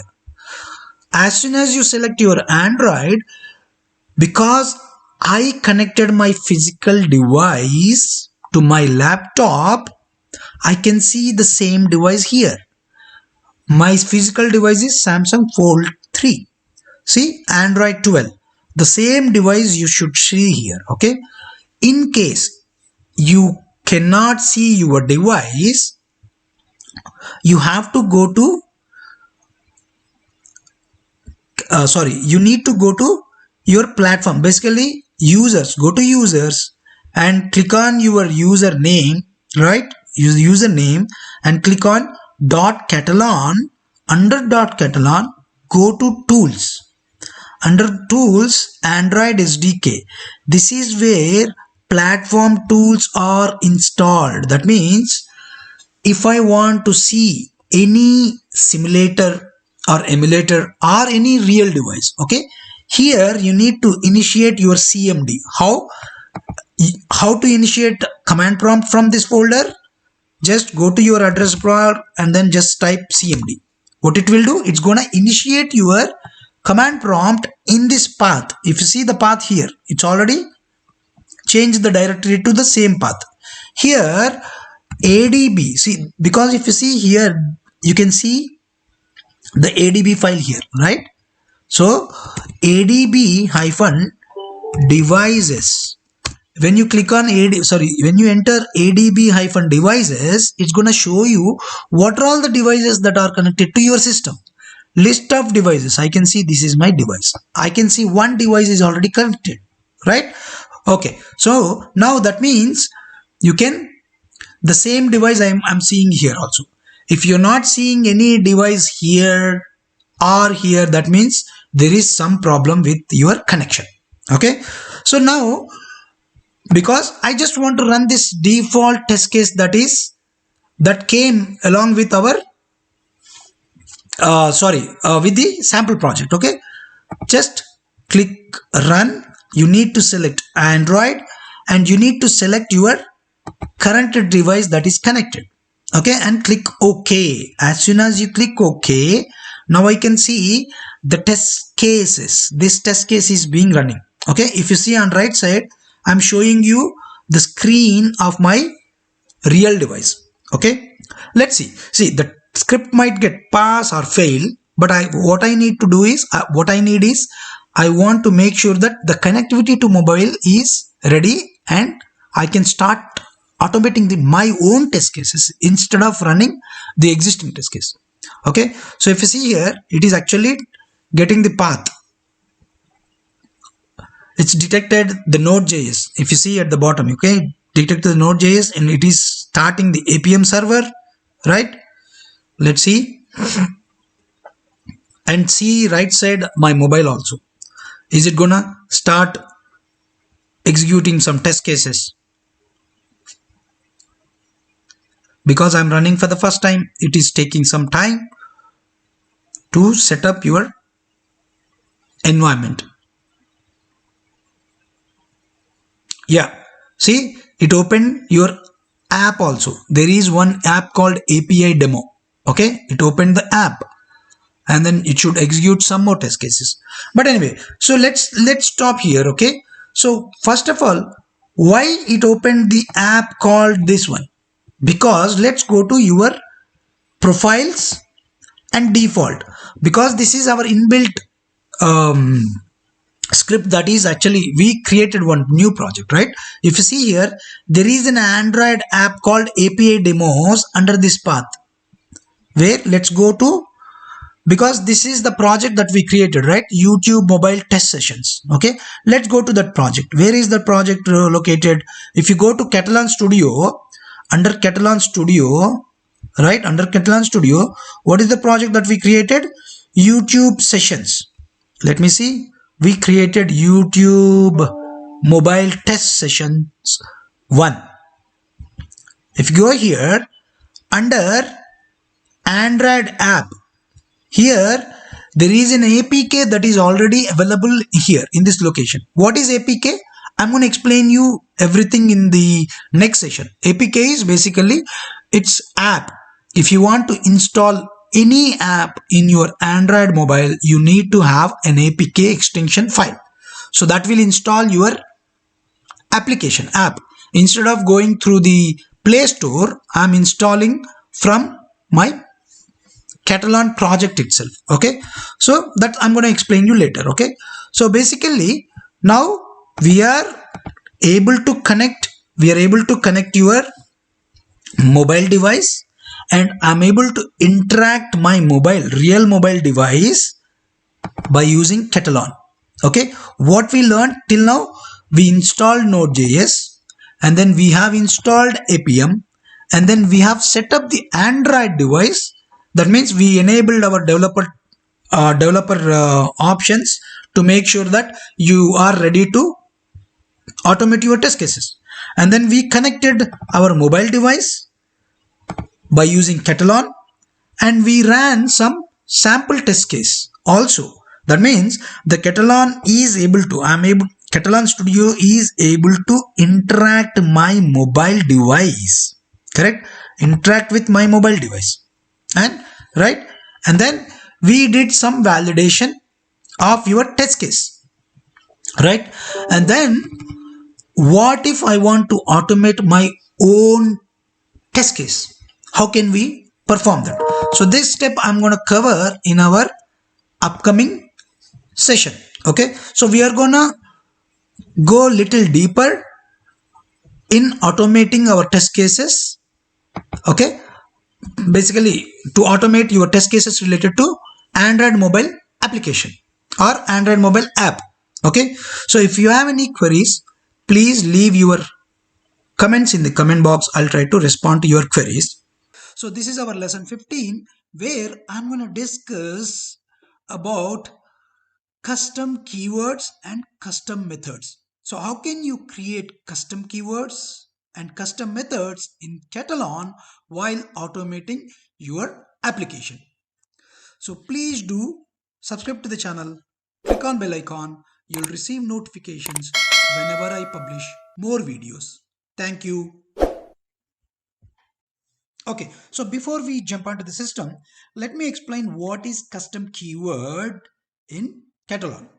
So the custom keywords allows users to define their own custom keywords or custom methods to extend the capability of Katalon Studio. What do you mean by this? So if you remember, I have explained automating manual test cases by using Katalon, right? So while automating, we generally send the keywords, inbuilt keywords that are available in Katalon. What kind of keywords? Like open browser,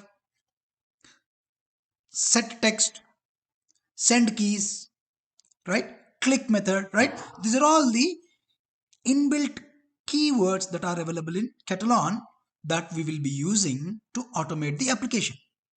So what if you do not have some keywords or methods that you want to use in Katalon? So that means if any method you want to define your own method, then you can use custom keywords option that is available in Katalon Studio. Okay, so let's jump onto the system and let me explain how can you create custom keywords and what is the use of these custom keywords by automating one application. Okay, so let's jump onto the system. Okay, so this is my Katalon. Okay, so if you remember in my previous session, I have explained you simply how can we automate a small web application by using manual steps, and also I showed you how can we automate by using script mode, correct? So there are two modes, manual mode and script mode. Okay, so while explaining these concepts, we have recorded this session. Okay, so I would suggest you guys to go through my previous videos so that you can understand these concepts very well. Okay, so what is this test case that I automated? Let's run this test case. Okay, so it's a simple test case where user will be logging into testproject.io, and once he log in, the user will be performing registration operation. Okay, so basically he is going to register to the testproject.io. Okay, so that's the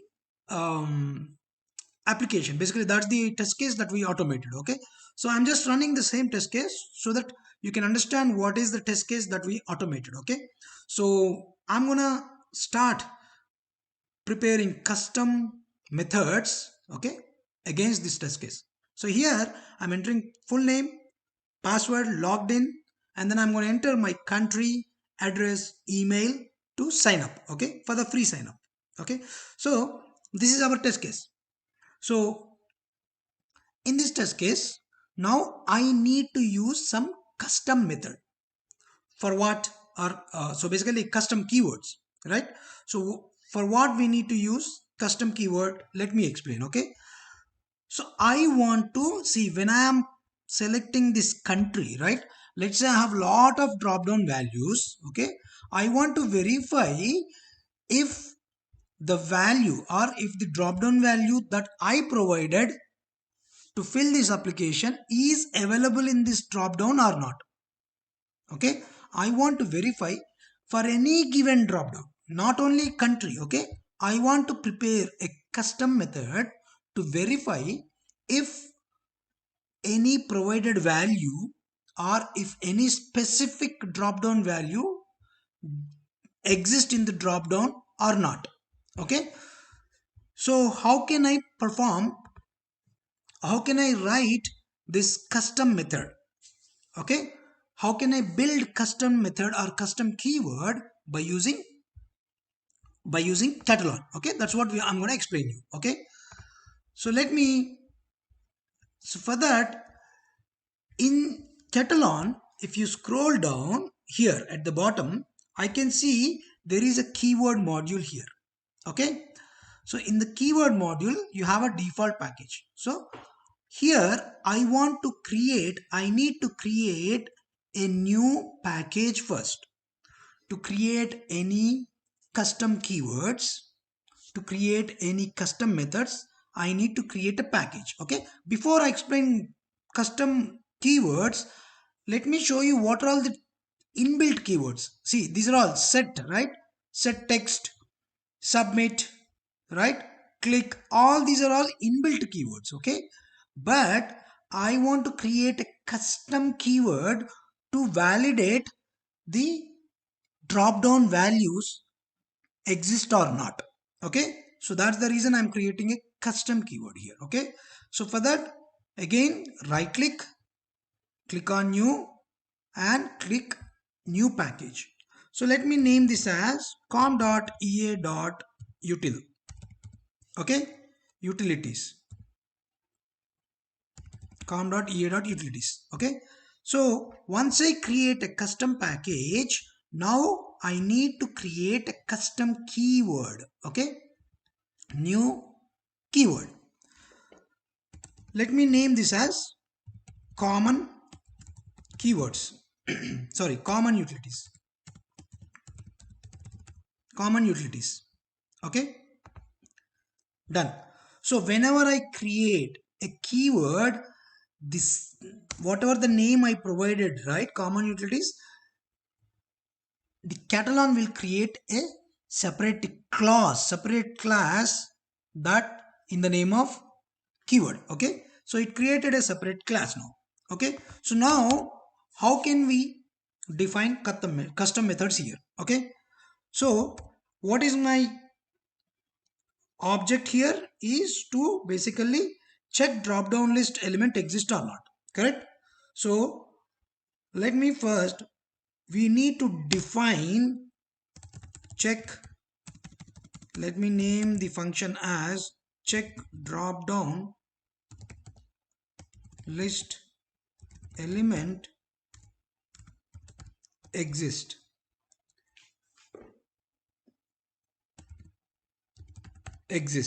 Okay, so this is my custom method, and here I'm gonna pass a test object, that means the locator.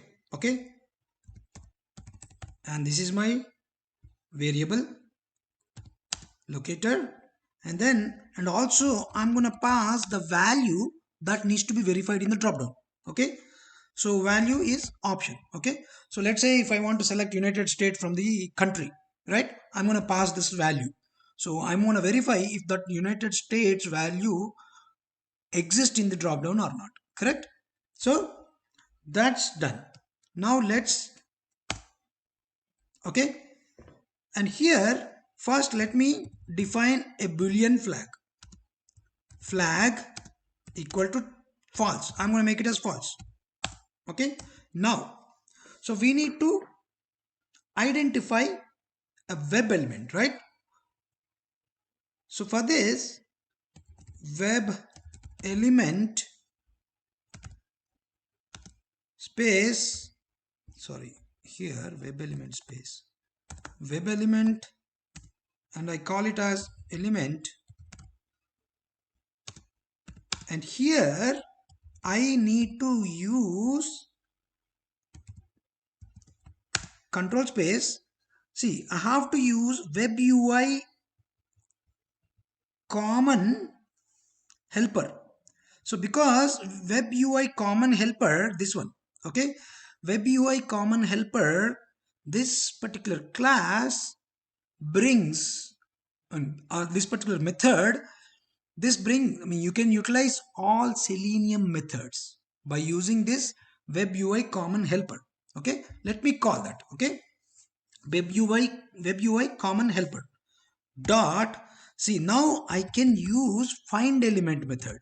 Okay, find web element. See, if you see here, find web element. okay, because I called I called this method, okay, method find web element, right? By using this find web element method, I can find the object, basically the drop down that is required. Okay, so here I'm going to pass object here, correct? I'm going to pass object, okay, and then what is the timeout? I'm going to specify it as 20 seconds. Okay, let's keep it as 20. Okay, so here I'm passing object, whatever the object I pass to this function method, that will be passed here. Okay, so I'm finding web element.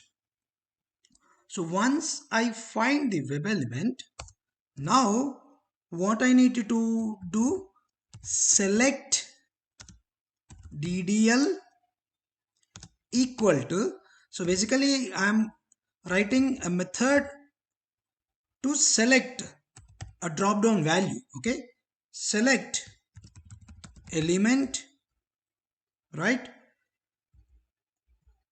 Select ddl new select element. Okay, select ddl equal to new select element. Now see, once I select the element, I need to verify all the elements present in the drop down, correct? So for that I'm going to start for loop. Okay, for web element, for web element elim for web element elim, right? So I'm going to loop through all the values, basically. Okay, all the values, I'm going to loop through all the values. Okay, sorry, for web element ddl dot get options. So there is a method called get options. It's gonna get all the options that are available in the drop down. Okay, then for each element, for each option, so if you see here I'm getting a error message here. Okay, web element, because okay, I'm not web element. Okay, so this web element I need to basically resolve this by importing the method. What method? So let me, sorry, web element, let me select method also I need to import. Okay, web element,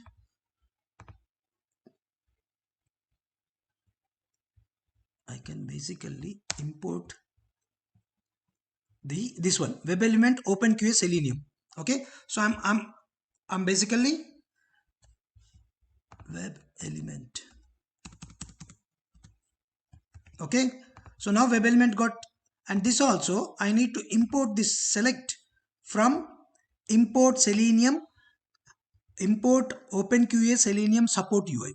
Okay, so this library will contain select statement related methods. Okay, and then still this is not gone, let me just make sure again. Import, save. Okay, as soon as I save, so that's gone. Now for loop, okay, for web element ddl get options, I'm getting options, all the options that are available in drop down.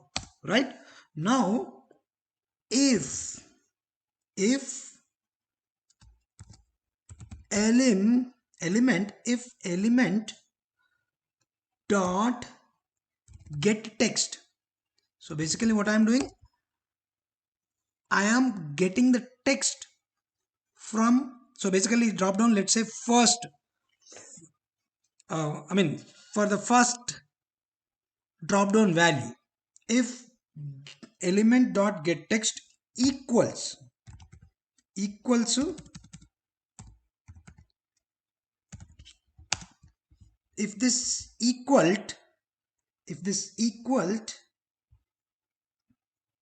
option, so this is an option. Okay, Option means whatever option I pass here. Okay, if the first drop down value is equal to whatever I passed, okay, then I'm gonna return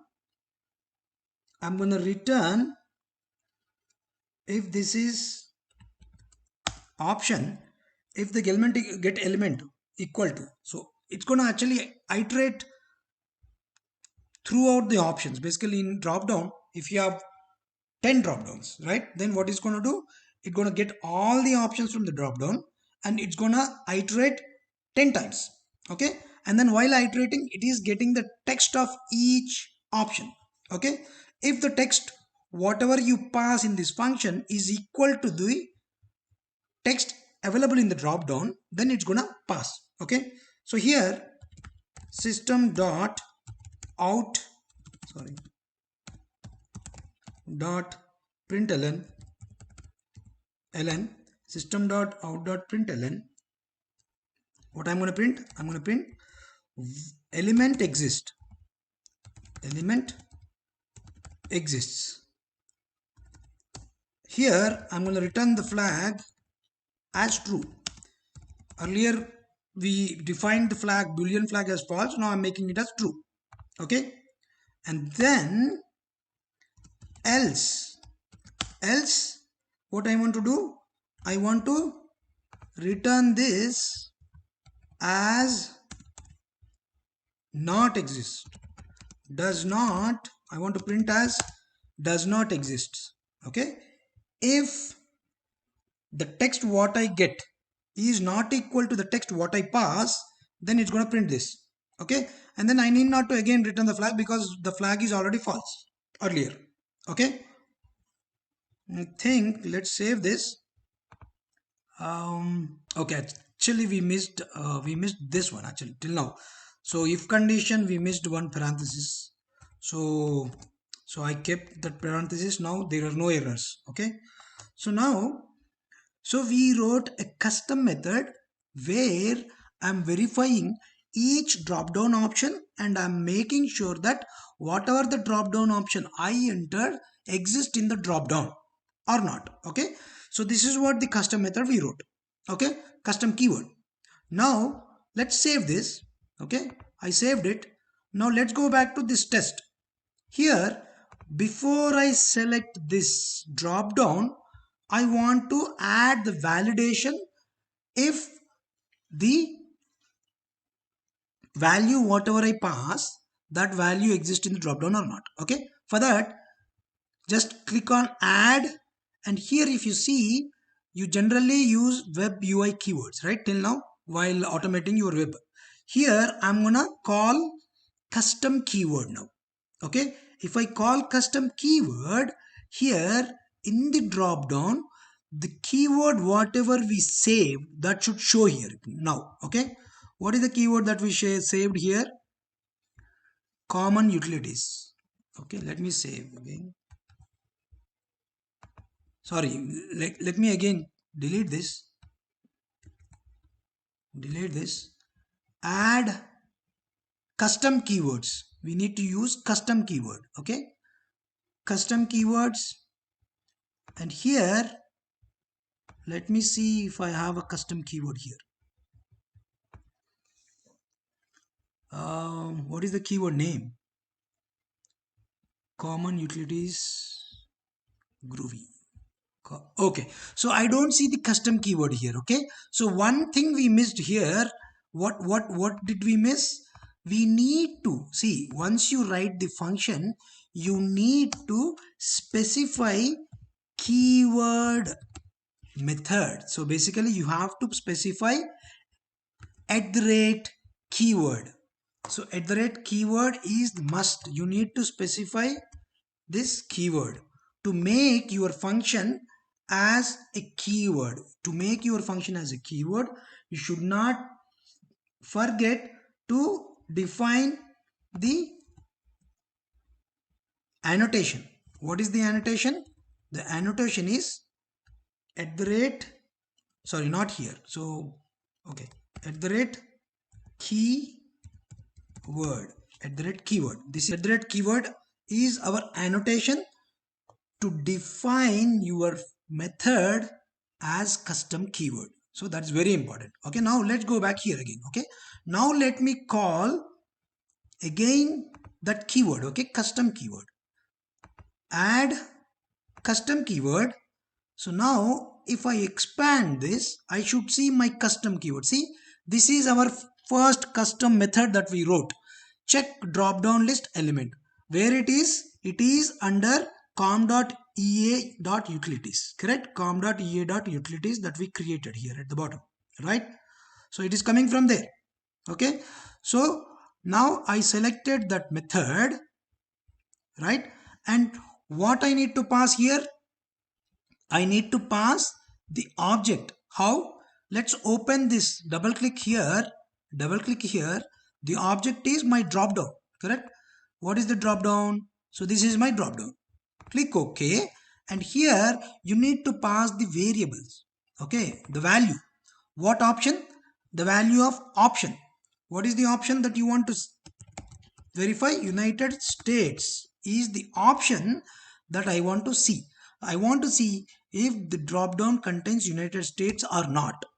Right? Okay, save it. Now run the session. So now if this keyword method is successfully run, then it's gonna print the whether the value that we pass, the United States, exists or not. Okay, if the value exists in the drop down, then it's going to print as the element exists. If does not, then it's going to print as element does not exist. Okay, let's wait and see. Okay, it's went to second page and it's gonna verify and it's gonna print. Okay, let's see it's printing or not. Yeah, it's still running. Okay, it's still running. Right, it's printed and then it's selected the drop down and it's entering the address. That means whatever the custom keyword that we created, that got successfully executed. Okay, let's go back to console and see if that it's printed anything here. So if you see here, the step number 8, it printed as element does not exist. Why? Because the value what we passed is United States, right? So basically, so it might exist, it might not exist, right? So this is the way. So basically I created a custom keyword to compare drop down values to verify if the drop down value exists or not in the drop down. Okay, so this is the custom keyword. So hope you all understand why do we use custom keywords. Basically you can create your own methods. Let's say you want to create a login method. For example, here you're logging in, right? You want to create a separate login method, so you can create your custom method for login. So whenever you want to log in, you can just call that custom method. So login functionality will be performed. Okay, hope you all understand the concept. Okay, if you have any queries, please leave your comments in the comment box. I'll try to respond. Please do subscribe to the channel, click on bell icon. You will receive notifications whenever I publish more videos. Thank you. Hi everyone, this is Ravi. Welcome back to Katalon Studio Beginners Tutorial. So till now I have published around 15 YouTube videos covering different concepts of Katalon Automation Studio. So this is our lesson 16 where I'm going to cover some of the topics related to API automation. So I've already covered around 2 to 3 lessons on API automation, but this class is specific to data-driven testing. That means how can we automate API SOAP services, and then once you automate the API SOAP services, how can we perform data-driven testing by using different sets of data in Katalon Automation Studio. Please do subscribe to the channel, click on bell icon, you'll receive notifications whenever I publish more videos. Thank you. Okay, so in this lesson, I'm going to teach you how to add SOAP web service request in Katalon Studio And how can you create SOAP API test case by using Katalon? And then how can we create variables? And then how can we assign these variables in your automated test case? And then how can you run the test case by using these assigned variables with one set of data, okay, in Katalon? And then I'm going to teach you creation of our Excel sheet with multiple data sets, and then binding the Excel sheet to the Katalon Studio so that you can drive the test data with different data sets while running the automation script. Basically, you can perform data driven testing with multiple data sets by using Katalon. Okay, so without delay, let's jump onto the system and see how can we perform all these activities by using Katalon. Okay, so this is my Katalon. So now let's perform API data driven testing by using Katalon tool. Okay, so what is our, before I explain you how can we perform the activities, so I would recommend you guys to go through my previous sessions, okay, where I have explained you about API automation basic concepts.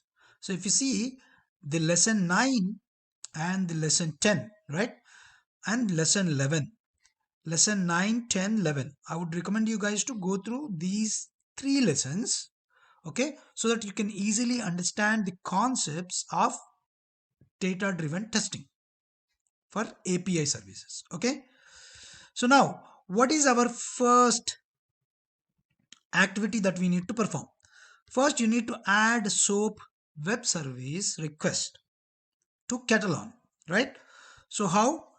So here, if you see in the Katalon, I can see object repository. Okay. So first you need to add SOAP service in the object repository. Okay. I already have a folder called SOAP service here. Okay. So let me add a SOAP service.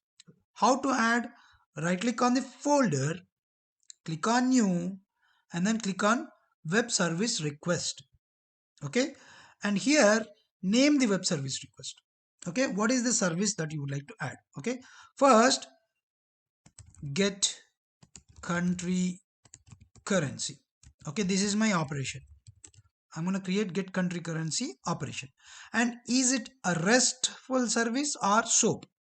I'm going to use SOAP service. Okay, and what is the URL? That is WSDL URL just now I showed you. So this is the WSDL URL. Okay, I'm going to copy that WSDL URL and click on OK. As soon as you click on OK, what happens? It's gonna create get country currency, right? Get country currency service. Okay. Here, if you want to load all the operations that are available, all the functions, service functions that are available in this particular WSDL, click on load service function. What it will do, it's going to fetch all the operations that are available for this service. So these are all the service functions. You can see these many service functions that we have for this service. Okay, or these many operations that we have for this SOAP service. Okay, what is needed? For me, I need country currency. Okay, this is one service that I'm gonna use. Okay, let's select that country currency and then click on load new content. Currently, if you see the request, see if you see here, I explained you what are all the different options available for the SOAP services, right? Authorization, HTTP reader, request message, validation, variables. Okay, so in this session we are gonna concentrate on request message and the variables. Okay, for now. Okay, so here as soon as I click on new, load new content, what it will do, it's gonna load your service endpoint and also the request message. Okay, it's going to load request sample message. Okay, this is my service endpoint and this is my request sample message. Okay, so now I want to get, what it will do, what is the service, what is this service? what this service will do, if you enter any country code, then the service will respond with the currency for that particular country code. Okay, let's assume if I enter it as India IN. Okay, and then let's run this service. How can we run the service? I want to know the currency of in India, right? You need to just go here and then click on test request. So before I test request, I have to basically save the changes and then hit run. I need to get the response with the currency. If you see here, I'm getting the response. What is the currency? The currency of India is rupees. Let's see what is the currency of US. The currency of US is dollars, right? Yeah, this is the dollars. And let's say what is the currency of Vietnam? Vien. Hit run. Yes, the currency is dong. Okay, so this is how you can import any particular operation from a service.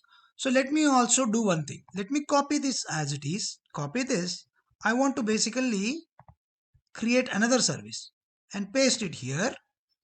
And I want to rename this. Rename this as country capital. COUN, country capital. Okay, done. So this is my country capital.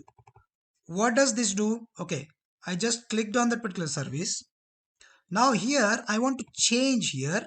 Okay, let me just load it because I just copied the service, right? I need to load the service function again so that it fetches all the service functions. Okay, so I want to see the country capital city, right? Select this and then load the new content. Just load the new content. It's going to load the content for capital city service. So basically capital city operation. Okay, so here first you need to provide a capital here. Let's provide a capital of India. Okay, and now let's execute this service. It should give me the capital of India as New Delhi. See, this is my capital. Let's change it to US and then again execute. Should give Washington as capital, right? Yeah, this is Washington. So that means our service is working successfully. Okay, so now let me go back to currency one more time. Okay, here instead of hard coding the country code, I would like to declare a variable. Okay, instead of hard coding, I would like to declare a variable. Okay, so what? So let's declare a variable. How do we declare a variable? I explained in my previous videos. Dollar and then curly braces. So let's define it as country code. Let's copy this country code, and now you need to define the same variable. See, this is my variable. I need to define the same variable under the tab called variables. Currently we are in request message tab. Now go to variables tab here and then add a variable. Okay, let me save all these. Okay, let me first save. So now add a variable. Okay, one second. Let's send this message, save it. So now you're not going to get the response because the country code. Now we need to add the variables here. Okay, add a variable. Okay, give me a minute.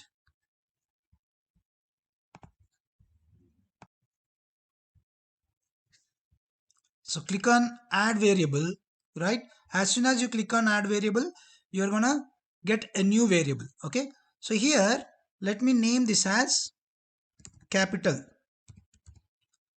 sorry, country, and string, let's default the value to IN.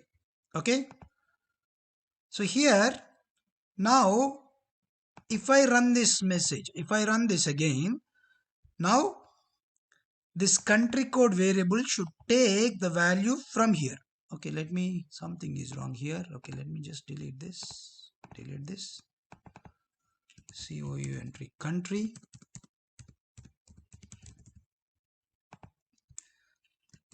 name this to here. Okay, and save it. Let's save this. Okay, make a habit of saving. Request message. Now when I run this, it should take a variable whatever we took. Okay, let me go here, variables again, country string in. Let's save this. Okay, so before I run this, right, uh let me run it again. Okay,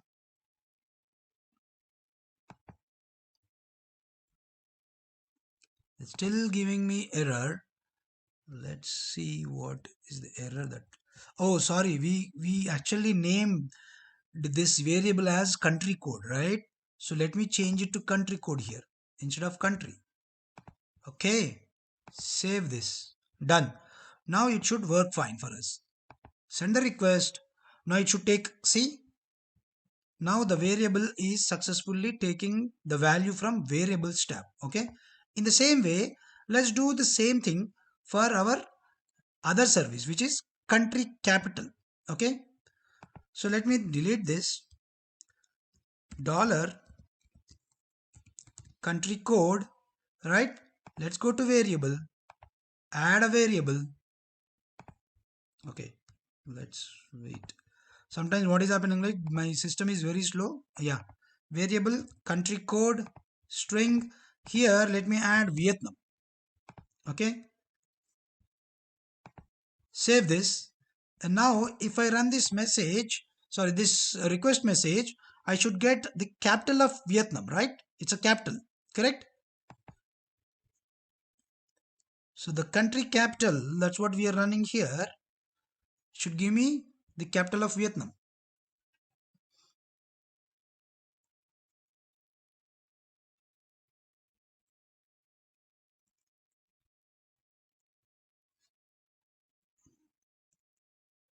Okay, I think it's running. Let me stop it again. Let me run this again. I think, yeah, we got it. See, the capital of, oh, sorry, one second. Capital of Vietnam. Let's run this. Yeah, see, the capital of Vietnam is Hanoi. Okay, this is what we got. Okay, so now let's create the test case. So what is our next step? I created a SOAP API test case, and then I created the variable. Sorry, I created a service. Now I need to create a SOAP UI API test case, right? How can we create? There are two ways. One is either you can directly create from request itself, okay, or you can directly create from the test case. Okay, let me create a new test case here. Test case API data driven test. Okay, API data driven test, that is my test case name. Click OK. Done. Now let's add the test cases. Okay, add web service keyword. Add web service keyword. Here I'm gonna send the request. What is the request that you want to send? First I want to perform country currency. Okay, let's drag and drop here. Done. And then again add another web service. Now I want to send country capital request. Drag and drop here. Okay, so now let's save this. Okay, and here if you go to script mode, this is what we have. If you go to variables, we have empty, correct? But now here I need to define the variables here. First of all, I need to define variables. Okay, how? Let's go to variables. Let's define the variables. My first variable is country code. I'm defining variables now at test case level. Country code, let's take it as India. Add another one, sorry, add another one which is capital, New Delhi. See, first I'm going to perform the testing by using variables, okay, variables and value. Later we'll be converting this script to data driven, okay, and then add another one, capital currency. So I'm going to name it as currency 1, okay, to avoid the confusion. Currency 1. What is the currency of India? It's rupees, okay. Let's save this to send. So let's go here again. What are all the values that I need to send? Variables, right? What variables do I need to send? Let's save this again, okay. Let's save this.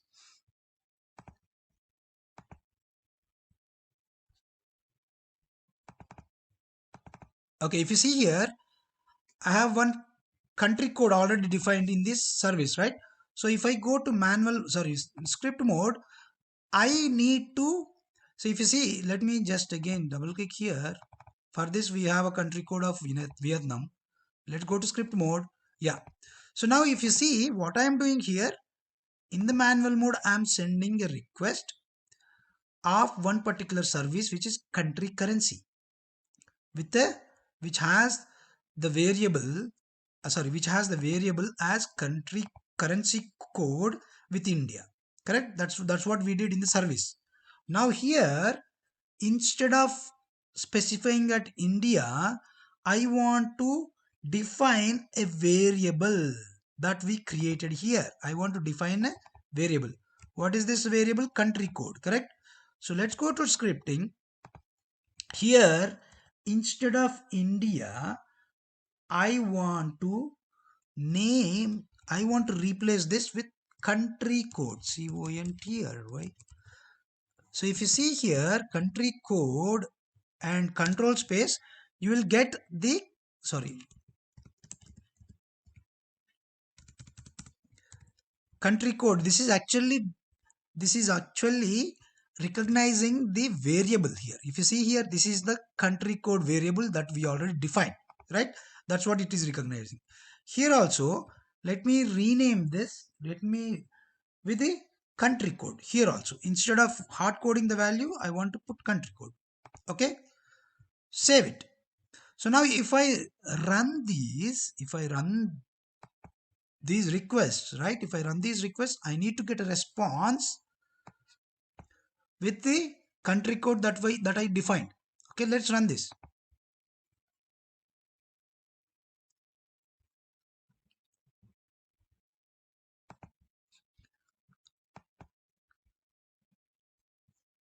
Sorry, one second. Let me open this.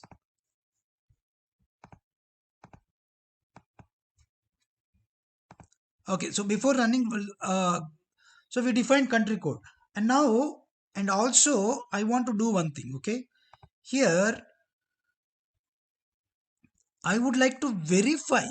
See, once I send the request, right? Once I send the request, I want to verify if I send the request as it is. This one, country code. Let me make sure everything is correct. Country code. Okay, variable. This is the variable, right? Okay, now I want to basically capture a response also and validate if I get the response correctly or not. If I go to country capital service again, right? I explained you this in my previous videos, how to use snippets that are available in Katalon. Okay. For that, if you go to verification tab, see, I'm in country capital and country currency. Okay. Let's go to country currency. What is our first test case? Our first test case is country currency, correct? So let's go to country currency. And here, if you go to verification, right, there are snippets. See, you need to place what value do I need to verify? I want to verify the response if the country currency is correct or not. Okay. You need to place your cursor in the same tag node, basically in the corresponding node, and then control K. Control K. As soon as you hit control K, if you see here, I can see the right side, I can see one line has been introduced here. See, this is the line. Sorry, this is the line. Correct? So copy this line. I'm going to copy this line and go to your test case and go to script mode. Here I want to insert that line here. Okay. In the same way, for country capital, right? Let's go to country capital. Okay, here also I want to verify what is the capital that is returned, right? Place your cursor here on the same node and hit Ctrl K. So as soon as you hit Ctrl K, you'll be redirected to verification and corresponding code will be pasted here automatically. See, this is the verification code snippet. Copy this and go to again your test case and then paste it. Okay, let me save this. But here, if you see, we have hard coded the values here also. What values? The verification values. If you see here, the verification, what we are doing is, this is rupees and this is Hanoi, correct? Instead of rupees, what are the variables that we defined earlier? Currency. This is one variable. I want to replace that rupees with currency. Done. And now instead of Hanoi, I want to replace with the capital. Copy and then capital and save it. Done. So that means what we did, if you go to event manual script, you can see everything here. See, double click here, verify element. I'm verifying. And one more thing we forgot here is, what we forgot, we have to name these the response, right? I want to name this as, instead of response, I want to name this as response 1 and response 2. Okay, let's make this as response 1 and this is my response 2. Okay, save this. Let's go here, response 1 and response 2. Okay, so what we are doing, we are actually here, I'm storing the response into a variable. I'm storing the response into a variable. Okay, first of all, we forgot to define the variables here. Let's see here. If you see the variable you need to define here, right? Let's define the variable response 1, because the request we are sending here and output I am storing in variable called response 1. And again for the second request I'm storing in response 2, correct? And the same variable I am using here. Let's go to script mode. If you see here, the request I'm storing in response 1 and now I'm verifying the response 1 that corresponding node has a required currency or not, correct? Again response 2 and then I'm verifying the response to variable. I'm storing the response into variable called response 2 and then I'm verifying the text. What text? Only this particular node text. What is the text? What is the result in this node? Okay, that is what here. If you see here, this is your node, capital city response dot capital city result. Okay, I already explained you in my previous sessions how this is what called a JSON path. Okay, here I'm specifying the JSON path. If you go back here, this is your JSON path for my capital, that node. This is my JSON path for my currency, correct? That's the node. Okay, so you can refer to my previous videos. Okay, so this is done. So now let's save this.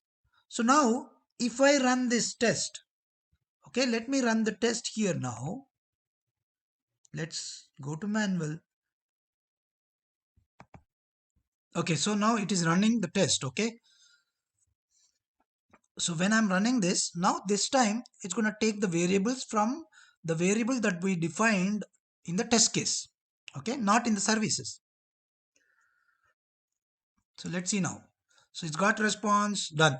So if you see, if I go to test results, let's expand this. Okay, first I sent a request. What are all the variables that it took? India, New Delhi, rupees, correct? I sent a request of this and it verified it. What is my first request is? My first request is what is the country currency? I sent as India. I got the response as rupees and that is correct. And then I sent again as India as country and then I got a capital as New Delhi. That is correct, right? So here what we did, we are actually testing two services and we are validating the responses are correct or not. But we are testing with the only one set of variables, correct? So if you see here, we have done created the variables in test case, bind the variables in the test case, we binded these variables in the test case, and then we ran the test case by using one data set. Now what if I want to run the same test case multiple times with different data sets? So that is where our data files need to be created. That is where we will be creating data files. Okay. So if you see here, I already created a test data.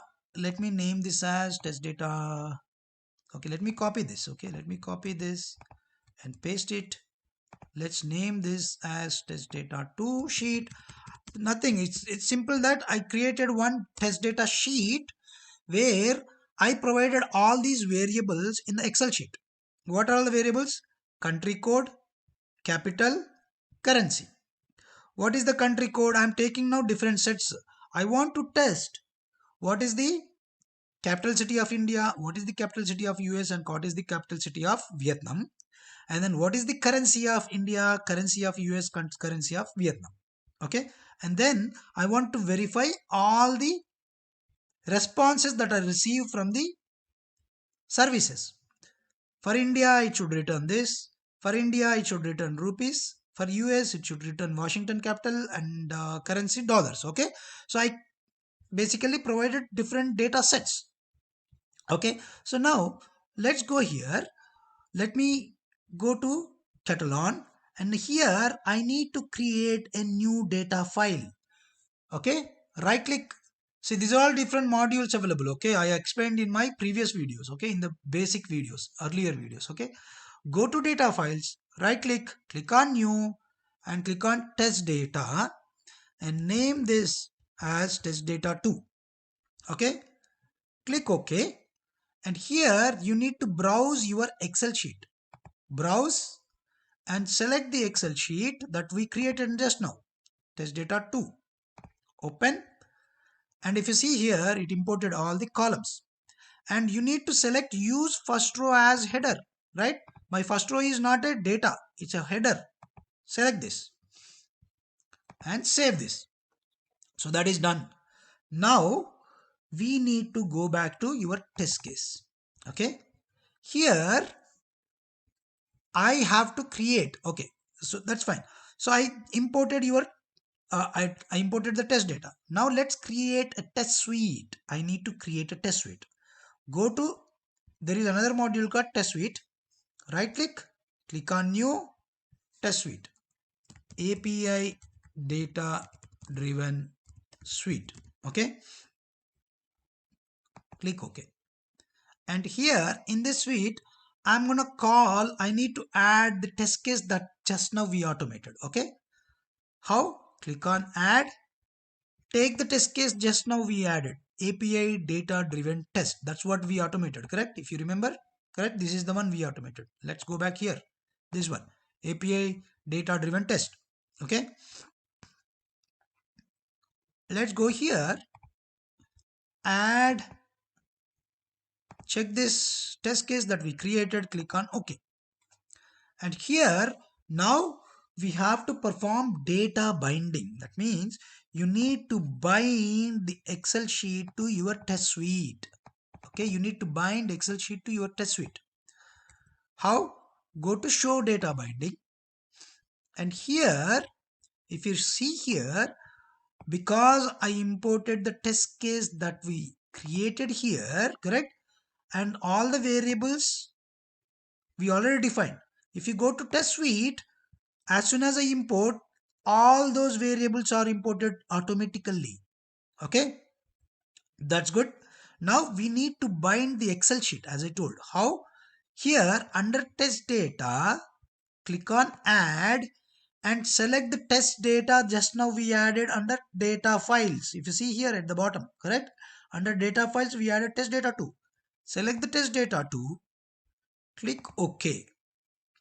And now here, instead of values here, right? Instead of default values, I need to replace with data columns.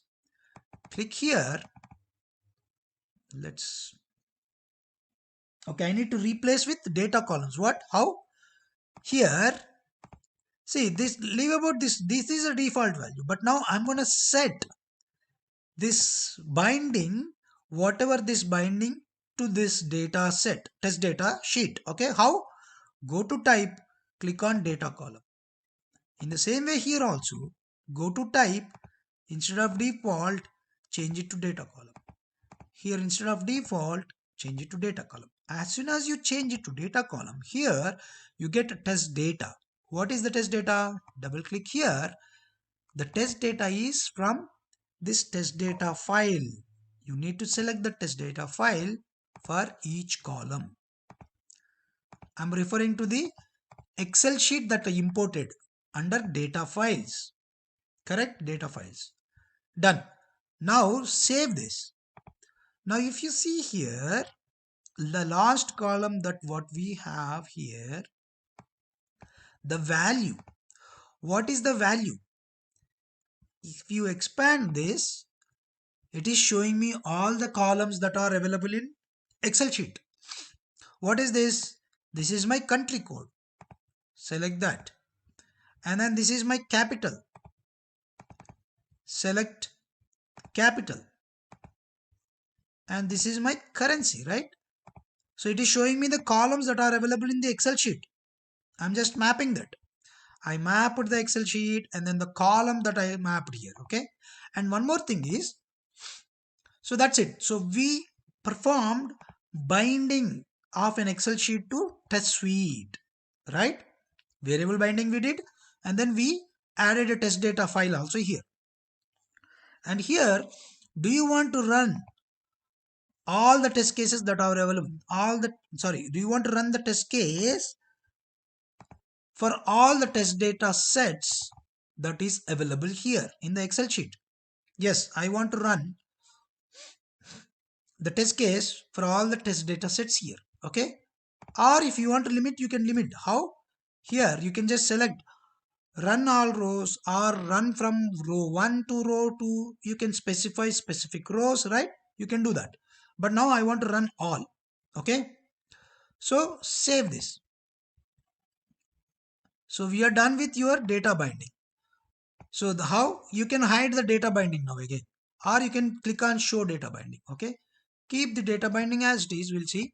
Now let's run this particular test suite. Okay.